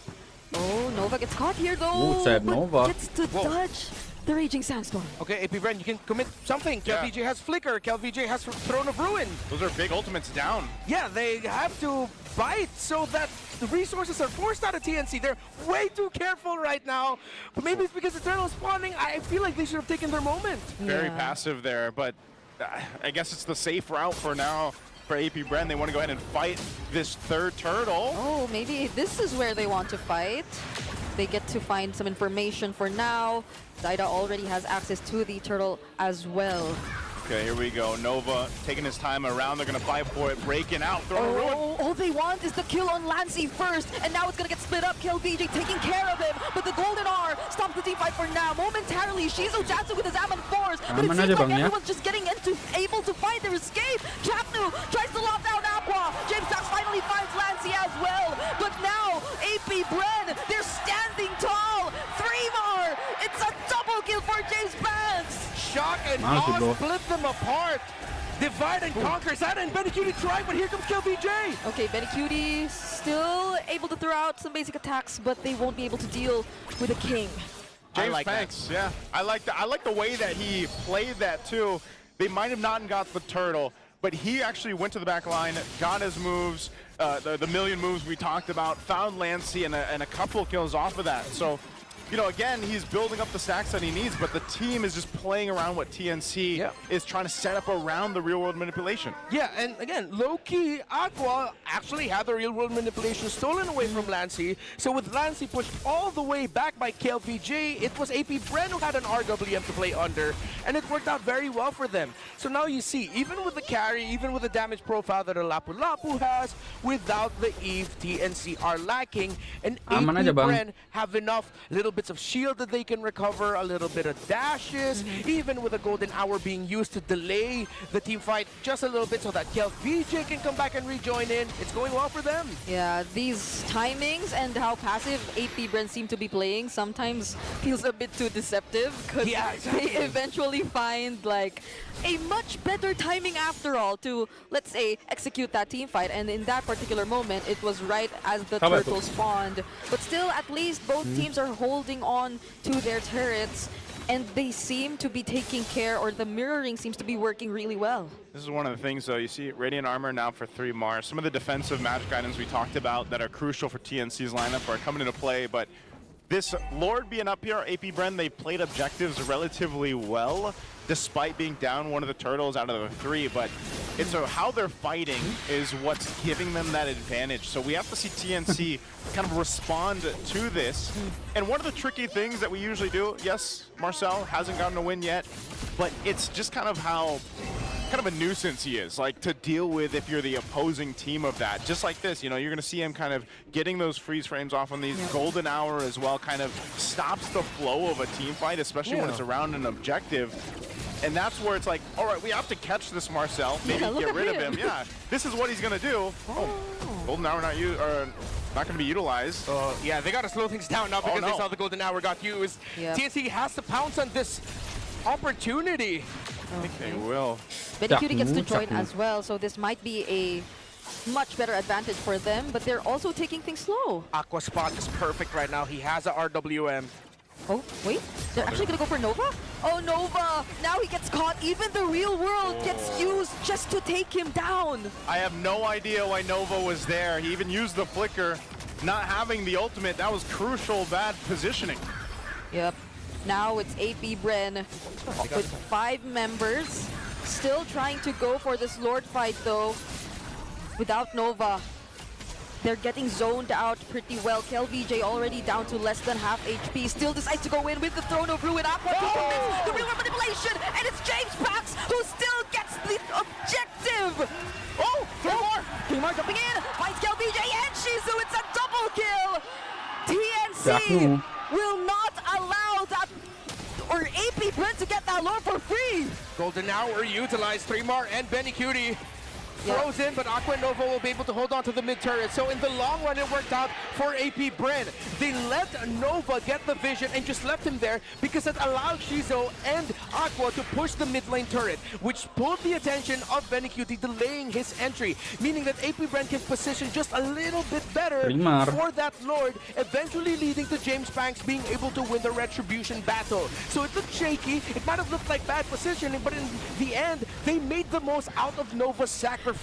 He gave vision, and they said, thank you for the turret, and eventually, thank you for the Lord. I just think TNC should have been a little more aggressive on that, knowing they had an advantage. It's like we were talking about AP Bren being passive. Well, in that case, TNC were the ones kind of second-guessing themselves when they had the advantage, and I think part of it is, how do we catch James Banks on this Suyo? He's so hard to deal with.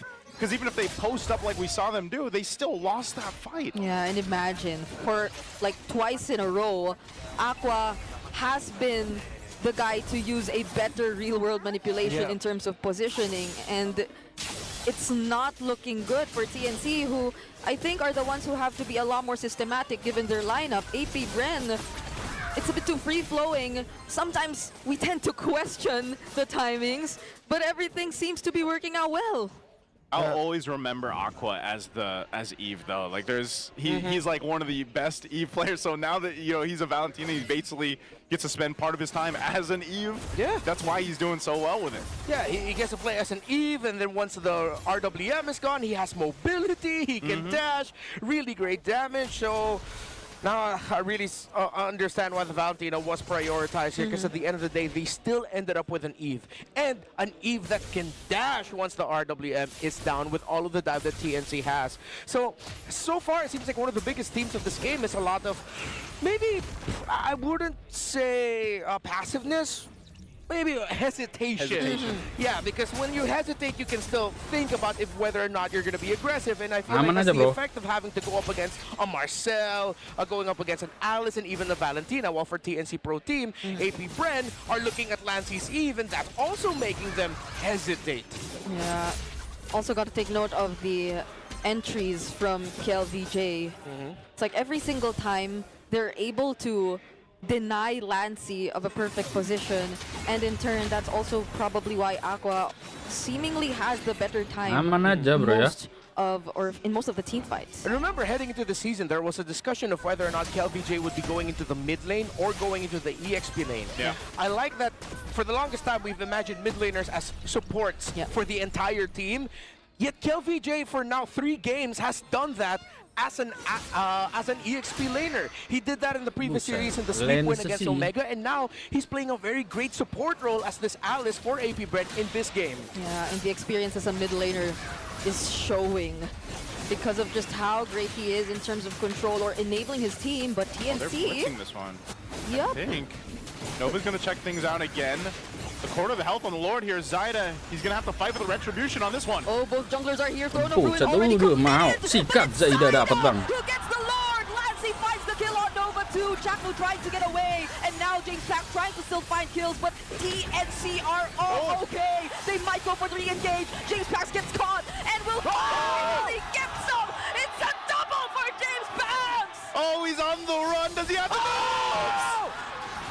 James Banks, the man with the million moves, turns it around. A triple for him, Zyda. Appraiser's Wrath on Shizu, and they dash to get away. A flicker available for Aqua, but they will not go for the chase. Holy expletive! Oh my God, James Banks! I thought Zyda winning that retro battle was incredibly. I'm losing words. It was great. I'm losing words. It's James Banks. Oh my God, 5-0-1. He's got stacks now, man. He's got stacks now. That's it, nephew. That's what we've been waiting for, nephew. Oh man, I did not expect it to go that way after that Lord was secured either, man. The Sky Piercer. It's the Sky Piercer stacks on this killing spree. Suyo.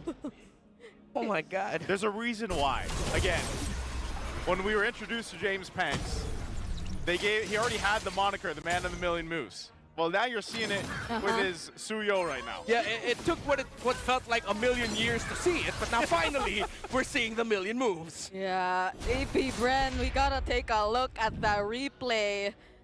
So again, James Banks, even though it seemed like he was already getting to or trying to get away, he still wanted some kills.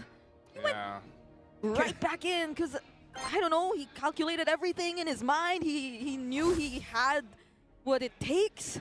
I'm just surprised too, because after that Lord was secured, TNC is the one that continued to push and want to fight that. They were stacked up like 3 members of TNC in that Lord pit, that broken wall Lord pit, and then they end up getting caught in a bad position. It's crazy because I didn't even see the bad position yet. The majority of it was like, oh, TNC won the 50-50. They now have a turtle buff, and this works very well for them. QT is free. They're going to go ahead and fight. But then AP Bren suddenly found the switch up in that James Banks said, hey, I got my cooldowns ready to go. Look, Lancey got left behind. The formation was a little bit skewed. Ends up getting the double kill. It was a crazy turnaround by AP Bren, considering that TNC Pro Team played that incredibly well. Yeah, because I get it too. TNC winning that Lord fight meant that they could... Ketika harus bertemu dengan seorang Let's go bro, MDL lagi ya. yang menjadi jawaban di last pick. Benar membuat dari Arakesena punya Kita lihat aja brother. Cara untuk memainkan draftnya. Ya, nih draft sebenarnya kalau dari Akusena, draftnya mereka stabil. Early to late game mereka punya power. Tapi PUBG Esports early gamenya ini udah pasti bakalan lumayan menggila. Mungkin akan punya gerakan yang mirip Shane di game pertama tadi dari PUBG, tapi kita lihat aja faktanya seperti apa di Land of Dawn game kedua. Permainan antara RRQ Sena melawan PUBG Esports. Let's go. Apakah menjadi 1-0? 1 sama atau 2-0? Itu dia pertanyaannya. Oh, ini boostingan 1 poin lumayan berasa sih harusnya. Dan ternyata yang menjadi jungle adalah Suyo. Game kedua guys ya. Ya. Fovius juga ya. Fovius dipegang sama Pang, Clevea di roamernya. Cuman ya kita tahu sendiri bahwa kalau udah nabrak sekali, kena fire missile dari Export, biasanya Baxia jujur aja agak susah sih pulangnya. Lumayan. Lumayan. Gue belum lihat lagi Export sih, udah lama banget yang ngeliat Export. Iya, makanya sebenarnya kalau misalkan dilihat dari fungsinya, even Last Insanity combo sama Retribution juga bisa. Dan untuk sekarang kita ngeliat agresivitas coba untuk dilakukan oleh keduanya di arah atas. Lihat bagaimana hilangnya Body armor yang oleh Zelensky, tapi Clevea buset, res. Dibuat terkapar, flicker karena depan dengan ada 1 jet kundo dari Shane. Double kill diamankan oleh Shane itu sendiri, dan sekarang episode rap membuat dari Shane itu bang. Shunpo nggak cukup ternyata ya untuk nutupin damage yang datang dari Selena. Tapi ya ini dia enaknya punya hero yang kalau misalkan dipukul malah pukul balik. Ya which is Export. Export maju, darahnya menghilang, dia tinggal roll ke belakang gitu sama dinding. Cicil. Lona tertabrak sudah Basya Shield ini. Gak bisa selamat. Yep. Tukar-tukaran untuk sekarang yang ngebuat akhirnya dari kedua belah tim di kondisi yang lumayan adil, 3 sama. Tapi yang mungkin gak adil adalah dari segi jungle-nya. Zelensky dapetin 3 assist, botol. 2 aja, ditambah dengan 1 kali death. Lumayan motongin waktu farmingnya dia. Tapi gak cuma itu aja, lihat bagaimana Shane mainin positioningnya dia. Dia udah open dari sekarang. Dari tadi. Iya. Cow soalnya bro. Iya, ini udah enak banget buat langsung ditantang sama RRQ. Maju dengan cloud yang dimiliki. Res siap untuk menghadang siapapun. Di arah belakang, mode awal yang mengerikan. Mengusir mundur rekan-rekan dari pas karena bro ya. diamankan oleh RRQ Sena. Clevea menjadi korban. Dan lihat bagaimana walaupun reset tumbang. The Way of Dragon. Menendang ke arah belakang dan targetnya tepat ke arah Pang. Wah, ini udah bener-bener pressure habis-habisan. Walaupun dari segi kill point hanya beda 1 aja. Tapi nggak bisa dibohongin bahwa mentality dari RRQ Sena, kalau udah dapetin 1, ya jangan stop di situ aja. Cari yang lain juga. Jungle-nya pun. Ini tadi udah di say hi loh sama teman-teman dari RRQ Sena. Dengan mereka udah leading di angka 1.700 gold untuk di menit yang kedua. Sorry, 1.300 gold. Dan yang bikin gak enak adalah ini Shane-nya yang scaling. 3-1-1. Dia ngebantuin Chico, ini bisa kapan aja. Bisa. Tapi kalau bantuin Chico mesti Trinity lah minimal lah ya. Atau Chico-nya kan? Chico-nya. Ya. Dia pakai udah ada DHS, corrosion DHS dulu lah. Ya minimal 2 itu sih sebenarnya. Live ya. Damage yang maksimal banget, tapi sebenarnya nggak sama Chico pun juga ini enak tenang. The Way of Dragon. Dan lihat bagaimana Clevea-nya nggak bisa untuk menghindar. Nggak bisa untuk bergerak. Ini yang bisa makan ke arah Baxia, Poveus, dan Suyo. Selain ekspor Chico. Ini kan tadi udah bahas, literally gosong masalahnya. Trio mid-lane ketemunya ini nih. Tipikal yang kalau misalkan udah keluarin semua skillnya ketahuan banget bisa di pick off. Kalau udah yang nabrak bisa di pick off. Atau kalau nggak, kalau udah maju 1 susah pulang. Which is kayak ini yang ngebuat akhirnya Paps kelihatannya kalau untuk side lanes mereka kayak nggak ada masalah banget. Even tadi XP-nya kalah pas turtle, bukan pas laning. Tapi di trio mid lane-nya mereka yang lumayan berantakan. Nah Lele. Nah bisa row dan juga bisa trap menjadi kombinasi Rexlona yang gak selamat. Hilang sudah Rexlona untuk sekarang ngebuat akhirnya ada sedikit window bagi Paps dapetin turtle. Tapi Movins di bottom lane kelihatan. Kainnya. Wah, Shane akan memberikan umpan lampu kepada siapa? Masih bisa menghindar dengan adanya Sunpo yang dimiliki.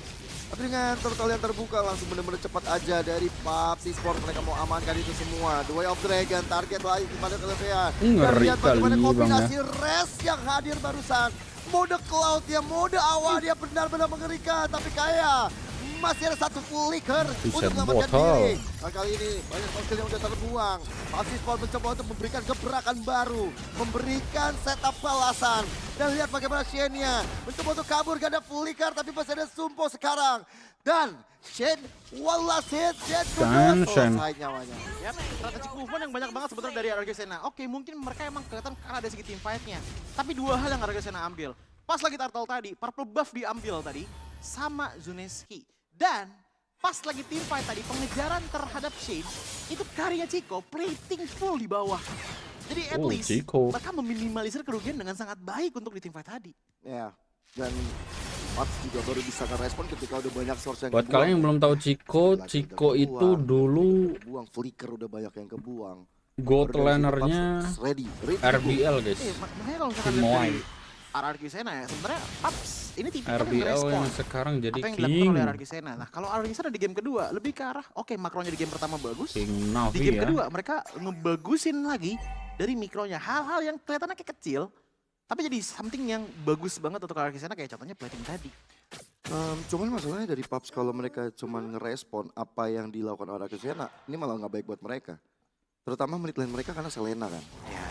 Selena Baxia resmi jadi dominasi, dan kalau mereka mainin Selena, mereka nggak punya high ground masalahnya. At least untuk sekarang mereka udah mulai bisa spamming yang kayak gini-gini nih, trapping yang udah mulai bisa spamming karena udah ada enchanted talisman juga di tangan dari Kaya.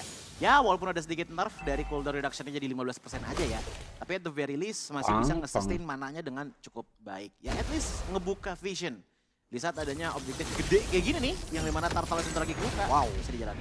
Bang, kenapa Air Michelle dijubugin rame-rame sama Res juga.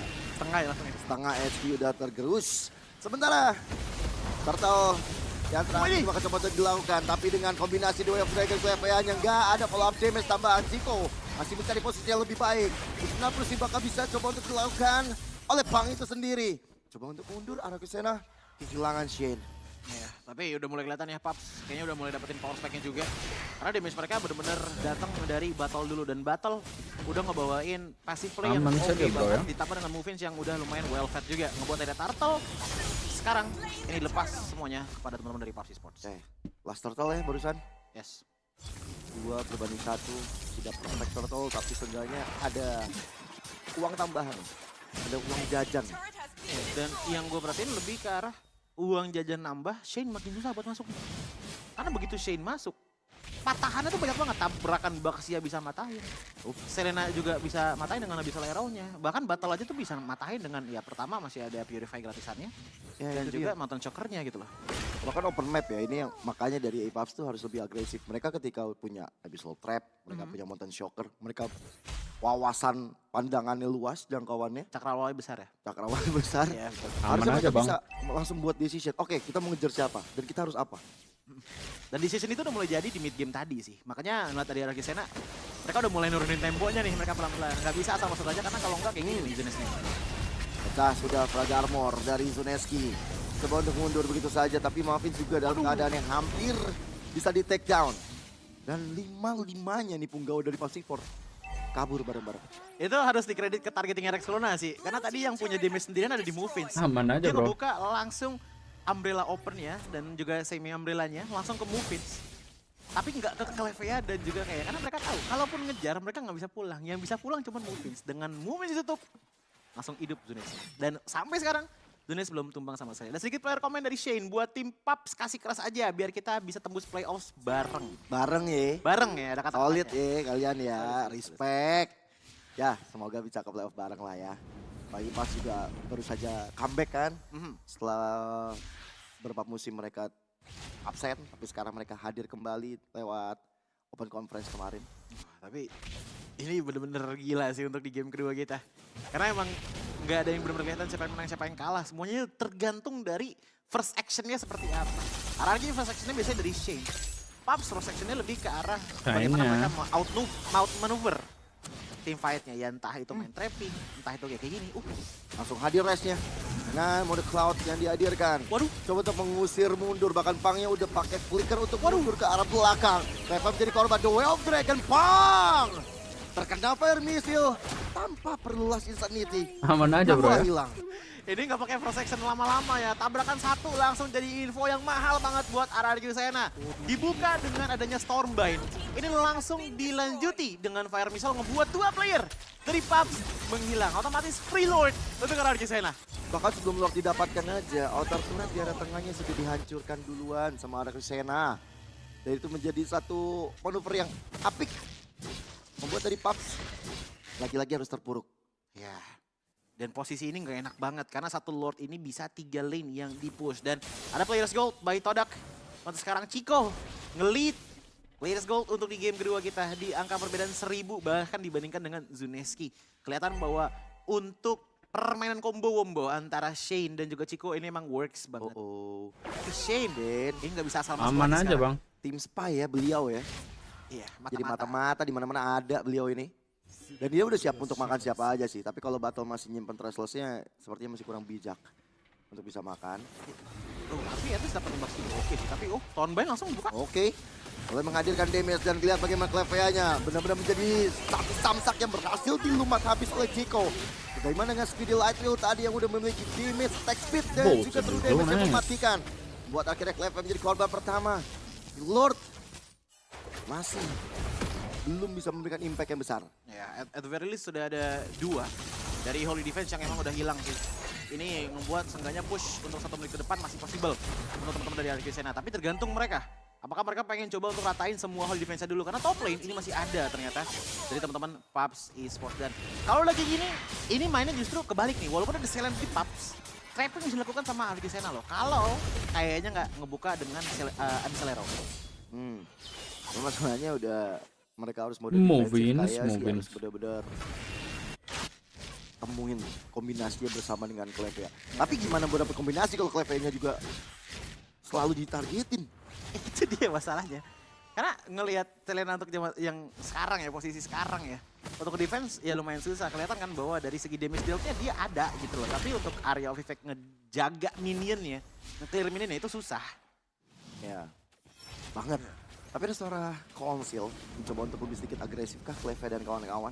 Enggak sepertinya. Ini ngambil map dulu sih tipis-tipis. Ya. Agak deg-degser ya untuk PUBG Esports sebenarnya. Karena semakin waktu berjalan masuk ke menit 12, Shane udah punya Trinity item. Kok mau fokus kepada Pang seorang diri kah? Bisa saja karena Chico tetap free di area belakang. Flicker udah ke-trigger. Boy, di saat Lord akan segera muncul. Iya, 30 detik lagi loh masalahnya loh. Dan itu benar-benar jadi informasi yang bagus banget. Karena nggak bisa yang kombinasi flicker ke depan langsung loncatin player-player dari RRQ Sena. Yang paling repot adalah ini gimana caranya untuk ngancurin Piraga armornya Zuneski. Masalahnya adalah battle tuh nggak bisa dapetin clear view untuk langsung ke belakang. Ya bayangin aja depannya langsung Sora, langsung Chow. Ini kalau kita lewat depan, mohon maaf portalnya double pak. Iya makanya. Susah ini masuk ke depan, kalau dari depan ya. Battle bikin tipe ISS yang mana ya? Apakah dia main cooldown ya? Tadi sih Hunter tadi bawahnya, Hunter plus Endless biasa. Oke. Cooldown. Oke, main cooldown berarti ya. Dan Lord kembali diamankan oleh teman-teman dari RRQ Sena karena mungkin mereka melihat juga battle fokus ke arah bottom lane. Dan udah, dua aman aja bro ya. Diamankan. Nah masalahnya adalah untuk karinya dari Chico ini udah sangat-sangat ketipang jauh banget sama Yusin-Shinnya. Bedanya 2300 gold yang berarti kurang lebih 1 item perbedaannya. Dan bahkan untuk ngomongin item pun ini udah hampir full semua dari Chico. Yang lebih bahaya lagi adalah diam-diam meragukan Rexona. Itu dia kill boleh 2, assist 8 tapi bro. Itu dia. Karena itemnya jadi semua. Jadi dia adalah damage dealer utama hitungannya bagi RRQ Sena. Ada yang flanking nih di arah belakang bahkan bersama dengan Council tapi Lordnya sudah menjebol ke area tengah. Wah ketahuan dong. Turretnya hilang. Dan mencoba untuk flicker dari Shen dengan ada 1 duel Dragon bersama dengan ada Cloud juga dihadirkan. Chico siap untuk keluar di arah paling belakang. Udah kelar bang. Terjaga Speedy Lightwheel benar-benar mematikan dan akhirnya rata di atas tanah membuat RRQ Sena 2-0. Berapa itu guys? Game 1. Berapa menit doang cok? 14 menit doang ini. RRQ Sena 2-0 tanpa balas. Game 1 dengan makronya, game 2 dengan mikronya. Mahal. Kuat banget bahkan trio mid lane dari arah Gisena yang be a sudah bit more encouraged to go for that post-Lord fight. Gigi ya Still bang look ya. for whatever they can up against AP Bren, who already seem to be like committed to try and go for a contest. But that's a flicker raging sandstorm and the real world manipulation catching Aqua. A flicker as well from 3mar, but Aqua gets to safety. Now from behind, Nova sending multiple members, captures Chaknu in the golden R and a winter crown for 3mar. But still, he goes down. All right. They fight back in 3mar that falls, but TNC looks to still want to go ahead and secure space around this Lord here. Yeah. But AP Bren's got the position in their favor after the reset. Yeah, it wasn't a sprinter crown, he just got caught in the golden hour. Yeah, just the golden hour. Man, that was a great run around by Nova. He really did not just commit on the last thing. He said, I'm going to just jump on all of you, grab you in, and then make you think about continuing this dive. That was a risky play there. And honestly, again, great play by Aqua to be able to get out of it, maximizing his flicker and dashes. Oh, Lancey did not see this coming! A golden R and a third of Ruin as well, catching multiple members of TNC. It's chased back with a monster kill, now taking down Chaknu as well. 3 members are down for the Phoenix Army. The king using the throne. Literally, the throne of Ruin on that one. What a great positioning to go for. And now they'll take down the mid base turn. Could this actually be the first win for a Marcel? AP Bren are a few steps away from potentially getting that. Here's the step. Step 1, get the Lord. Step 2, break the Aman aja bang ya. Step 3, somehow get a wipeout on the way to trying to go for the base turrets. I don't know if they're going to get that, but they should be able to with the lead that they have now. Free Lord. AP Bren are making this work because TNC did not get to play the game that we expected them to play. And AP Bren's team fighting through James Banks, through KLVJ and Aqua, the big 3 that I posted for AP Bren in the panel, they are making it work yet again. The stacks this man has. He picked up that Sky Piercer. Wah, He ini had 1 kill langsung already. bang. So he's got plenty of stacks. Langsung anda bang. Should be 60, 70 plus now. To approach into the space here, they're going to walk in with this Lord. Do they look to end it here? Ouch. Chaknu already down to half HP, just with a couple of free hits from Shizu. Already used the quick sand guard. 3mar already using the Bravest Fighter as well, but they're going to work on all the remaining base turrets first. Now the Lord is down. Does AP Bren still want to go for something? They're going to play it safe, but there's another wave. Another wave pushing in. They might still go. Yeah. Oh! He actually does go in. Stuns Lancey once again. The Golden R also captures him and Benny Cutie. Now they have time to work on Chaknu and Zyda. The frontliners will be the first targets. And now Chaknu popping in his immortality. TNC are actually able to get it. And 3mar will not let them go without a kill. 3mar says you can't get away with that. Jumps in with the Bravest Fighter, Flicker, and will take down Aqua. And now it looks like TNC wants to do something off of that. Yeah, they are going to be able to find a lot of openings here. Finally break the tower in mid maybe, but they have a great wave clear set with the heroes there, and they do get to clear it. So despite that fantastic play by 3mar, AP Bren were already backing away at the right time, but 3mar decided to use the Flicker along with the Bravest Fighter and then the Landshaker as well to cap off that kill onto Aqua. TNC still get nothing, and they'll have to crawl for map control, considering that they only have 1 base turret in the bottom lane, where in their perspective it's the top lane, but let's not get into the specifics. And then that minion wave as well, coming in through top. Before that next Lord comes in, they need hella minion waves pushing out. But with the map control, it's going to be too tough to take that. And look at the itemization of KLVJ, by the way. Yeah. He just picked up the Winter Crown. Already has the Chastise, Pauldrons. He's been this tanky with Chastise, Oracle, Radiant, and Dominance Eyes. That's nuts. Yeah. It's one of those things where when you look at this, we're going to reiterate the fact that you know, we need to see Benny Cutie utilize the carry now. I feel like, but the hard part about it, when you're watching Benny Cutie's positioning on some of the team fights, it's he doesn't necessarily have the space you think he'd get with this composition. Kale's always there right in front of him, slowing him down, slowing his attack speed down. At least he hasn't died yet, but still, he doesn't. It's because he can't really get to the fight, you know? He's just like, Benny Cutie wants to join these fights, but he's got to be so careful on the positioning because of the way this works. Even with the Malefic Gun, which he picked up minutes ago, a long time ago, he just hasn't been able to find those windows to actually pop off in. Yeah, he can't be killed because he can't get killed. Okay, it seems like all KLVJ wants really is Lancy, and once they get to take him down, that's about it. Oh, Golden are already committed, but Zaida might make it in time for the rest because he doesn't! It was enough! 3 seconds was enough! 3 jumps in, forces out the Purify, but that's a raging Samsung from Chaknu, but they get caught under the turret instead! The Throne of Ruin has a response from KLVJ, and now they're going in for the chase!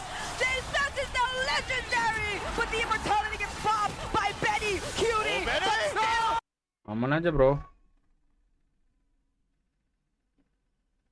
What the fuck, man? He picks a double, gets a shutdown, but it's time for the rest of the members of AP Brand to go wild. Wah, mulai error nih, guys. Ya. Kenapa ya, guys ya? And that is TNC left with one. Another snapshot. Here's an AP Brand exclusive for ya. Spamming his recalls. Nova stopping Dreamar in his tracks. Still has the bravest fighter, but that will not be enough to defend. AP Brand take game number 1. And just with an effort there from TNC to force a fight, it was way too late to deal with AP Brand. This AP Brand squad, after so many seasons, I know it's still so early, but they're looking good. The push and pull, the engage and re-engage, that golden hour was perfect. The moment that Lord went down, there was still like half a second before Zaida got unfrozen, and they were able to secure it cleanly. But TNC, of course, he's going to be able to heal. Fight. It was a huge risk. Pokes that could come in with the is expected to do a lot more things by himself, not necessarily needing the help of his other teammates. So those potential pokes that could come in with the Nolan hopefully could help them in the long run if we want to go and even out the series. But AP Bren with the Grok, I'm excited to see it because it's only been light. Oh man, the Rampart. Gonna mess him up, but of course he's gonna be able to heal back up. Pops a regen too. He'll go get some health over here. So yeah, that's one of the things that I wanted to point out as well is just working through some of that difficulty of getting Purifies down so that Chaknu can use his Tsunami Slam, and even looking at the emblems here. Nothing pretty standard across the board. This fight for the Lith Wanderer though goes over to James Panks, and I think even in this case for Zaida to be on the Nolan, a little bit better to deal with James Panks specifically. Oh no. Both flickers already? Yeah, that's gonna be rough. He's gonna get dived on later. Benikuti taking a lot here from Shizo, but he understands this trade. It's just Shizo being aggressive as well. So Zaida decided to go for the rotation. It was mirrored, so they started on the same side as the map. It is a Nolan with a strong burst and the dashes. He was able to get the Beetle. Went up, lost the Little Wanderer battle, unfortunately, but both junglers should be level 4 at exactly the same time. Wow. They're going to be going for the turtle. It's KLVJ pushing back 3 mark just a little bit, which caused Chaknu to come in just a little bit more. Could be a pretty scrappy start with the objective fight. As we said, it might be objective focused for this one. Oh, it's Lancy who they try to go for. That's the first blood for AP Bren, and now TNC trying to look for some punishes, but they will not find it. You said it, Renmar. They knew that Flicker was down. They were most likely going to make a play, and they do just that. Getting themselves the first blood and space. Oh, Aqua. Both Dark Waves used at the same time, but the Terrify will stop Dreamar for the chase. KLVJ handling 2 members all by himself, allowing James Pax to get the objective. And with that, Purify still survives and gets back to safety. 2 members fighting up against the remaining ones of AP Brand, finally able to take down 2. Tsunami Slam committed onto Nova, but can Chaknu take him down? It's a no. TNC needed to get something out of that. If that would have been really demoralizing if they just lost kills and then eventually they backed off, because that was a great save by Nova, great Rampart, but then TNC still got it there in the end. So just balances out the wins that AP Brent got. TNC are just going to be looking to just clear up, wait for the next turtle yet again. But so far, it's been 1 count of AP Brent going for the aggressive gank first. And then let's see if TNC are going to look for that before this next turtle spawns. We see Zyda and Lancy now invading the purple buff, but Nova reads it and blocks off the steal. Yeah, there's this is a lot more early aggression because of the lineup from TNC in comparison to game one. And that's kind of what they have to do. They have to be the ones to go ahead and set the pace into this. Let's take a quick look at Kill VJ, the Kings here. These are his all-time hero stats for that Esmeralda. He's played 19 games, 113, 68% win rate, and that's why, you know, you see the confidence when he's going and setting things up, going 1v2, 1v3 in a lot of these cases. So this is a hero he knows very well that he's going to be able to utilize against this specific lineup too from TNC. Yeah. And in the last one, let's see if the effect that KLVJ has in this objective fights are going to be mirrored in the next one and every subsequent objective fight, in the sense that is he just going to jump on Zyda and annoy him? Because that was very evident in Turtle number 1. And if that continues to happen in the next objectives, then TNC need to make sure they have something to deal with KLVJ, because if they allow KLVJ to just continuously jump on Zyda, Zyda's not going to have a good time retreating. Yeah, because I was expecting Zyda to be the guy to look for those sudden bursts on specific members before objectives, rather than him being the guy that constantly jumped on. And now with AP Bren and the way that they position themselves, that's not exactly what we're seeing from TNC just yet. It's more AP Bren controlling even the river as we look at it right now. Alright, well, buff secured. Zyda's got other plans. He might just go ahead and grab that Little Wander. There's a Sky Piercer on point for James Panks, just like we saw him do. There's actually going to meet each other on that side of the jungle. But you can see Zyda, he's slightly behind. He might force a fight in the mid here. They're trying to burst down KLVJ, has the Purify and is safe from the real world manipulation too. Now that's a huge ultimate gone for TNC. A flicker tech charge from Nova just to take down Zyda. Blazing to it coming in from Shizu as well. And AP Bren took down the jungler from TNC. Benicudi doesn't have his Almond Force, but without the retribution, this is bad for TNC. Alright. An objective over to AP Bren, but TNC still wants to fight. That's Tsunami Slam. Still has to Purify though. Aqua is safe. James Banks, could he try and go for another play? It's not going to be the call for now. That almost looked like what we were seeing in game one, man, where it's like TNC is throwing so much at AP Bren, but they just can't capitalize on some of those movements and some of those setups. They're not able to turn them into kills here. Yeah, KLVJ not falling there was a huge disappointment for TNC Pro Team. His itemization, he just has a Dreadnought armor, man, and then he's playing around with items. It seems like he's going to be going towards an Enchanted Talisman. That's a crazy chop suey build for KLVJ, but I guess right now a Dreadnought's armor is enough for this Esmeralda to survive all the physical burst. And right now he knows that the magic damage isn't quite there yet for TNC, so that KLVJ doesn't need to rush into trying to build a Radiant Armor, Oracle, or anything like that. Yeah, even that play we got to see from Nova was Nova was sick. Made that look easy. Rampart, Flicker, gets the swing, and then in your face with the tech charge. This could be a back MVP performance for Nova if ever. Yeah, right now he's playing the Grok just really great, especially when we were talking about how, you know, Kalea providing a lot of that sustainability with this lineup, but so far even having those 3 Purifies are really helping AP Bren deal with avoiding these setups. Zyda is going to spot out a couple here, trying to keep this tier 2 in the bottom up. I'm not sure if Chaku is going to be able to respond to this. They might just lose a turret as Zyda has to watch this, but they do hold on with a 4th of the health on that turret. Turtle's coming up here in just a second. We'll see if it's going to be 3 for 3 for AP Bren.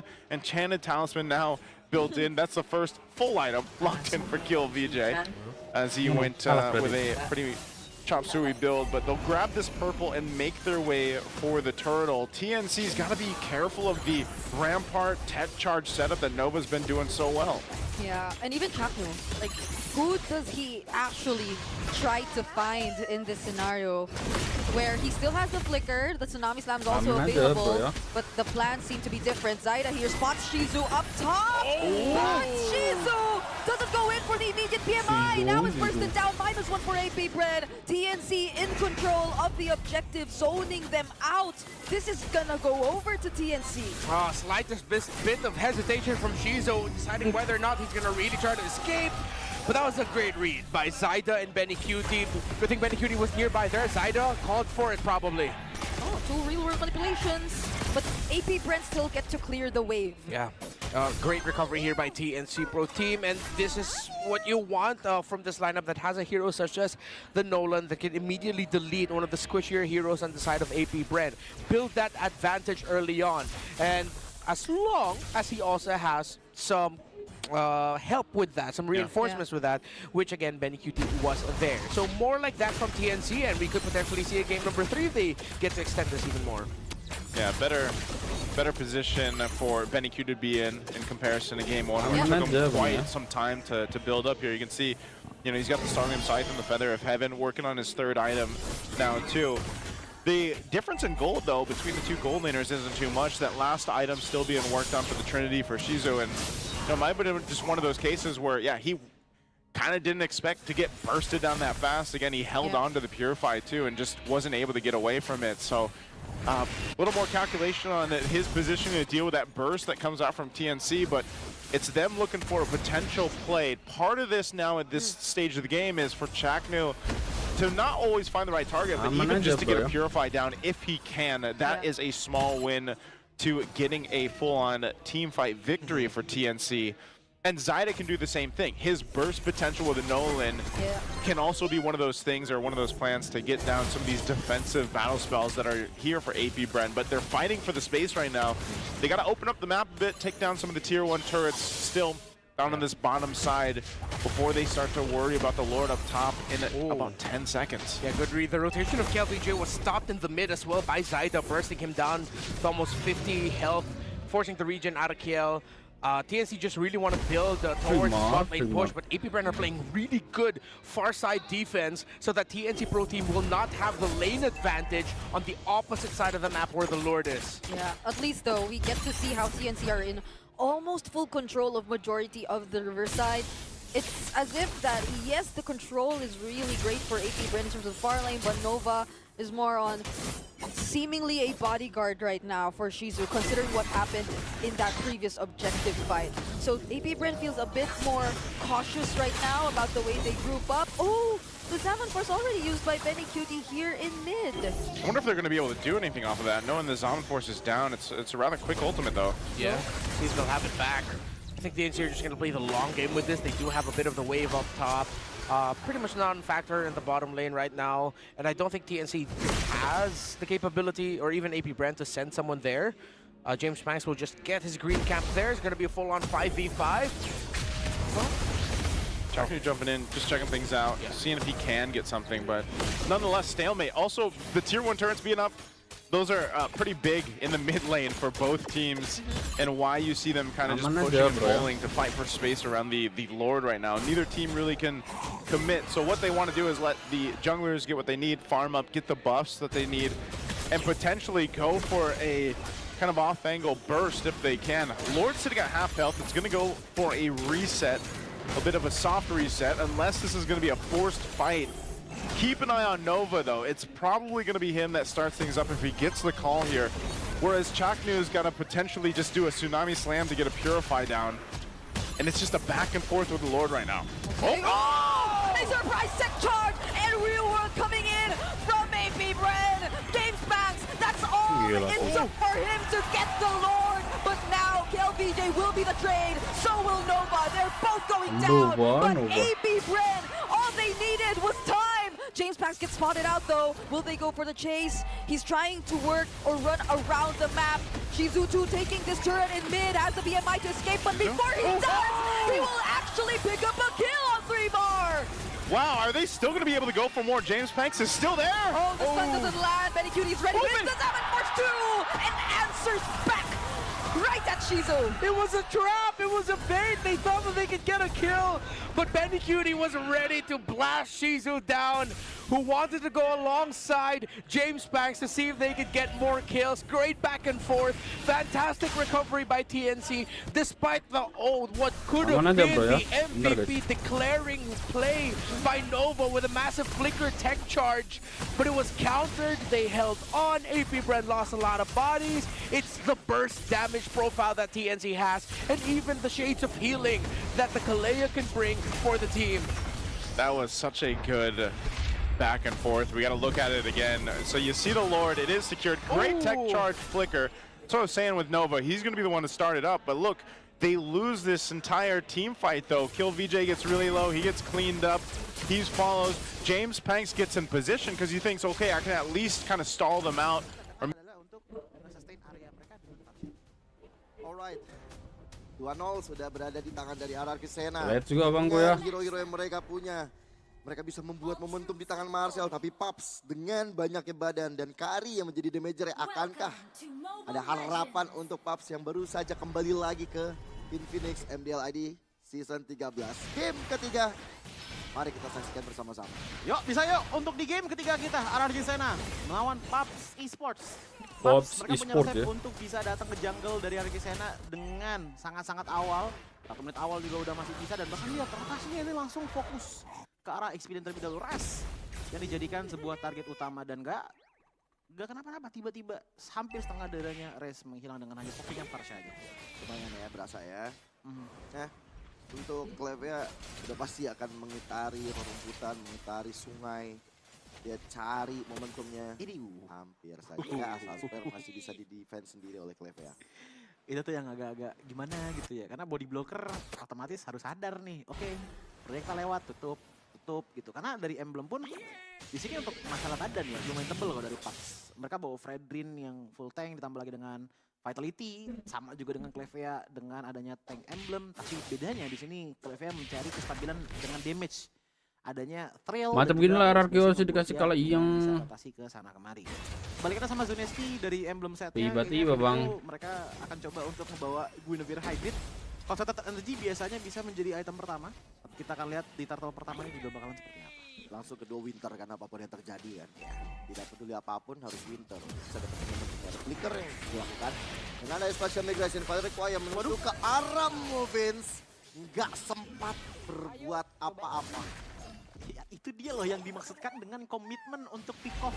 Kayak berdua aja, itu udah cukup. Walaupun bukan gold lane, walaupun bukan mid lane, itu cukup damage ya buat ngilangin Movins. Apalagi nanti di late game. Karena biasanya kalau untuk alat zaman sekarang juga ngambilnya nggak jauh dari Oracle, Crossbow. Habis itu biasanya bisa hybrid tuh, bisa ngambil ke Brute Force. Atau kalaupun emang pengen damage banget, Hunter juga kadang ada. Tapi ya mostly emang kebanyakan ke defense. Rata-rata seperti itu. Dan tadi hampir.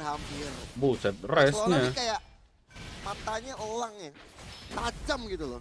Ya ini makro dari game pertama Rexlona sih bagus banget ya. 1, 2, 3 itu semuanya jalan. Cuisine jalan, Novaria juga jalan, dan bahkan dari pemahaman kita mungkin ya apalagi untuk public ya, sebenarnya umumnya untuk public Novaria di early game minimal maksimal RRQ sih menang lah kocak. Sebenarnya kalau misalkan Gimana cara menang kocak, orang kalah mulu. Ya. Dan juga feeling. Orang kalah mulu itu tim. Edah. Iya, ya insting ya. Game sense. Kalah mulu ya. Game sense. Apalagi nanti kok udah punya, ini udah level berapa dia? Udah level 5, dia udah punya asal apa? juga kan? Yes. Bisa nge-scan Entok. total. Berang giga. Bisa dikombinasi yang enak juga untuk nge-scan. Jorennya HP 6. Otomatis Shen juga punya area of effect yang lebih gede juga ya. Karena hitboxnya juga digedein sama Astral Echo yang ngebuat pap. Ini dia. Ada pada flash, tertampar sudah. Hilang lagi Movins kombinasi. Lah iya pas gua HP orang masuk orang wifi ini kan lucu ya bu. Aneh anjir enggak sih. Langsung golden Asli hour, ono dia neglem. Kemarin dia neglem iki kok. Aku dia nyoba wifi kok. Memaksa resistance harus keluar. Rexlona mencari momentum yang tepat untuk bisa ya kena aja sih, kan wifi-nya ada. Tidak kena siapa. Itu kita sebut penimbun peluru ya kayaknya. Dari Sekelas MTS masuk wifi-nya kita lihat keluar 3 kali, sekalinya kena ke Farsha hilang 80% darah. Itu hilang-hilangnya. Itu kalau Skykill sudah jadi tadi beda kayak kasusnya. Ya cuman balik lagi, ini adalah sebuah creativity yang menurutku keren banget dari arah Sena. Karena kenapa? Even Zunesnya ngebantu res aja, minimal Shane-nya datang, itu masih bisa jalan loh kombonya, combo vengeance-nya. Jadi hal-hal kecil kayak gini yang dimana masih bisa sama lain dan diambil. Hilang dan jatuh ke tangan Rexlona. Sekali gagal gak apa-apa, 2 kali berhasil dan Rexlona benar-benar mengerikan. Lihat bagaimana dan gaya dalam masalah. Sasper hampir saja mengenai tubuh dari sang Farsha. Ya ini so far ya untuk di 5 menit pertama.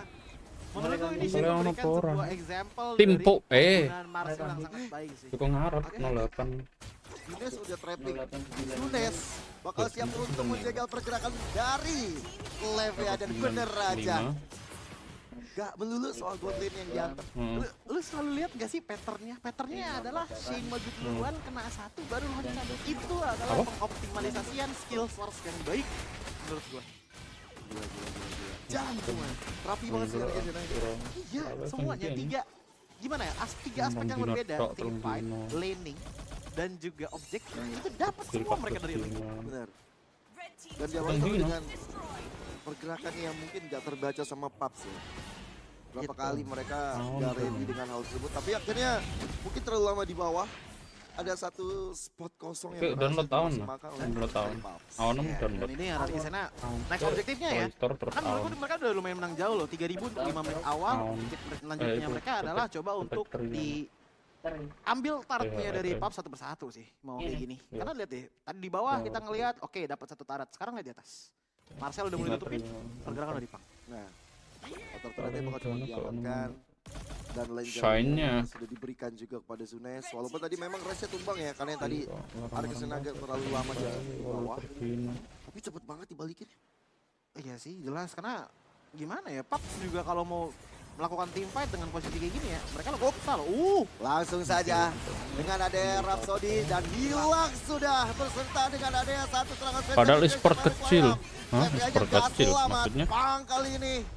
Oh kan nggak nyambung Bim. Belum memiliki damage. Kalau tadi bisa kembali sejarah season 14 le, walah. Itu minggu ini harus langkain mayat RRQ dulu bang itu liquid. Press. Untuk fokus ke area tengahnya, makan ke area tengah adalah jawaban. Menurut ice track defensif ternyata masih belum juga bisa menghindar dari outer turret yang hancur di tengah, dan sekarang Muffins itu hampir loh. Masalahnya gue lihat itu Muffins tadi itu darahnya masih sekitar 40%. Set kena yang namanya Desonata hilang 10%. Set kena lagi tuh. Kalau gak pikir Onic buset. Dari Novarianya Rexlona hampir tumbang. Ingat ini dengan posisi masih mid. Item power spike-nya masih belum pada jadi semua, dan RRQ sana selama temponya masih oke, mereka bisa lanjut ke goldnya lagi. Tapi Ciko kepotong. Iya, ada perpaduan antara Pang dan juga Koleksi yang membuat dari Ciko akhirnya tumbang. Coba untuk membalaskan dendam dari kehilangannya Ciko. Pang dalam keadaan yang cukup berat sekali. No way out, gak ada jalan pulang juga. Bahkan gak cuman dari Pangnya, Koleksi-nya yang juga bakal diincar. Tapi ada satu space yang bisa diamankan oleh Battle dari tadi. Mana ada peperangan gitu untuk mengincar. Yang penting Trinity jadi dulu. Iya, mau nggak mau sih dengan konsep kayak gitu. Coba untuk cari farming tempat lain dulu, karena untuk sekarang Freden udah susah banget untuk farming.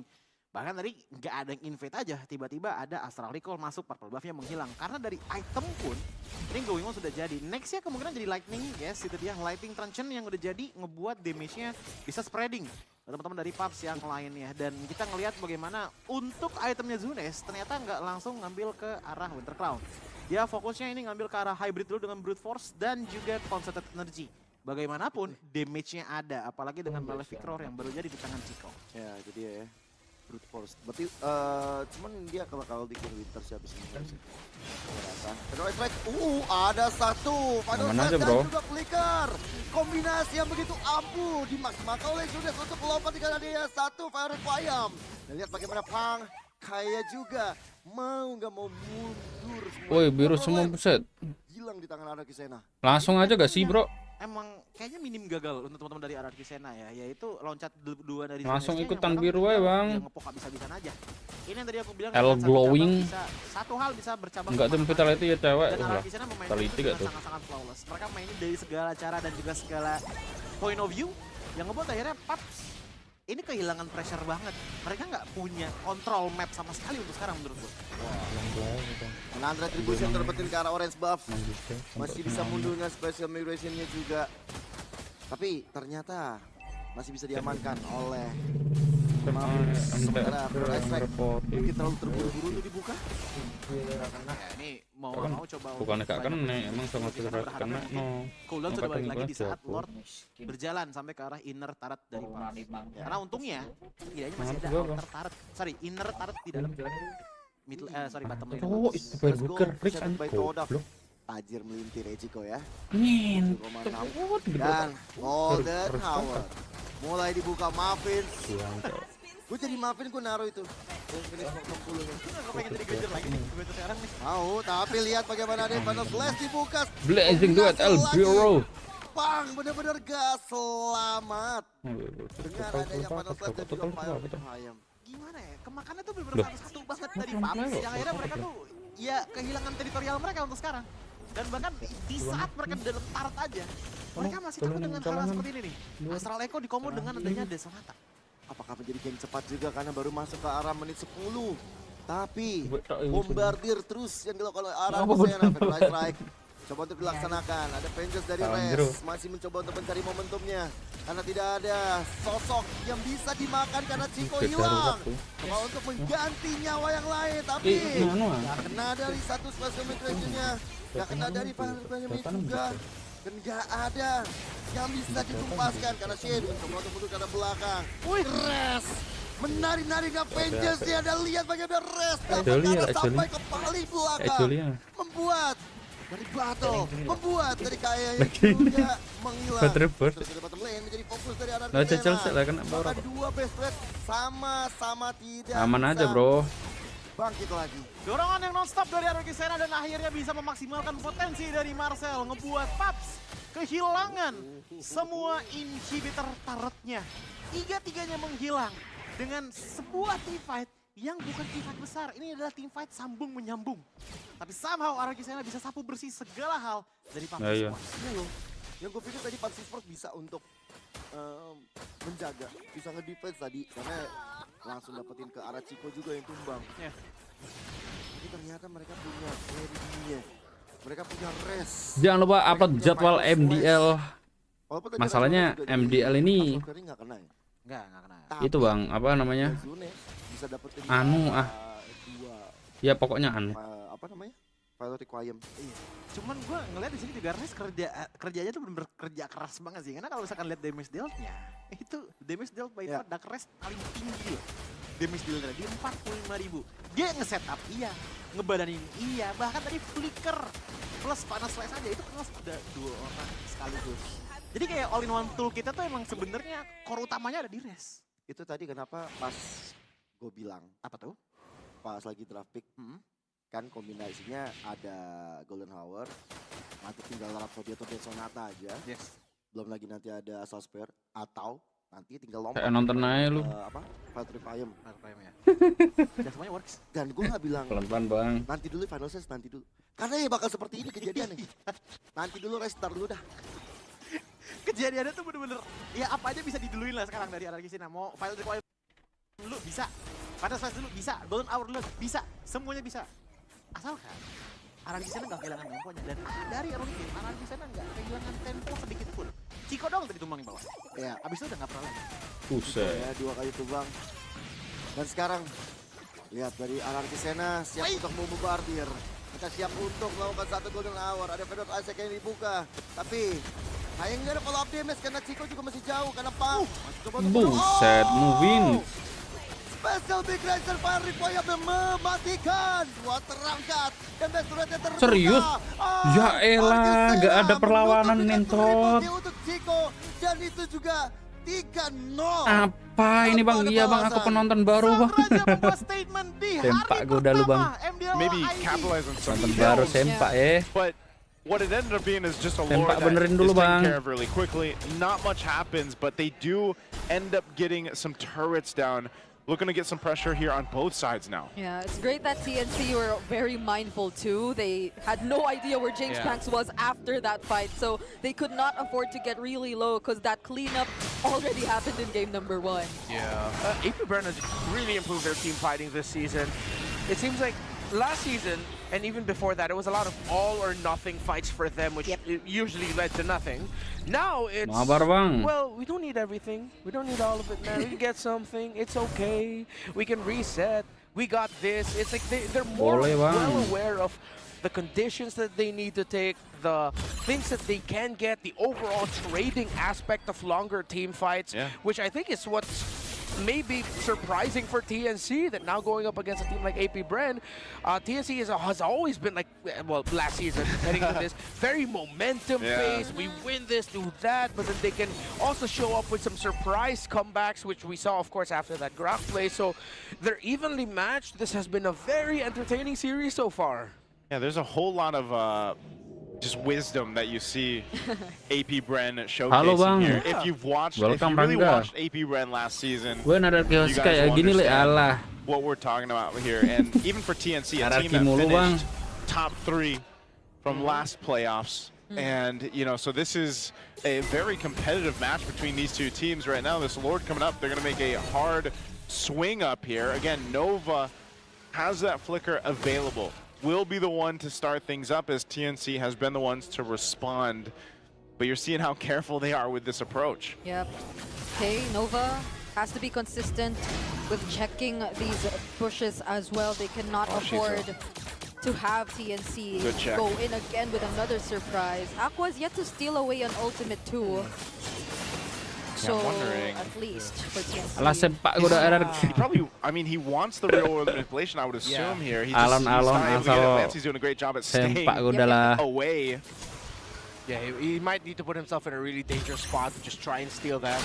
No wonder 3Mars taking a lot of damage from Aqua. He doesn't have any magic defense just yet. Oh, okay. I'm so nervous for Aqua here because you want to like dash in and get that, but there's Chaknu right there. So as a great man once said, do it. Just do it. Just do it. Oh, okay. Chaknu spotted out. So Nova will get that checked in. Divine Glaive now picked up for Lancy. Still doesn't get it though. Yeah, it doesn't get it.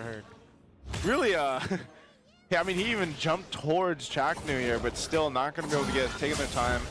Kill VJ holding up on that top side. And this is a tough one. There's also not a lot of purifies on the side of TNC. You could even make an argument he should just get the Kaleo ultimate. Yeah. Get the Tsunami Slam. Wonder what they're thinking about. Maybe he will switch it up here. They're going to get information. James Panks is down in that bottom lane. He wants to clear that out. So they have this now. They might go ahead and start this up quickly, knowing that. Oh, they're trying to burst the Lord. A flicker from 3Mars, but it wasn't as well coordinated. Now it's a potential punish for AP Bren. But instead, after 3Mars going down, Medicute is dancing with the Salmon Force. Unfortunately, he's still to pick, or yet to pick up a kill. James Panks goes in, but the damage from TNC is just so much. The flicker is Medicute, and she's going in with the free hits. Now it's Chaknu that they're potentially going to chase after, but can he get out? A little bit of divine intervention there as a knockup from the Lord. Set this up for AP Bren. How did that happen?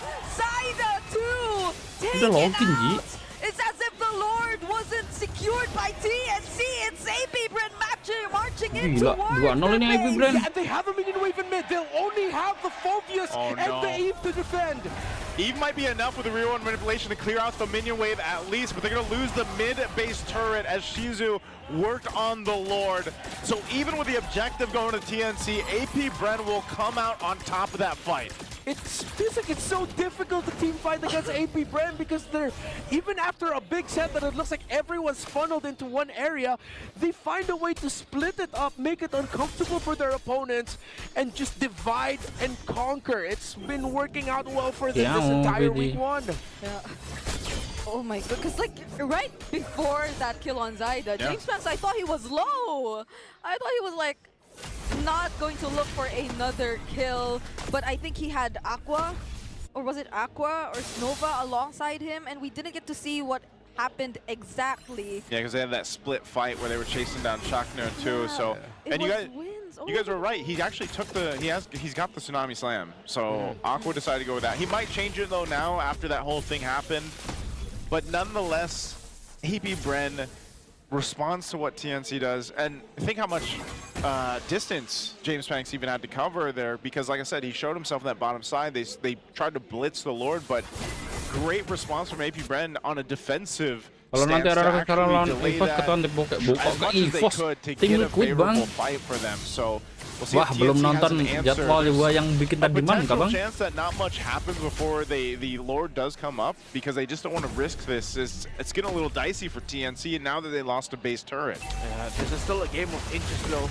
Despite the lead that AP Bren has, the sheer damage that can come out of the Nolan and the Harith means that TNC can swing this at any given moment. It's been the same for AP Bren, and hence why they have the lead. So it all boils down to who's going to be able to get that key pick-off and then eventual follow-up first. Because we've seen, even though there's an advantage built, it's not really a clear advantage because there's so much damage on both sides that can immediately swing a team fight to go from 5v4 to a 4v4 again to a full-blown chaotic mess. You see how crucial both gold laners are too, man. I mean, again, a Claude and a Harith, both of those last team fights, they got to shine their own way, but Benny Cutie died very quickly once they got overloaded again. Yeah. And same thing can happen to Shizu if he's out of place. Yeah. Real quick, Lancey just built up the Winter Crown, so a little bit of a missed time by AP Bren getting all aggressive and then not having the follow-up for the kill after the Winter Crown has been used by Lancey could be the little bit of a difference maker. And a miscalculation once again from TNC2 could be another difference maker similar to that. The Blazing Duet coming in alongside the Winter Crown. Now Freemore's down. Nova left all by himself but still has the flicker and is alive. Benny doesn't use the Zaman Force just yet, but with 3 more down, AP Bren, they want to take the sword. It's Shackle they want to go for next. They don't get to spot Saida yet, and that's the knockup. Saida finds Aqua. It sends Purify from KLBJ as he tries to run away, but Nova could not. A double kill for Mama Coco. And what a great response from TNC. It looked so dicey there. But after losing 3 more, they recalculated and they were able to get a couple kills, but now can they secure the Lord here? They might still just wait for a reset. It's as if you could hear Chapman just going, what do you mean go back? We're gonna fight this, man! Just keep going! And that was the right call. The leadership of Chapman to say, screw it all, man. Just go ahead and see if we can get even more kills. Oh, Zaida! Oh, that was so close. If he got stunned there by James Brown, it's gonna have been bad. By TNC have started this Lord already. Oh. Should just get lawan Liquid sudah jelas menang Liquid ID apa iya bang. That'll get TNC the Lord they needed, and that's an evolved Lord. Tapi fix kalau menang sih. So this is now the moment for TNC to flip this in their favor. They've been down for multiple minutes up to this point. They should get to these base turrets of AP Brent. What a great push and pull. Both teams are showing off some great decisions in team fighting when it comes to engaging, re-engaging, making the most out of your battle spells to reposition the fight and then going again. But Zaida! Zaida all alone here. James Pants doesn't let the stun, but can Nova actually? Now they go in for the dashes. None of it lands! Zaida's still running away, and he's gonna be okay! Zaida breaking ankles in the basketball court of Victoria Sports! Oh my goodness, so many ultimates used at that moment just to make sure they could take him down. Everyone here in the MPL arena was holding a breath, but he's still trying to get away from James. 1v1! He gets outplayed by Zaida, and now TNC trying to push in. Shizu's nowhere to be found. The defense for AP Bren is gone. 2 turrets taken, and this is looking like a game number 3. Can Nova buy enough time? He cannot. TNC will tie the series.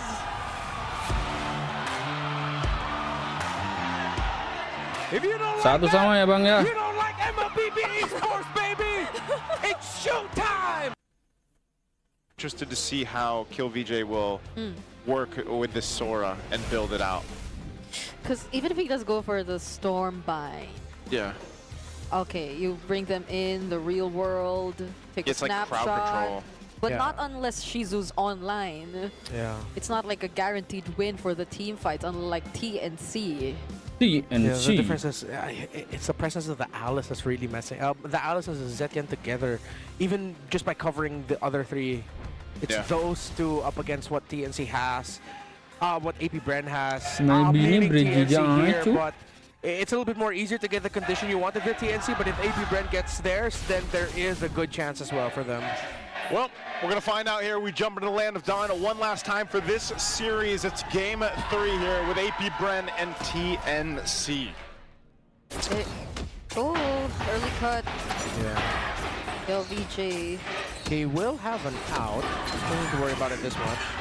Taking a lot of damage, kill VJ. Oh, and 3 Mars is gonna chase him. He'll have to go to the flicker out. Ngeri kali bang ya. Betul MDL PH libur kah? He knew. Wah MDL PH itu gimana ya bang ya? Untuk jadwalnya sendiri gue malah bingung bang kalau MDL PH mah. And I think 3 Mar also missed Kadang sekarang main, besok tiba-tiba main, besok libur gitu. Not the wave, but just like literally the first melee minion up front. Yeah, the little minion there. Okay, and then yeah, not too much. Again, in this mid lane, this mid start, we're gonna have to see if Chaknu's able to do what he's known for doing with this Grok here. Nova and Chizo were up top. Did Benecutie end up getting the gold crab, or was that Nova? Oh, Benecutie might have ended up getting the gold crab under his own nose in a 2v1 scenario. Looking at the EXP.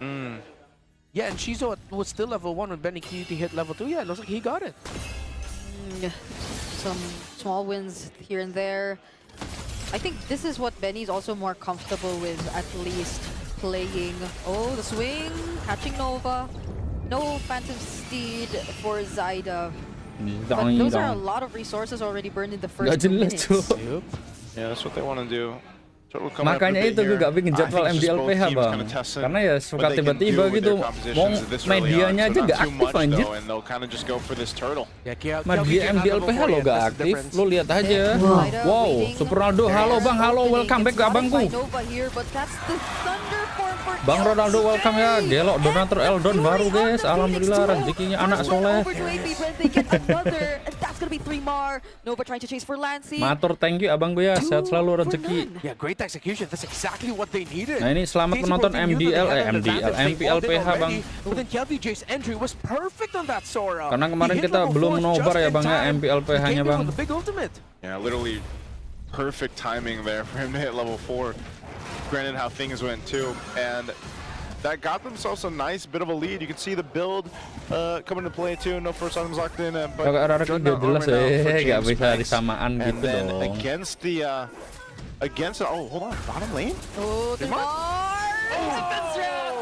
taking him down. That was KLVJ with a bit of help from James Banks. Yeah, and he burned the flicker out too, did 3 Mar.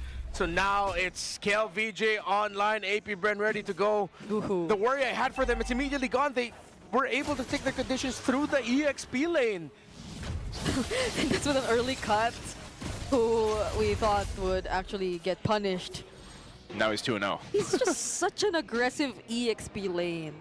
It's nice to see. It's refreshing to see. You know, kill VJ. Or kill VJ over there. And again, the amount of damage he's actually providing, because that's what we were wondering. You know, with this kind of lineup that AP Bren has, but so far so good, at least in that sense. And he's going to be right there for that next turtle to come up too. So they want to deal with that. And part of this is also just getting the itemization they need, but one of the different factors for the next objective take, TNC has these crucial level 4s they need, because Alice and Zentin are still a pretty big threat that you kind of have to worry about and work against some of that range and then the setup potential there. And this is why I want to say, Nova's the first one to get a win for Marcel. We're going to see if he's able to replicate that here this time too, just watching how aggressive he plays this hero. Yeah. Benecutie might be joining this upcoming fight too. It'll be easier for Shizu though, just with the SOD, but all TNC are doing right now is just positioning themselves across the map first. Okay, Nova getting the vision. 3 Mar doesn't have a full item just yet. 2 rings on the way to the Oracle first item. LVJ going for the War Axe first, but did get a leather sabar jerkin dulu, sabar bang, sabar. For 3 Mar. He goes in. 3 Mar catches KLVJ with the Throne of Ruin, but the Golden R stops everyone else, even the SOD. But nonetheless, it still lands. Shizu joining the fight. James Banks picking up the turtle, and now they want more. They'll try to go for TNC, but TNC disengage. Yeah, a bit of a messy fight there. Benecutie's still here. I think he's just gonna poke a bit. No? Maybe get back to lane? Oh, the turtle ship actually lands on Aqua, but she's... Okay, that's all it needed. That's all they needed. Maybe ya guys ya, casternya ya. But hey, I would say worth it. Nova very aggressive, burning that flicker down, but takes out the gold laner for TNC Benecutie. Flicker with a picture. That was clean by Nova. Man, Sora and Eve again by KLVJ and Aqua. They had a great combo with this in their match against Omega, and they're showing it off yet again. And my fears that I had for the Baksha again, gone. I think really just because after how the first turtle fight went and then the kill on 3mar after, this Alice is no longer an issue for them. Oh, James Banks finds multiple members of TNC. Nova going in, real one yet again. Throne of Ruin just to stop everyone. Shizu joining the fight. And TNC yet again. They're always forced to just run away. Yeah, if they can't get anything then, that's fine. It at least stalls the fight out enough to go ahead and just get a clean disengage. They might potentially go for more, maybe to get this turret down. You saw that push from KillVJ down to the bot side, gets a little bit of damage on the tier 1. But oh no. Can he handle this? He's all alone up against 2. KLVJ using Thunder Form. Heaven's Wrath gets used! Oh my god! Finish off the kill! KillVJ's online. The king is back! Seems like the Little World Tour that he went on right after MPL Philippines Season 10 just worked out well for him. This is the aggression you want to see from KillVJ, and in the hands of the Sora. Playing out great. Like you mentioned, he's got a War Axe, a little bit of defense, a belt now too, but he's still able to pump out quite a bit of damage in that form. And so he's fine, and he's going to be a problem for TNC as this game continues on. Oh, they don't get to reset the turtle. Nova's really low, but TNC might not make it in time. That's even with the Phantom Steed from Zyda, so he'll just revert back to farming. But here in mid, Benny Cutie tries to go for Nova, doesn't get caught in the Golden R. Chakni does though. I don't know if he wants a tech charge. Now they do tech charge and Throne of Ruin, but they're fighting under the turret, and now it's James Banks who actually has the counterplay. Finds Lancy, Chaknu's down to 3mar, will have to run away. That was desperate. I don't know. Oh, Kelvin! Gila, 3mar. He was ready to join, and now gets to finish off the kill on 3mar. Phantom Steed gets committed by Zyda. He will defend this mid lane turret. As I was saying before I lost my marbles, TNC should not have done that. And you should not forget about KillVJ right now. Should not forget it. I will say this, the simplest matter is, it's XP lane diff. KLVJ is diffing 3mar so hard right now, dude. Yeah, I feel like no other way to put it. Yeah, I think that's been the story throughout the series, man. KillVJ has been pretty online, and this is one of those situations where you have so many things to worry about. TNC, and this whole time she's able to go ahead and continue to farm up. He's been protected really well. Aqua picking up a Divine Glaive now at this point. Nobar santuy kah? Even Aqua's real atau komennya pengen di good and on point. Sosiabas terus dia, alhamdulillah berarti ya. TNC might need to check themselves not to make some of those desperate moves like we saw under the tier 1 turret earlier on in the mid. Absolutely not what we expected considering the damage profile. Look at the damage for an XP laner. But it's also Skill and Aqua, man. mostly on kill. It's Sora and Eve. Okay, I think that has to be one combo we have to watch out for if you're going up against AP Bren. It's gone really well for them so far, very early on into the season. Look at the gold difference, 2,000 lead for the Sora. Gold laner still very close despite the one that Benny Cutie has, so that's a silver lining. There's a big lead also for Aqua's Eve, who went for the Divine Glaive rush. So they really want to end this quick. There's no magic defense items just yet full on, except for that Oracle. But even Chaknu's going to be feeling the pain of the real world manipulation from that Eve. So one of the problems here is, if it gets to the late game, it's a problem for AP Bren because TNC they should be able to scale decently up. I'm kind of worried for Zyda though, because he's on this Leomore and he hasn't really been able to do too much. But there is going to be a point in time where they can rely on scaling and then, of course, set up potential. Aman aja, bangku ya. That might be the saving grace for TNC as they get to this portion of the game where you're concerned with the Lords here. Benny Cutie too on the YSS and the gold. Like we mentioned, it's been 50-50 essentially throughout this week 1 opener for the season, and right now it just hasn't been able to do too much in terms of team fighting against AP Bren. Yeah, and the way that AP Bren have been so... Oh god. Yeah, it hurts. Oh no. No. I know it will take time for 3mar to go online, but... 3mar is going to be a while. 3mar. He's going to be a while to be able to... Not 3 Mar, not 4 Mar, not 5 Mar. Maybe 8 Mar. Maybe 8 Mar. And Mar is minutes. That's how much time he needs. I mean, you got to hand it to KLVJ. He pretty much gapped 3 Mar in this one. And dude. It's it puts yourself in a very tough situation just because your XP laner is so important here. The fight for the Kale's Lord, gonna do something cool again. Oh, Zaida will try to go in. Doesn't get caught in the golden arm, but the Throne of Ruin though. No! What?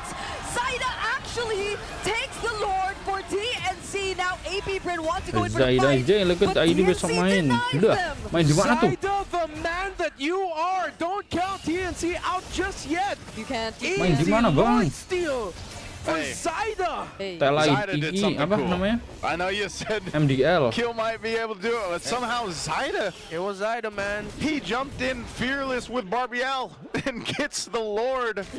And that buys time. This is what we were saying that they needed, especially to catch up on some of the itemizations here in these roles. Specifically 3 Mar to kind of help alleviate some of that responsibility of being that tankier front line to mess with AP Bren. So this Lord is going to be worked with really quickly. Aman aja Bang ya. But it's gotten them here to this fight now. Okay, they try to go for the setup. Now she's joining in. The passive just landing on Benny almost QT. every single member of TNC. What a turnaround for AP Bren. Spear of Misery. What an apt name. Just when you thought TNC had a win, it was a big stun grouped up all together. Shizo. Perfect entry, perfect time. they're all lined up. itu. All lined up on point. They're going to go for the base turret now too. Are they looking to end it? Kill! Oh, he gets caught! But they'll just focus on the base turret for now. Yet again, another instance of the Lord seemingly not mattering at all. Didn't matter at all. Apa itu Liu? Didn't matter at all. All that Lord was going to be was some bot time. Well, that was just pretty much dealt with too. AP Bren maintaining the lead they've had for the majority of this game, and still no answer for Kill VJ. 5-0-3 now, but now you're seeing the threat of Shizu as he picks up his Wind of Nature, so he's got the defensive item he needs.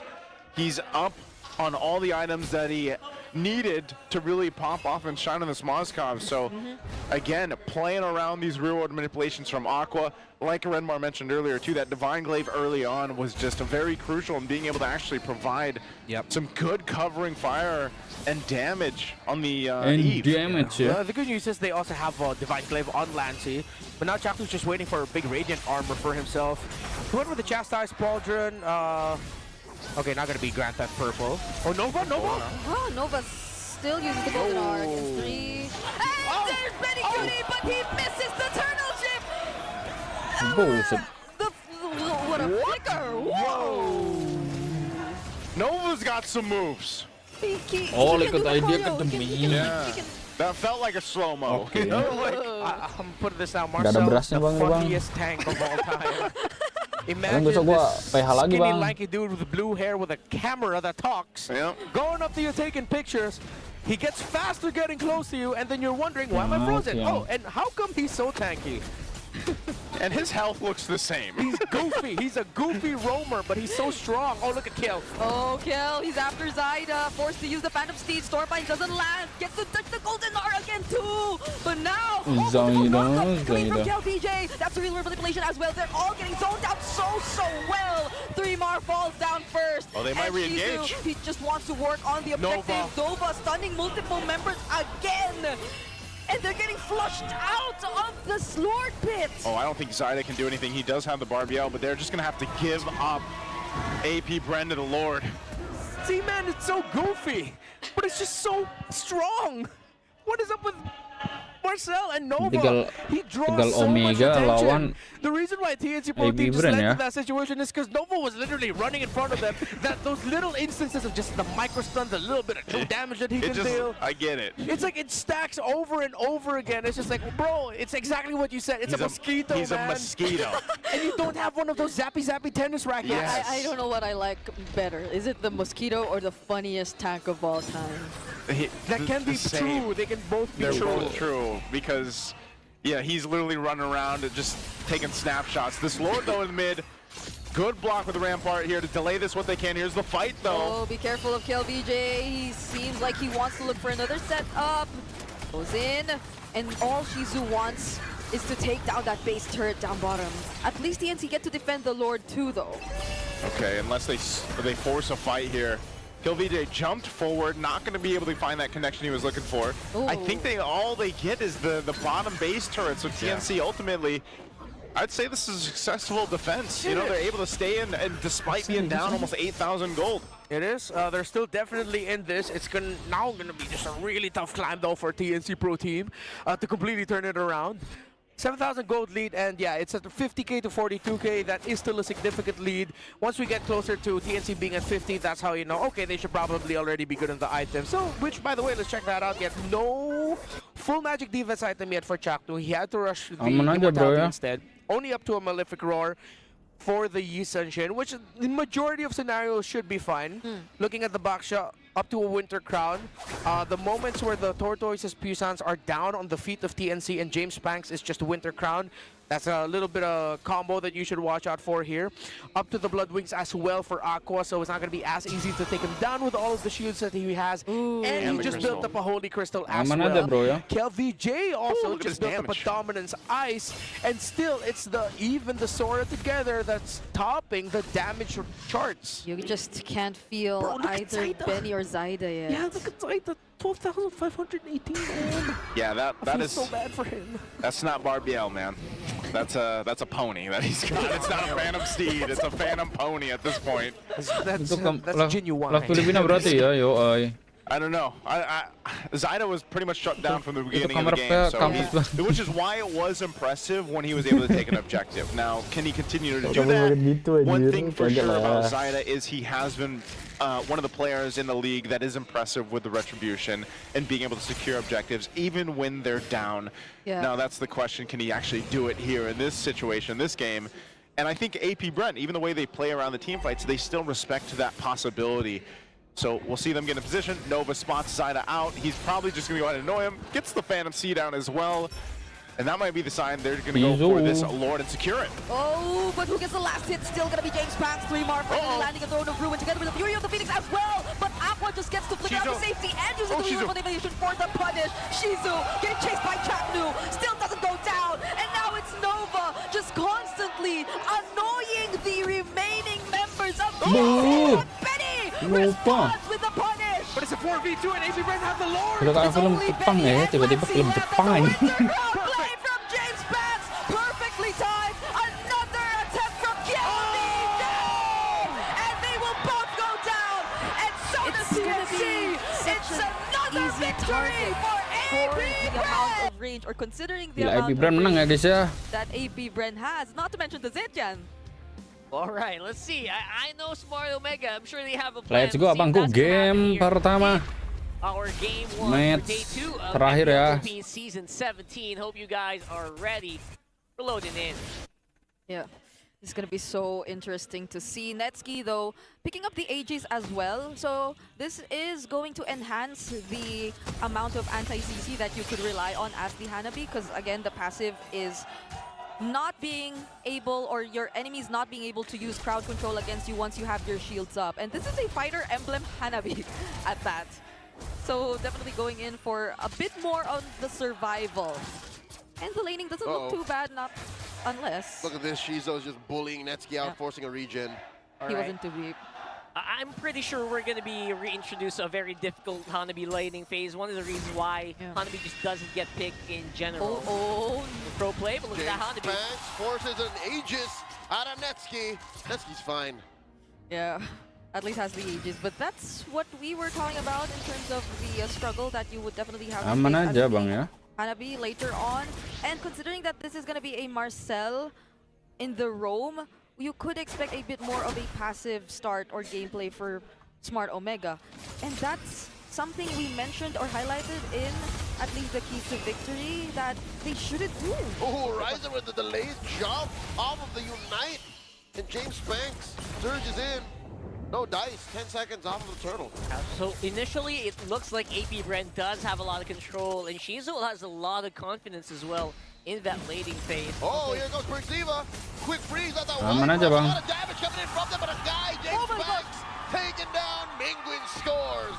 Yeah, James Banks really try his damnedest Whoa. to make sure that he can get out. But the follow-up is just so strong for Omega. Yeah, that was the flicker from Mingwin, and I take it back. It's not going to be as passive as we thought for Smart Omega. KLVJ tried to do something there, though, but this is how you see Smart Omega starting to really group up early on. You see at least 3 members rotating in the early game. It benefits them so well in capitalizing on the Marcel passive. Yeah, so they have one guy who needs to stay passive, right? But everyone else from Omega feels like they want to go turbo on this one. Because not even Mingwin, he flickered in just to secure that kill on James Banks. A lot of resource usage, especially early on. No doubt about it. AP Bren, it feels like they should be the guys who are getting ahead. Oh, here comes Dirty Dean. They're getting pushed back. Okay, I'm with this whole theory of 4-in-1. Just leave Netsky in, and now Flicker coming in with a Tsunami Slam. The answer from Mingwin swiping away. Go now. Aman saja Bang ya. Rises some time to get on out of there, but a little too much to ask to survive underneath tier 1. He trades for Nova. Yep, that was a really good punish shown to us by AP Bren, bringing him under the turret. So even despite that really good counterplay supposedly for Smart Omega, courtesy of Persiva, he already had no way out at the moment. And that was a kill that was... Wait, they got... If I'm not mistaken, they got... James... Was it James Pass that they got? Or was it Ryzen, right? Yeah. So they got Ryzen the jungler, and that was... Or that is definitely going to be a sort of a problem for them. Not in terms of gold just yet, though. And that's a backshot we're talking about, so he could just get back in terms of farming really fast. And they're doing that exactly as we speak. Aman saja Bangku ya. Reason why you pick a Suyo, you gotta make it known, you gotta let it be felt on the map. Because right now, just feels like he is just going on his usual route, not really exerting that much pressure. He can't cross the river. Oh, that was one of the keys to victory here. You cross the river, you gain more than your opponents, you're winning. AP Bren, that's not what they're doing. And what is this doing? Long term, before it even happens, before we even see it come through. It's Netsky time. This Hanabi is farming up. He's double laning. So he's definitely getting in the goal. He's not also punished just yet by AP Bren, and here's another turtle fight. Turtle down to a fifth of its health. Golden Hour. Blocking James Banks on out of here. Fury the Phoenix, the answer from Aqua. Persiva gets knocked up, gets on out of there. And there's another retribution. The Barangay gets 2. James Banks is taken out by Mingwin once more. And go with James. Taking down Gipa masih aman, bro. KLVJ, welcome back to the Philippines. The king gets taken out. That's a huge way to make a splash. Despite, of course, KLVJ going down pretty early on in that fight, but looks like Omega got exactly what they wanted. This is so tough. Persiva just taking pictures of every single member of AP Bren. He has no problem with going in, standing beside everyone, and getting out as if nothing happened. And that amount of information helps them so much. Oh no! Whoa. Quick freeze on a Nova, compromising the Kalia's entry. James gets a push off cam, and if Netsky had his way, he would have pushed down bottom as well. The answer, the Torch Boy Sans coming through the freeze. Nova with a attempted attack. Persiva gets taken down. In comes Kiel. Down goes Mingwin. Ryzen follows through. AP Bren claps back. Yep, they needed that play. Oh, Netsky! They're not done. They want Netsky. They find him. James Banks scores. 4 for James free. Banks. All of a sudden, all that setup just going down the drain here. Omega trying to get something back. Can't take down Nova. He gets out scot-free. Okay, that was a very unexpected play from KLVJ. I feel Omega did not really expect that to come in. That's an early Sky Piercer pickup as well for James Banks, despite the early 2 deaths. I think he got this after anyway, so this is gonna be, or at least he probably has 1 stack by now. Aman so saja Bang ya. that instant replay which just happened, and this is where they probably had no idea that KLVJ was going to go in. He used a flicker to get in from a surprise angle, and every other member of AP Bren was ready, especially the Blazing Duet from Shizo. And that's exactly what they needed. It was to somehow counter-attack, because it's always Smart Omega who's starting the team fight. And they're going again. Want to keep going here. Again, I think earlier in the team fight, Smart Omega might have gotten to a false sense of security. Feeling like, oh guys, we got a lead. We're probably gonna win this team fight. No. You got a Sora on the field. You cannot Like, let your guard down at any Aman aja bang. 3 for 3. Smart Omega scores all 3 turtles, and they should go ahead and slightly correct that fumble down bottom. James will get a push. So far, we're seeing Omega keeping themselves proactive. Perk catches him. Shizo gets caught by the tail end of the golden hour. Where are you going, young gun? Shizo, the Wah, ngeri. BTW match pertama Mpl Onic versus Happy Brand ya. Tail end of the real world manipulation. Match pertama. Purify used, placing or BMI Bukan also Happy Brand sih bang, Twisted And Minds. even the real world manipulation used just to make sure they get that kill. That's how smart Omega, that's how committed smart Omega was in terms of that shutdown. And now they're grouping up again, but Nova knows. All gets frozen in the air. Nova has to reconsider his entry. KLVJ with a flicker. Torres set up. He gets taken down by Netsky a little too soon. AP Bren were too far apart. Seem to be very happy to just keep going. Just pick off some stragglers. Omega are loving that one. Di minggu ketiga, di minggu ketiga. Waduh, belum bikin videonya bang. Tapi video lama ada sih, bahas jadwal yang full itu. Kalau video yang terbaru belum ada bang. Because Omega always just catches them by surprise. Perxiva just suddenly shows up, snaps a photo of anyone they see, and in these kinds of moments, how do you deal with Netsky, who at this point is just constantly farming up? Yeah, for Netsky, I really want to just... I am with him on this one. I feel like Omega will eventually be able to just introduce so much chaos because of the golden hour that you will eventually lose track of this guy. Especially if someone knows that... Lo tanyanya match pertama MPL lo. Match pertama MPL Onic lawannya Twisted Mind. Bener gua dong. Lu yang salah bang, anjing. But if you're AP Bren, I feel like you should not fall for that trap. You have to keep going, you have to keep. Lu tanyanya pas match pertama, gue melihat dari video lama lu, wis kelas. Boleh. And he has the damage to somehow burst him down if he wanted to too. Kalau match minggu ketiga, game pertama, match pertamanya minggu ketiga ya gak tahu aku bang gitu loh. Because again, there is still the possibility of the AGs and Netsky just suddenly getting to immune himself. Oh, is that recall from Perxiva? The Perks. Yeah, he is. He's baiting something out. Here the Phoenix comes in. Mingguin secures the Lord. Nova very low. Nova not going anywhere. Omega got away with it. Omega got what they want. Real world manipulation, thinking they could stop KLVJ from the escape, and Aqua down bottom. They didn't notice though. Shizo just pushing silently, quietly. KLVJ very low. In comes James, throwing out those blades. I am being mind blown by Masih ada minggu ketiga nanti kocak lalu lu baru ngetik itu cok. Dari tadi gak ada lo ketikan itu anjing. He doesn't even care about this projectile thing. He just wants to isolate. He just wants to control. More so, I didn't expect him to be. Habis itu baru ikut lawan. Because this is Perks who I OMG was wis. describing as a very quiet player before we entered Bandanya hari ini mau bikin videonya semua bang, cuma itu baru rencana. Tergantung lihat bocil aja nanti, bocilnya bisa ditinggal apa enggak. He goes in a bit too deep and it doesn't matter for them. He's always okay. He's so in your face right now. Look at that, dipping and diving in. And looks like they want to keep going. Oh, real manipulation catches Shizo and Nova. Defensive use of the Fury of the Phoenix. James Banks, charge Peller, on out, KLVJ. Torrent, already used up. Couple of stuns. Golden Hour, stunning and stopping this turret. Rising gets punished hard, but they do get a wave up top. Penetrated. AP Bren with that top lane push. Okay, Ryzen for a inhib turret feels like a pretty good trade now. They have a point of control. Aman aja bang. Yeah, they can kind of just keep going in there. And we have a little bit of Hanabi tips here. Returns to Mpl Philippines after he played in S14. Is this the Lolita Hanabi combo? That was the I one. think That so. was the Lolita Hanabi combo back then. There's a lot of people. Salah gua cok namakannya This itu. isn't paired with anyone. Lagi-lagi harus berani mengakui kesalahannya ya bang ya. Ranking phenomenons. Hanabi is one of the highest win rate heroes right now. That's true. But Netsky's like, I don't need anyone else. This isn't a rank Di game. situlah kelihatan banget lanangnya far bang. from it. Different. And of course, the game marks the first game where Sora was picked here. Ah, what? Like yesterday, I think it was always banned. Oh, okay. All right. So Yin is the only guy for 17 seasons which we did not pick yet. We'll get there eventually. Aaron Yeager sounds. Oh, all right. That's okay.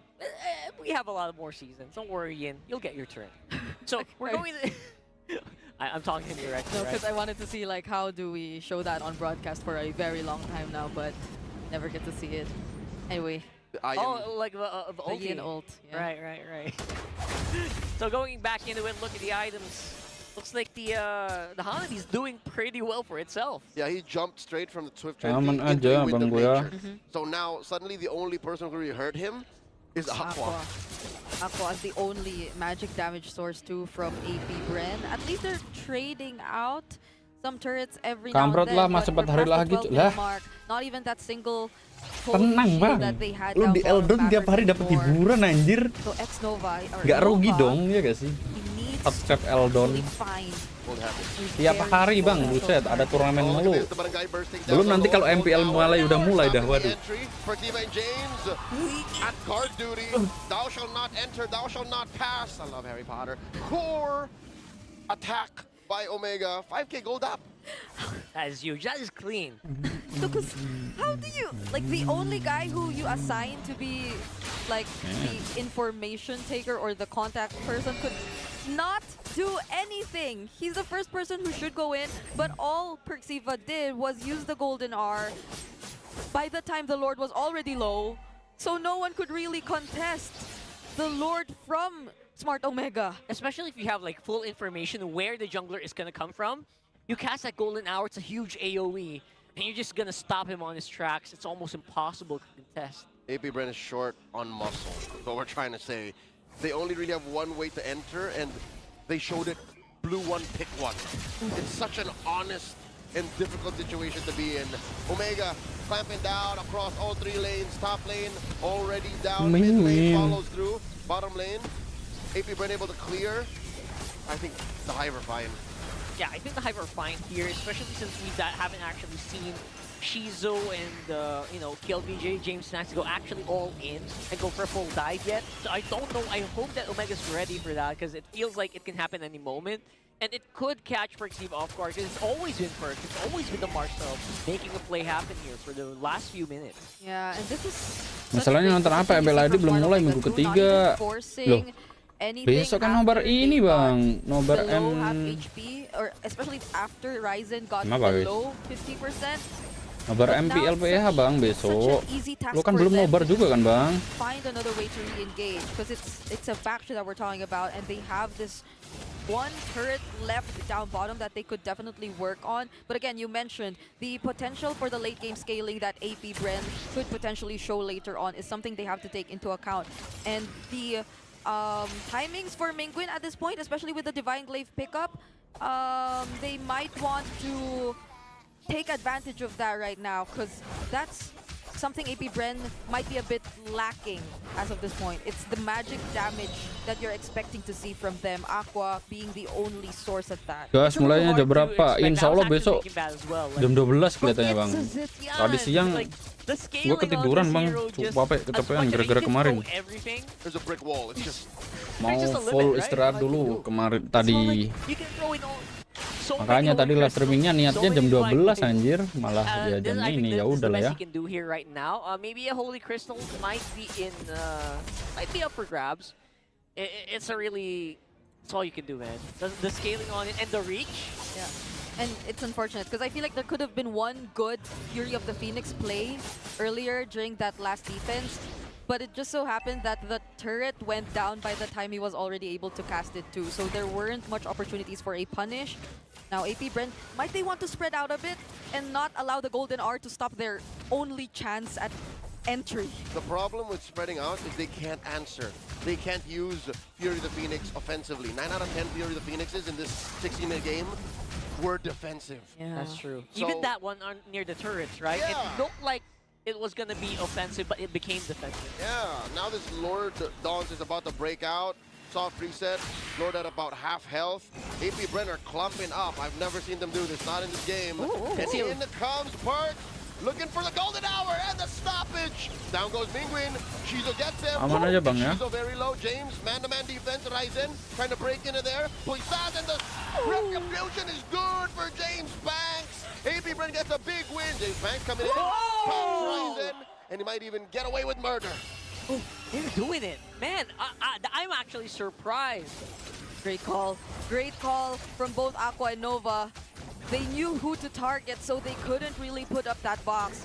Mingguin going down, and every other member following up, Kel, VJ, Shizo, making sure that they were able to deal the necessary damage on key targets, meant that AP Bren found their opening, had the control over that Lord Pit, especially with the Golden R already forced out. So who would have thought by the 17-minute mark, it's now AP Bren finally evening out the map. And that was all from one assassination play attempted by Nova and James Panks. He was under conceal. They got Mingguin. It was great. Without Mingguin, this lineup does not work. I think that's what AP Bren learned, and now Omega have to go, what's next? How do we stop him from getting capped? Right, got bodyguard mode, I guess, right? That seems to be the only plan here, but now, all of a sudden, it's Omega on the defensive, and they have to make something happen here. Now, it feels like AP Bren, the mission now is very clear. If not Mingguin, if Netsky is such a hard target, the Eve feels like it's the next best thing, and just repeat that, rinse and repeat. It feels like it's a recipe for disaster here for Omega. Yep. All the more now maybe that Aqua finally has the Holy Crystal, and surprisingly a potion pickup for James Panks as well. He's that rich. For some reason we've been seeing potions picked up a lot more often recently. Compared to like stacking up your money and swapping out by buying and selling. Yeah. So I don't know if it's going to be a trend from now on. But now, especially with Aqua Deathless, kemarin totality live streaming 9 jam lebih kan. Belum pas kejadian sebelum live streamingnya Bang guys. Those crucial spells, finding out these key pickoffs, then I think they will be in good YouTube hands error with anjir, James YouTube Panks cok. on the killing spree, who hasn't died again since we last saw him pick up the Sky Piercer. Ya elah YouTube error guys. Maybe you get to see Ngentot update apa lagi nih YouTube? Aduh. a lot more easily picked up. It took a while, but he made it worth it. Most of that is, of course, very reliant on James Panks just not screwing up or not getting caught out. So these are very conditional things. AP Bren still got to keep it tight and keep that formation in. And make sure that you have Nova nearby, because I feel like without Nova, this whole thing's going to fall apart. And look at this. Smart Omega attempting to commit Grand Theft Purple. No dice, says James Panks. That's my buff. You can't take my lunch money. Jesus. So it's clear. I think the answer is AP Bren should keep it tight. That's been the problem for, what, the first two Lords? Yeah. They were too spread out. So now the answer is they always have to be ready to answer back. This is Smart Omega's green ube. Oh, green ube. Look, they're always, they're the ones who are always clumped up. That's true, that's true, yeah. Okay. So now we're back into it. Perks is on the side. I don't know what we're looking for here. Yeah, he's flushing out these bushes. Okay, Nova's not with anyone just yet. He's too far away. Trying to catch a straggler, maybe. I don't know what he's doing there. That's mission possible. Those are light like rotations. Yeah. Yeah. Okay. Are they gonna force something out so that... Okay. What's happening here? Aman aja bro. It seems like a dance that is going to the point of no return. There's a soft reset. Nova slowly rotating closer.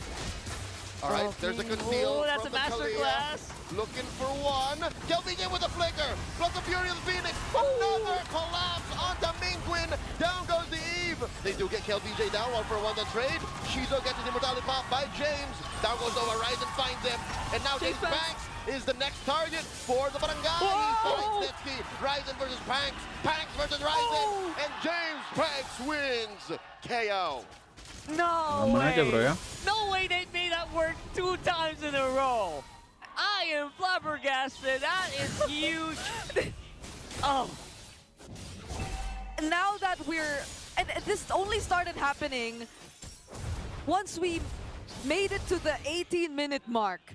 So AP Bren endured everything for 18 whole minutes, until they knew that they already had enough damage, that they could already position themselves well enough across the map. That play they did, starting off with both KLVJ and Nova, took time. Too much time that Omega probably thought that they had full control over everything in terms of the Lord Pit.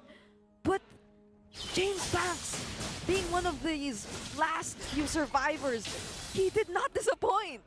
When it really mattered, right? When that scenario, without James Banks' extraordinary micro, it feel like that would have fallen apart.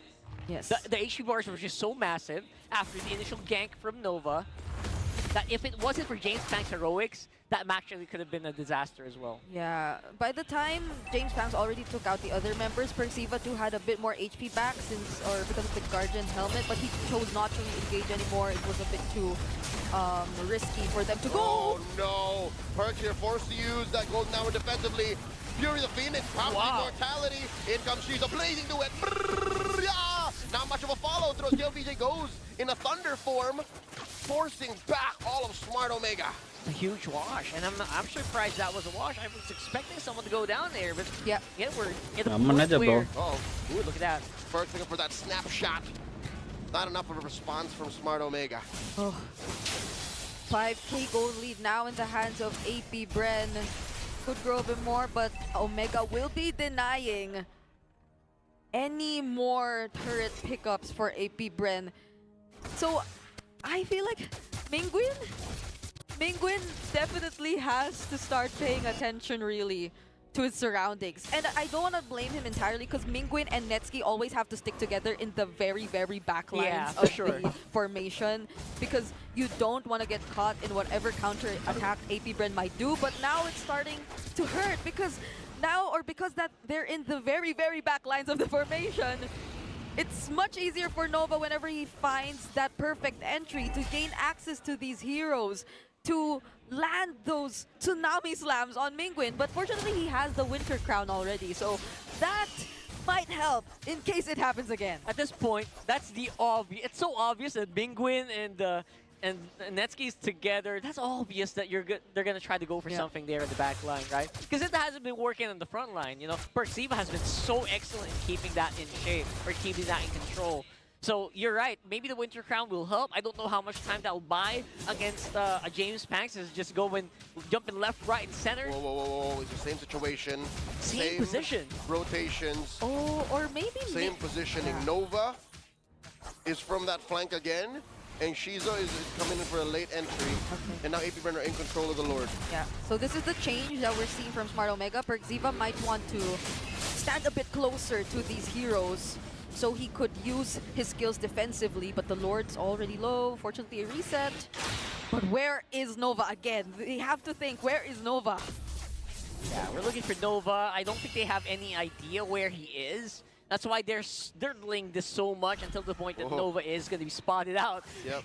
In that midpoint is where he actually uses the conceal. So that's where Omega might try to catch him out. James? Oh, he's on it down. The jig is up. We see you now, Sakura. And now they can kind of just go at it, but there is still going to be some form consent. Hold up. Is this worth it? They go ahead and try to gank Nova while leaving the Lord pit open. James Banks and KLPJ are working on it. All right, they're not fast enough between the both of them. Yeah, now they lost control, and with James too far away, AP Bren are now trying to burst down the objective. Ryzen! Oh no, they're out of time. Ryzen at less than half health. Perxiva comes in. The rest of AP Bren are pushed back. Lord here at an eighth of its health. Nova looking for someone to hit the Tsunami Slam on. Fury the Phoenix catches more! This is looking bad for AP Bren! But James Banks able to recover. Perxiva taken down. No trade so far. Omega get it turned on him as Netsuki falls. The Hive are alive! James spread out from his teammates. AP Bren are just waiting for the inevitable. Yeah, James Banks just going to make sure that he makes sure that James does not go back. There's the cleanup, there's the wipeout, and the game win for the Hive in game number 1. 25 minutes before. Let's see if any of Daddy JP's show play seeped over to Mr. Perks. Rubbed off on him. Yeah, so. Are you gonna Purify Gold Lane? Are you still gonna go Claude? Because what's left? It's just a Claude. The Moscow was the best choice. Great read by Coach Ura. It feels like Claude, aside from Shizu's comfort, right? Unless they go like not another Leslie, right, or something. Yeah, it's been like that since yesterday. Like all first games have always been 20 plus. Even yesterday, Onic had a 30-minute game. Masuk saja abangku. When they fought against Twisted Minds. So Were most games 20 to 30? I didn't know I think that. our average is really high. Yeah, we got a couple 12-minute games yesterday. Oh, we Maybe do, one. we do. All right. So not bad. Here so we go. we're going to do it, guys. This is game number 2, AP Brand, with probably one of their hottest starts this season. Yeah. I don't remember. I can't even recall the time AP Brand got like such an early win. Yeah. I think like even for her storylines towards the end of the regular season, right? It's always been, can they finally get a win? Finally get a Can win, finally- right? For how many Aman aja, seasons bro, that ya. happened? So let's go. Hey, it's been a long off season for AP Brand. Yep. With the changes and everything, let's go with the game number 2. All right. So pretty much still the Eve for Mingwin here. Fighter emblem again on the quad. I think it's been a trend even months ago, or even M7. It's already been something gold laners like to pick up just to ensure that there will be a bit more tankiness. Perciva looking to take down Aqua. Aqua's not gonna have it. Oh. I love how we see the Marcel on perks and now a Cho. That's pretty much the same in terms of playstyle. Look at how he just goes in and out and forces reactions out of AP Brand. Yeah, very in-your-face gameplay, Yeah. right? I love that. And I also love the new Fanny skin being dropped by Ryzen. Oh. The Galactic Starhawk. So good! No. Later on, once you see him flying all over everyone, and speaking of flying, Oh my lord, Nova flickered on out of that brush. It's as Aman if aja, he bro. didn't have the passive that he's chunkier in there. Mingwin able to hold it down as well. Neither team want to rotate too fast because look, James Banks might attempt to steal. How small cap he's level 4. yeah. Or they're creeping in. They're slowly creeping in to make sure that they can put some pressure on that jungle early on as well. Yeah, he's so ahead. I think Ryzen's just approaching level 4. We'll be taking this gold crab too. Not level 4 yet. Ryzen's not level 4 yet. Now he just got his level 4. So AP Bren, it seems like Aman it's aja, bro. moving a bit faster for them this time around. Smart Omega might want to pick up the pace. Kiel and Nova collapse down onto James, forcing a flicker. And just like that, AP Brent now blitz on over to the turtle pit. Oh, that flicker being burned feels a little scary. Now he's going to be in trouble as well. James, in thunder form, gets clapped by AP Brent. 3 members, RWM from Cap, looking to protect what they have here in lane. And all this while, James Banks focusing on the turtle. Perciva looking to stop him. James Banks does have a retribution, and it's good. AP Brent scores. Did you see where Aqua used that Predator strike? Aman It aja, was bang, right ya. in front of both Mingwin and Perciva. He didn't care. No fear whatsoever. Well, at least he still had the Purify and was able to get out. And the fact that they already forced a team fight down bottom meant that... Oh my gosh! Perciva finds one, but the answer from AP Brent is absolute. Thou shalt not do that. Call an ambulance, but not for me. Okay. Meant that, again, James Banks was too free to take the objective for himself. And now we're seeing how AP Brent has decided to respond to the Fanny. There's a presence of a Hilda and the Arlot. Yep. That's not necessarily going in for the full-on invades, but just enough to get the information so they could coordinate well enough. Aman KLVJ aja, on bro, an ya. early 2-0 is not something you want to see. Yeah, KLVJ definitely deserved it, right? Like, just so much potential. He's been actually playing this very smoothly, even despite getting ganked over and over again down here. He's the perfect hero to actually stand back for AP Brent. Yeah. He can afford it. I mean, him or Nova, but Nova's busy buying vision for the map. Another kick by Perks, but the answer from AP Brent, Aqua with a Predator strike and no one home. Nova able to survive. Run, kill, run! Ryzen shuts down his former teammate. Right. That time it was a 1-for-1, but earlier it feels like Aman it's saja, bro, always ya. Omega making an exchange or making a play, but they're the ones getting punished. Yeah, Ryzen for now, at least he's not totally behind. Still at level 7, same with James Panks. We're not seeing a lot of the action together with James Panks just yet, but that's the thing.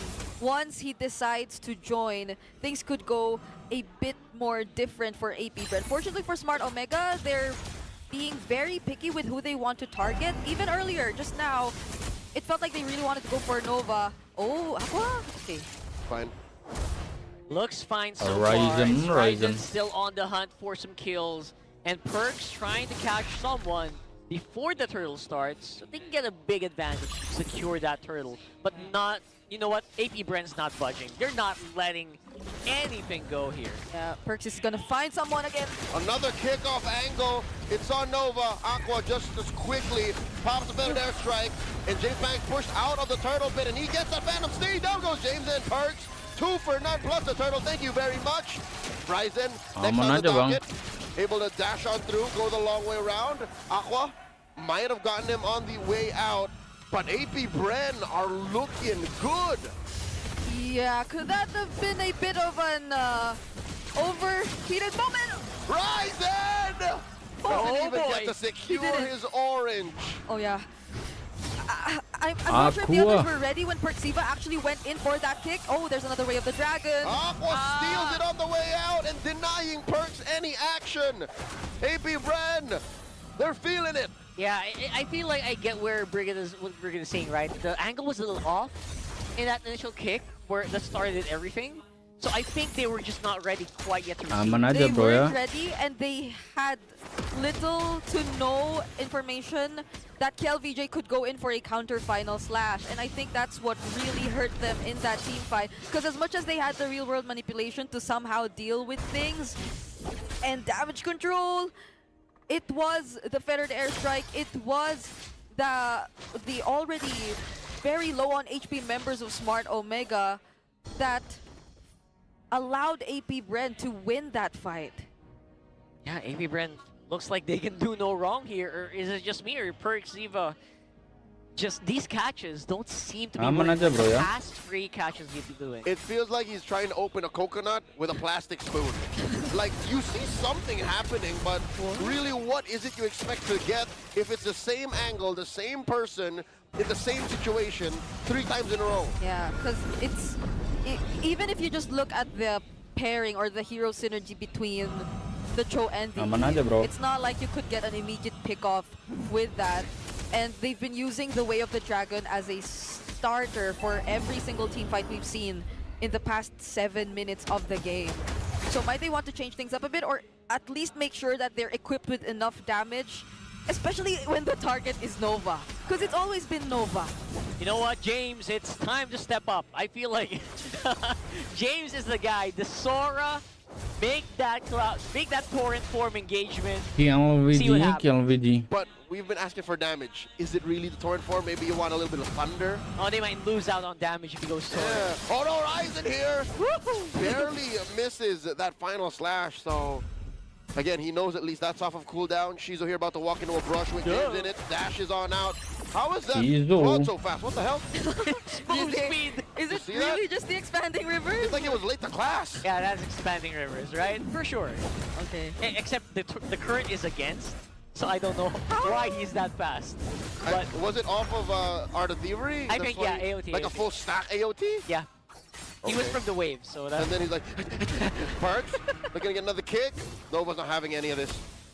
Full vision here for AP Brand. They know what's up. They know where Ryzen is. They know where Perks is. And it's a Radiant Armor pickup that Nova prioritized too. So even if you get to bring in, let's say, Netski for the damage, once you get the Way of the Dragon, he'll be fine. It seems like he doesn't even really care about the presence of an early game Fanny. And we're already approaching the mid game too, where it might start to slowly fall off if they're not able to get value out of it. Oh! How often do you see teams hunting down a fan? Yeah. In this midpoint of the game? That's a signal right there. Good read though. I think because of that, Smart Omega were able to push bottom lane tier 1. Yeah. They saw the absence of the rest of them on the map. AP Bren, hey look, they look busy. Yeah. And that's something AP Bren hasn't accomplished just yet. They're yet to take down a turret for themselves. Oh no, Shizo! Whoa! Fast fingers, Purify plus Blazing Duet saves himself from almost sure death. And now Aqua Feathered Airstrike, pushing back Perks and Netski. In comes the Phantom Steed, the answer! The torrent from James. Nova very low, gets swiped away by Cap. Mingwin gets one, but down goes Netski. Bullshit. Wait, Aqua. Oh, he calls it quits. A little too low now, but they will get a push up top. Yeah, 1 for 2, and finally a turret. So definitely AP Brand like that. All right. And once more, James Pank's just refusing to die in these fights, even under the turret. Just excellent juggling from AP Brand and able to execute under pressure in that tower. Yeah, at least it's looking like Netski is still getting the necessary farm, at least when you look at where we currently at in this game. For Xiva, this is gonna be tough. Uh-oh. Aman aja bro ya. Perk got 2 on him. They force a response from Mingwin. Lordier at about half health. Ryzen dashing on through. I think AP Brand knows where he is. James Banks buying time. Perks looking for a kick. The flicker committed. He's on the kill. Kill dashing through the torrent from James. And there's the summon force. Yeah, James goes down. Mingwin, a little off angle on that real world manipulation. No one home. He doesn't get to swipe as many as he wants. Free kill for AP Brand. Yeah, you were looking for another setup from James, but even when it landed, Nova, he just came in from behind. He disrupted the formation for the entire barangay, and now it's AP Brand with enough space and enough time to take another turret and even that objective. This is sounding a little too blunt, but the barangay can't hold the box. The pieces that they have want to, but they can't. Right, Kel VJ pulls out the recalls on his former teammate. And that one hope that Barangay had to maybe swap out, maybe change the momentum of this game, just got shut down like that. It's working so well. Kel VJ on the EXP lane. He doesn't feel like he hesitates at all. Whenever he does go in, even if the Fanny shows up, and especially when a potential setup comes in. Death, in comes James. Thou shall not escape my wrath. Aqua trades out for him. Real manipulation coming in from Mingwin. Kel VJ and Nova fine underneath the pressure. 1 for 1. Oh yeah, how could you hold the box when you're forced to use that real world manipulation? I think, moments like that. We're seeing the reason why everyone just swapped the Radiant armor. I saw like 3 members here swap a Radiant. They're swimming in that real world. They do not care. It's kind of pleasant. It doesn't even hurt. It's just... Aman saja ya bang ya. It's just tingly. It's just a little tingly, you know? No, they're fine with knowing that they forced it out of you rather than you just using it as you please. Oh, they know. They sense that there is a Trader, Sugnoma, and Ryzen. All right. Push them out. He's ejected. Ryzen kind of just knows how to maneuver here, making sure that he is not left irrelevant in this game. Yeah, at least they do have that. So aside from him, every now and then still getting farm across the map, they'll have ways to deal with waves like this. And this is something AP Brand did to Smart Omega earlier. It was just stretching out the game, but when you look at the late game damage and potential that you could expect, it's really mostly gonna be on Netski. That's true. I think they have a lot of ability to be explosive, especially after maybe 15 or 18 minutes. Saja bro ya. But then again, can they close out? That's a big question in my mind. Is AP Brand in the mindset to close this out? It feels like they're just chipping away. Can they actually go for the finish? Get over here, Dean. Dean, stop what you're doing. Oh, denied him the minions. Aqua with a better airstrike.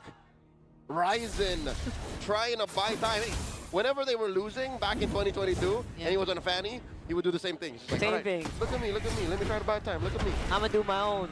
And again, he makes sure that he is able Anjir, to contribute even in the very later parts of the game. Because at this point, usually, Fannies are just so hard pressed. They're always on guard on their buffs. They're not able to push out as much. They're starved. Yeah, they're starved. Masih gol sebelum press April, tiba-tiba masjid apa bang? Who's being accompanied by Nova constantly, just to make sure that they won't be able to find an opening to pick him off.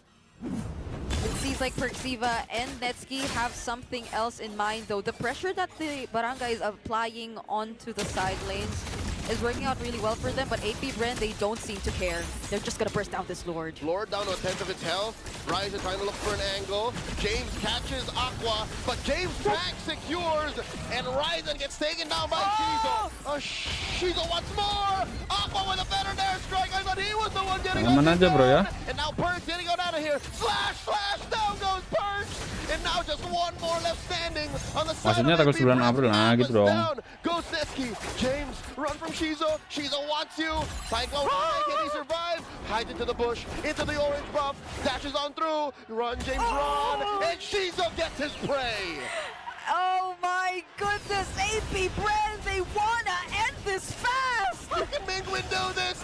No! He gets taken down. It's a wipeout. Aman ya bang ya. Are gonna sweep. Smart. Omega. Ryzen holding on for hope. It's a 2-0 victory.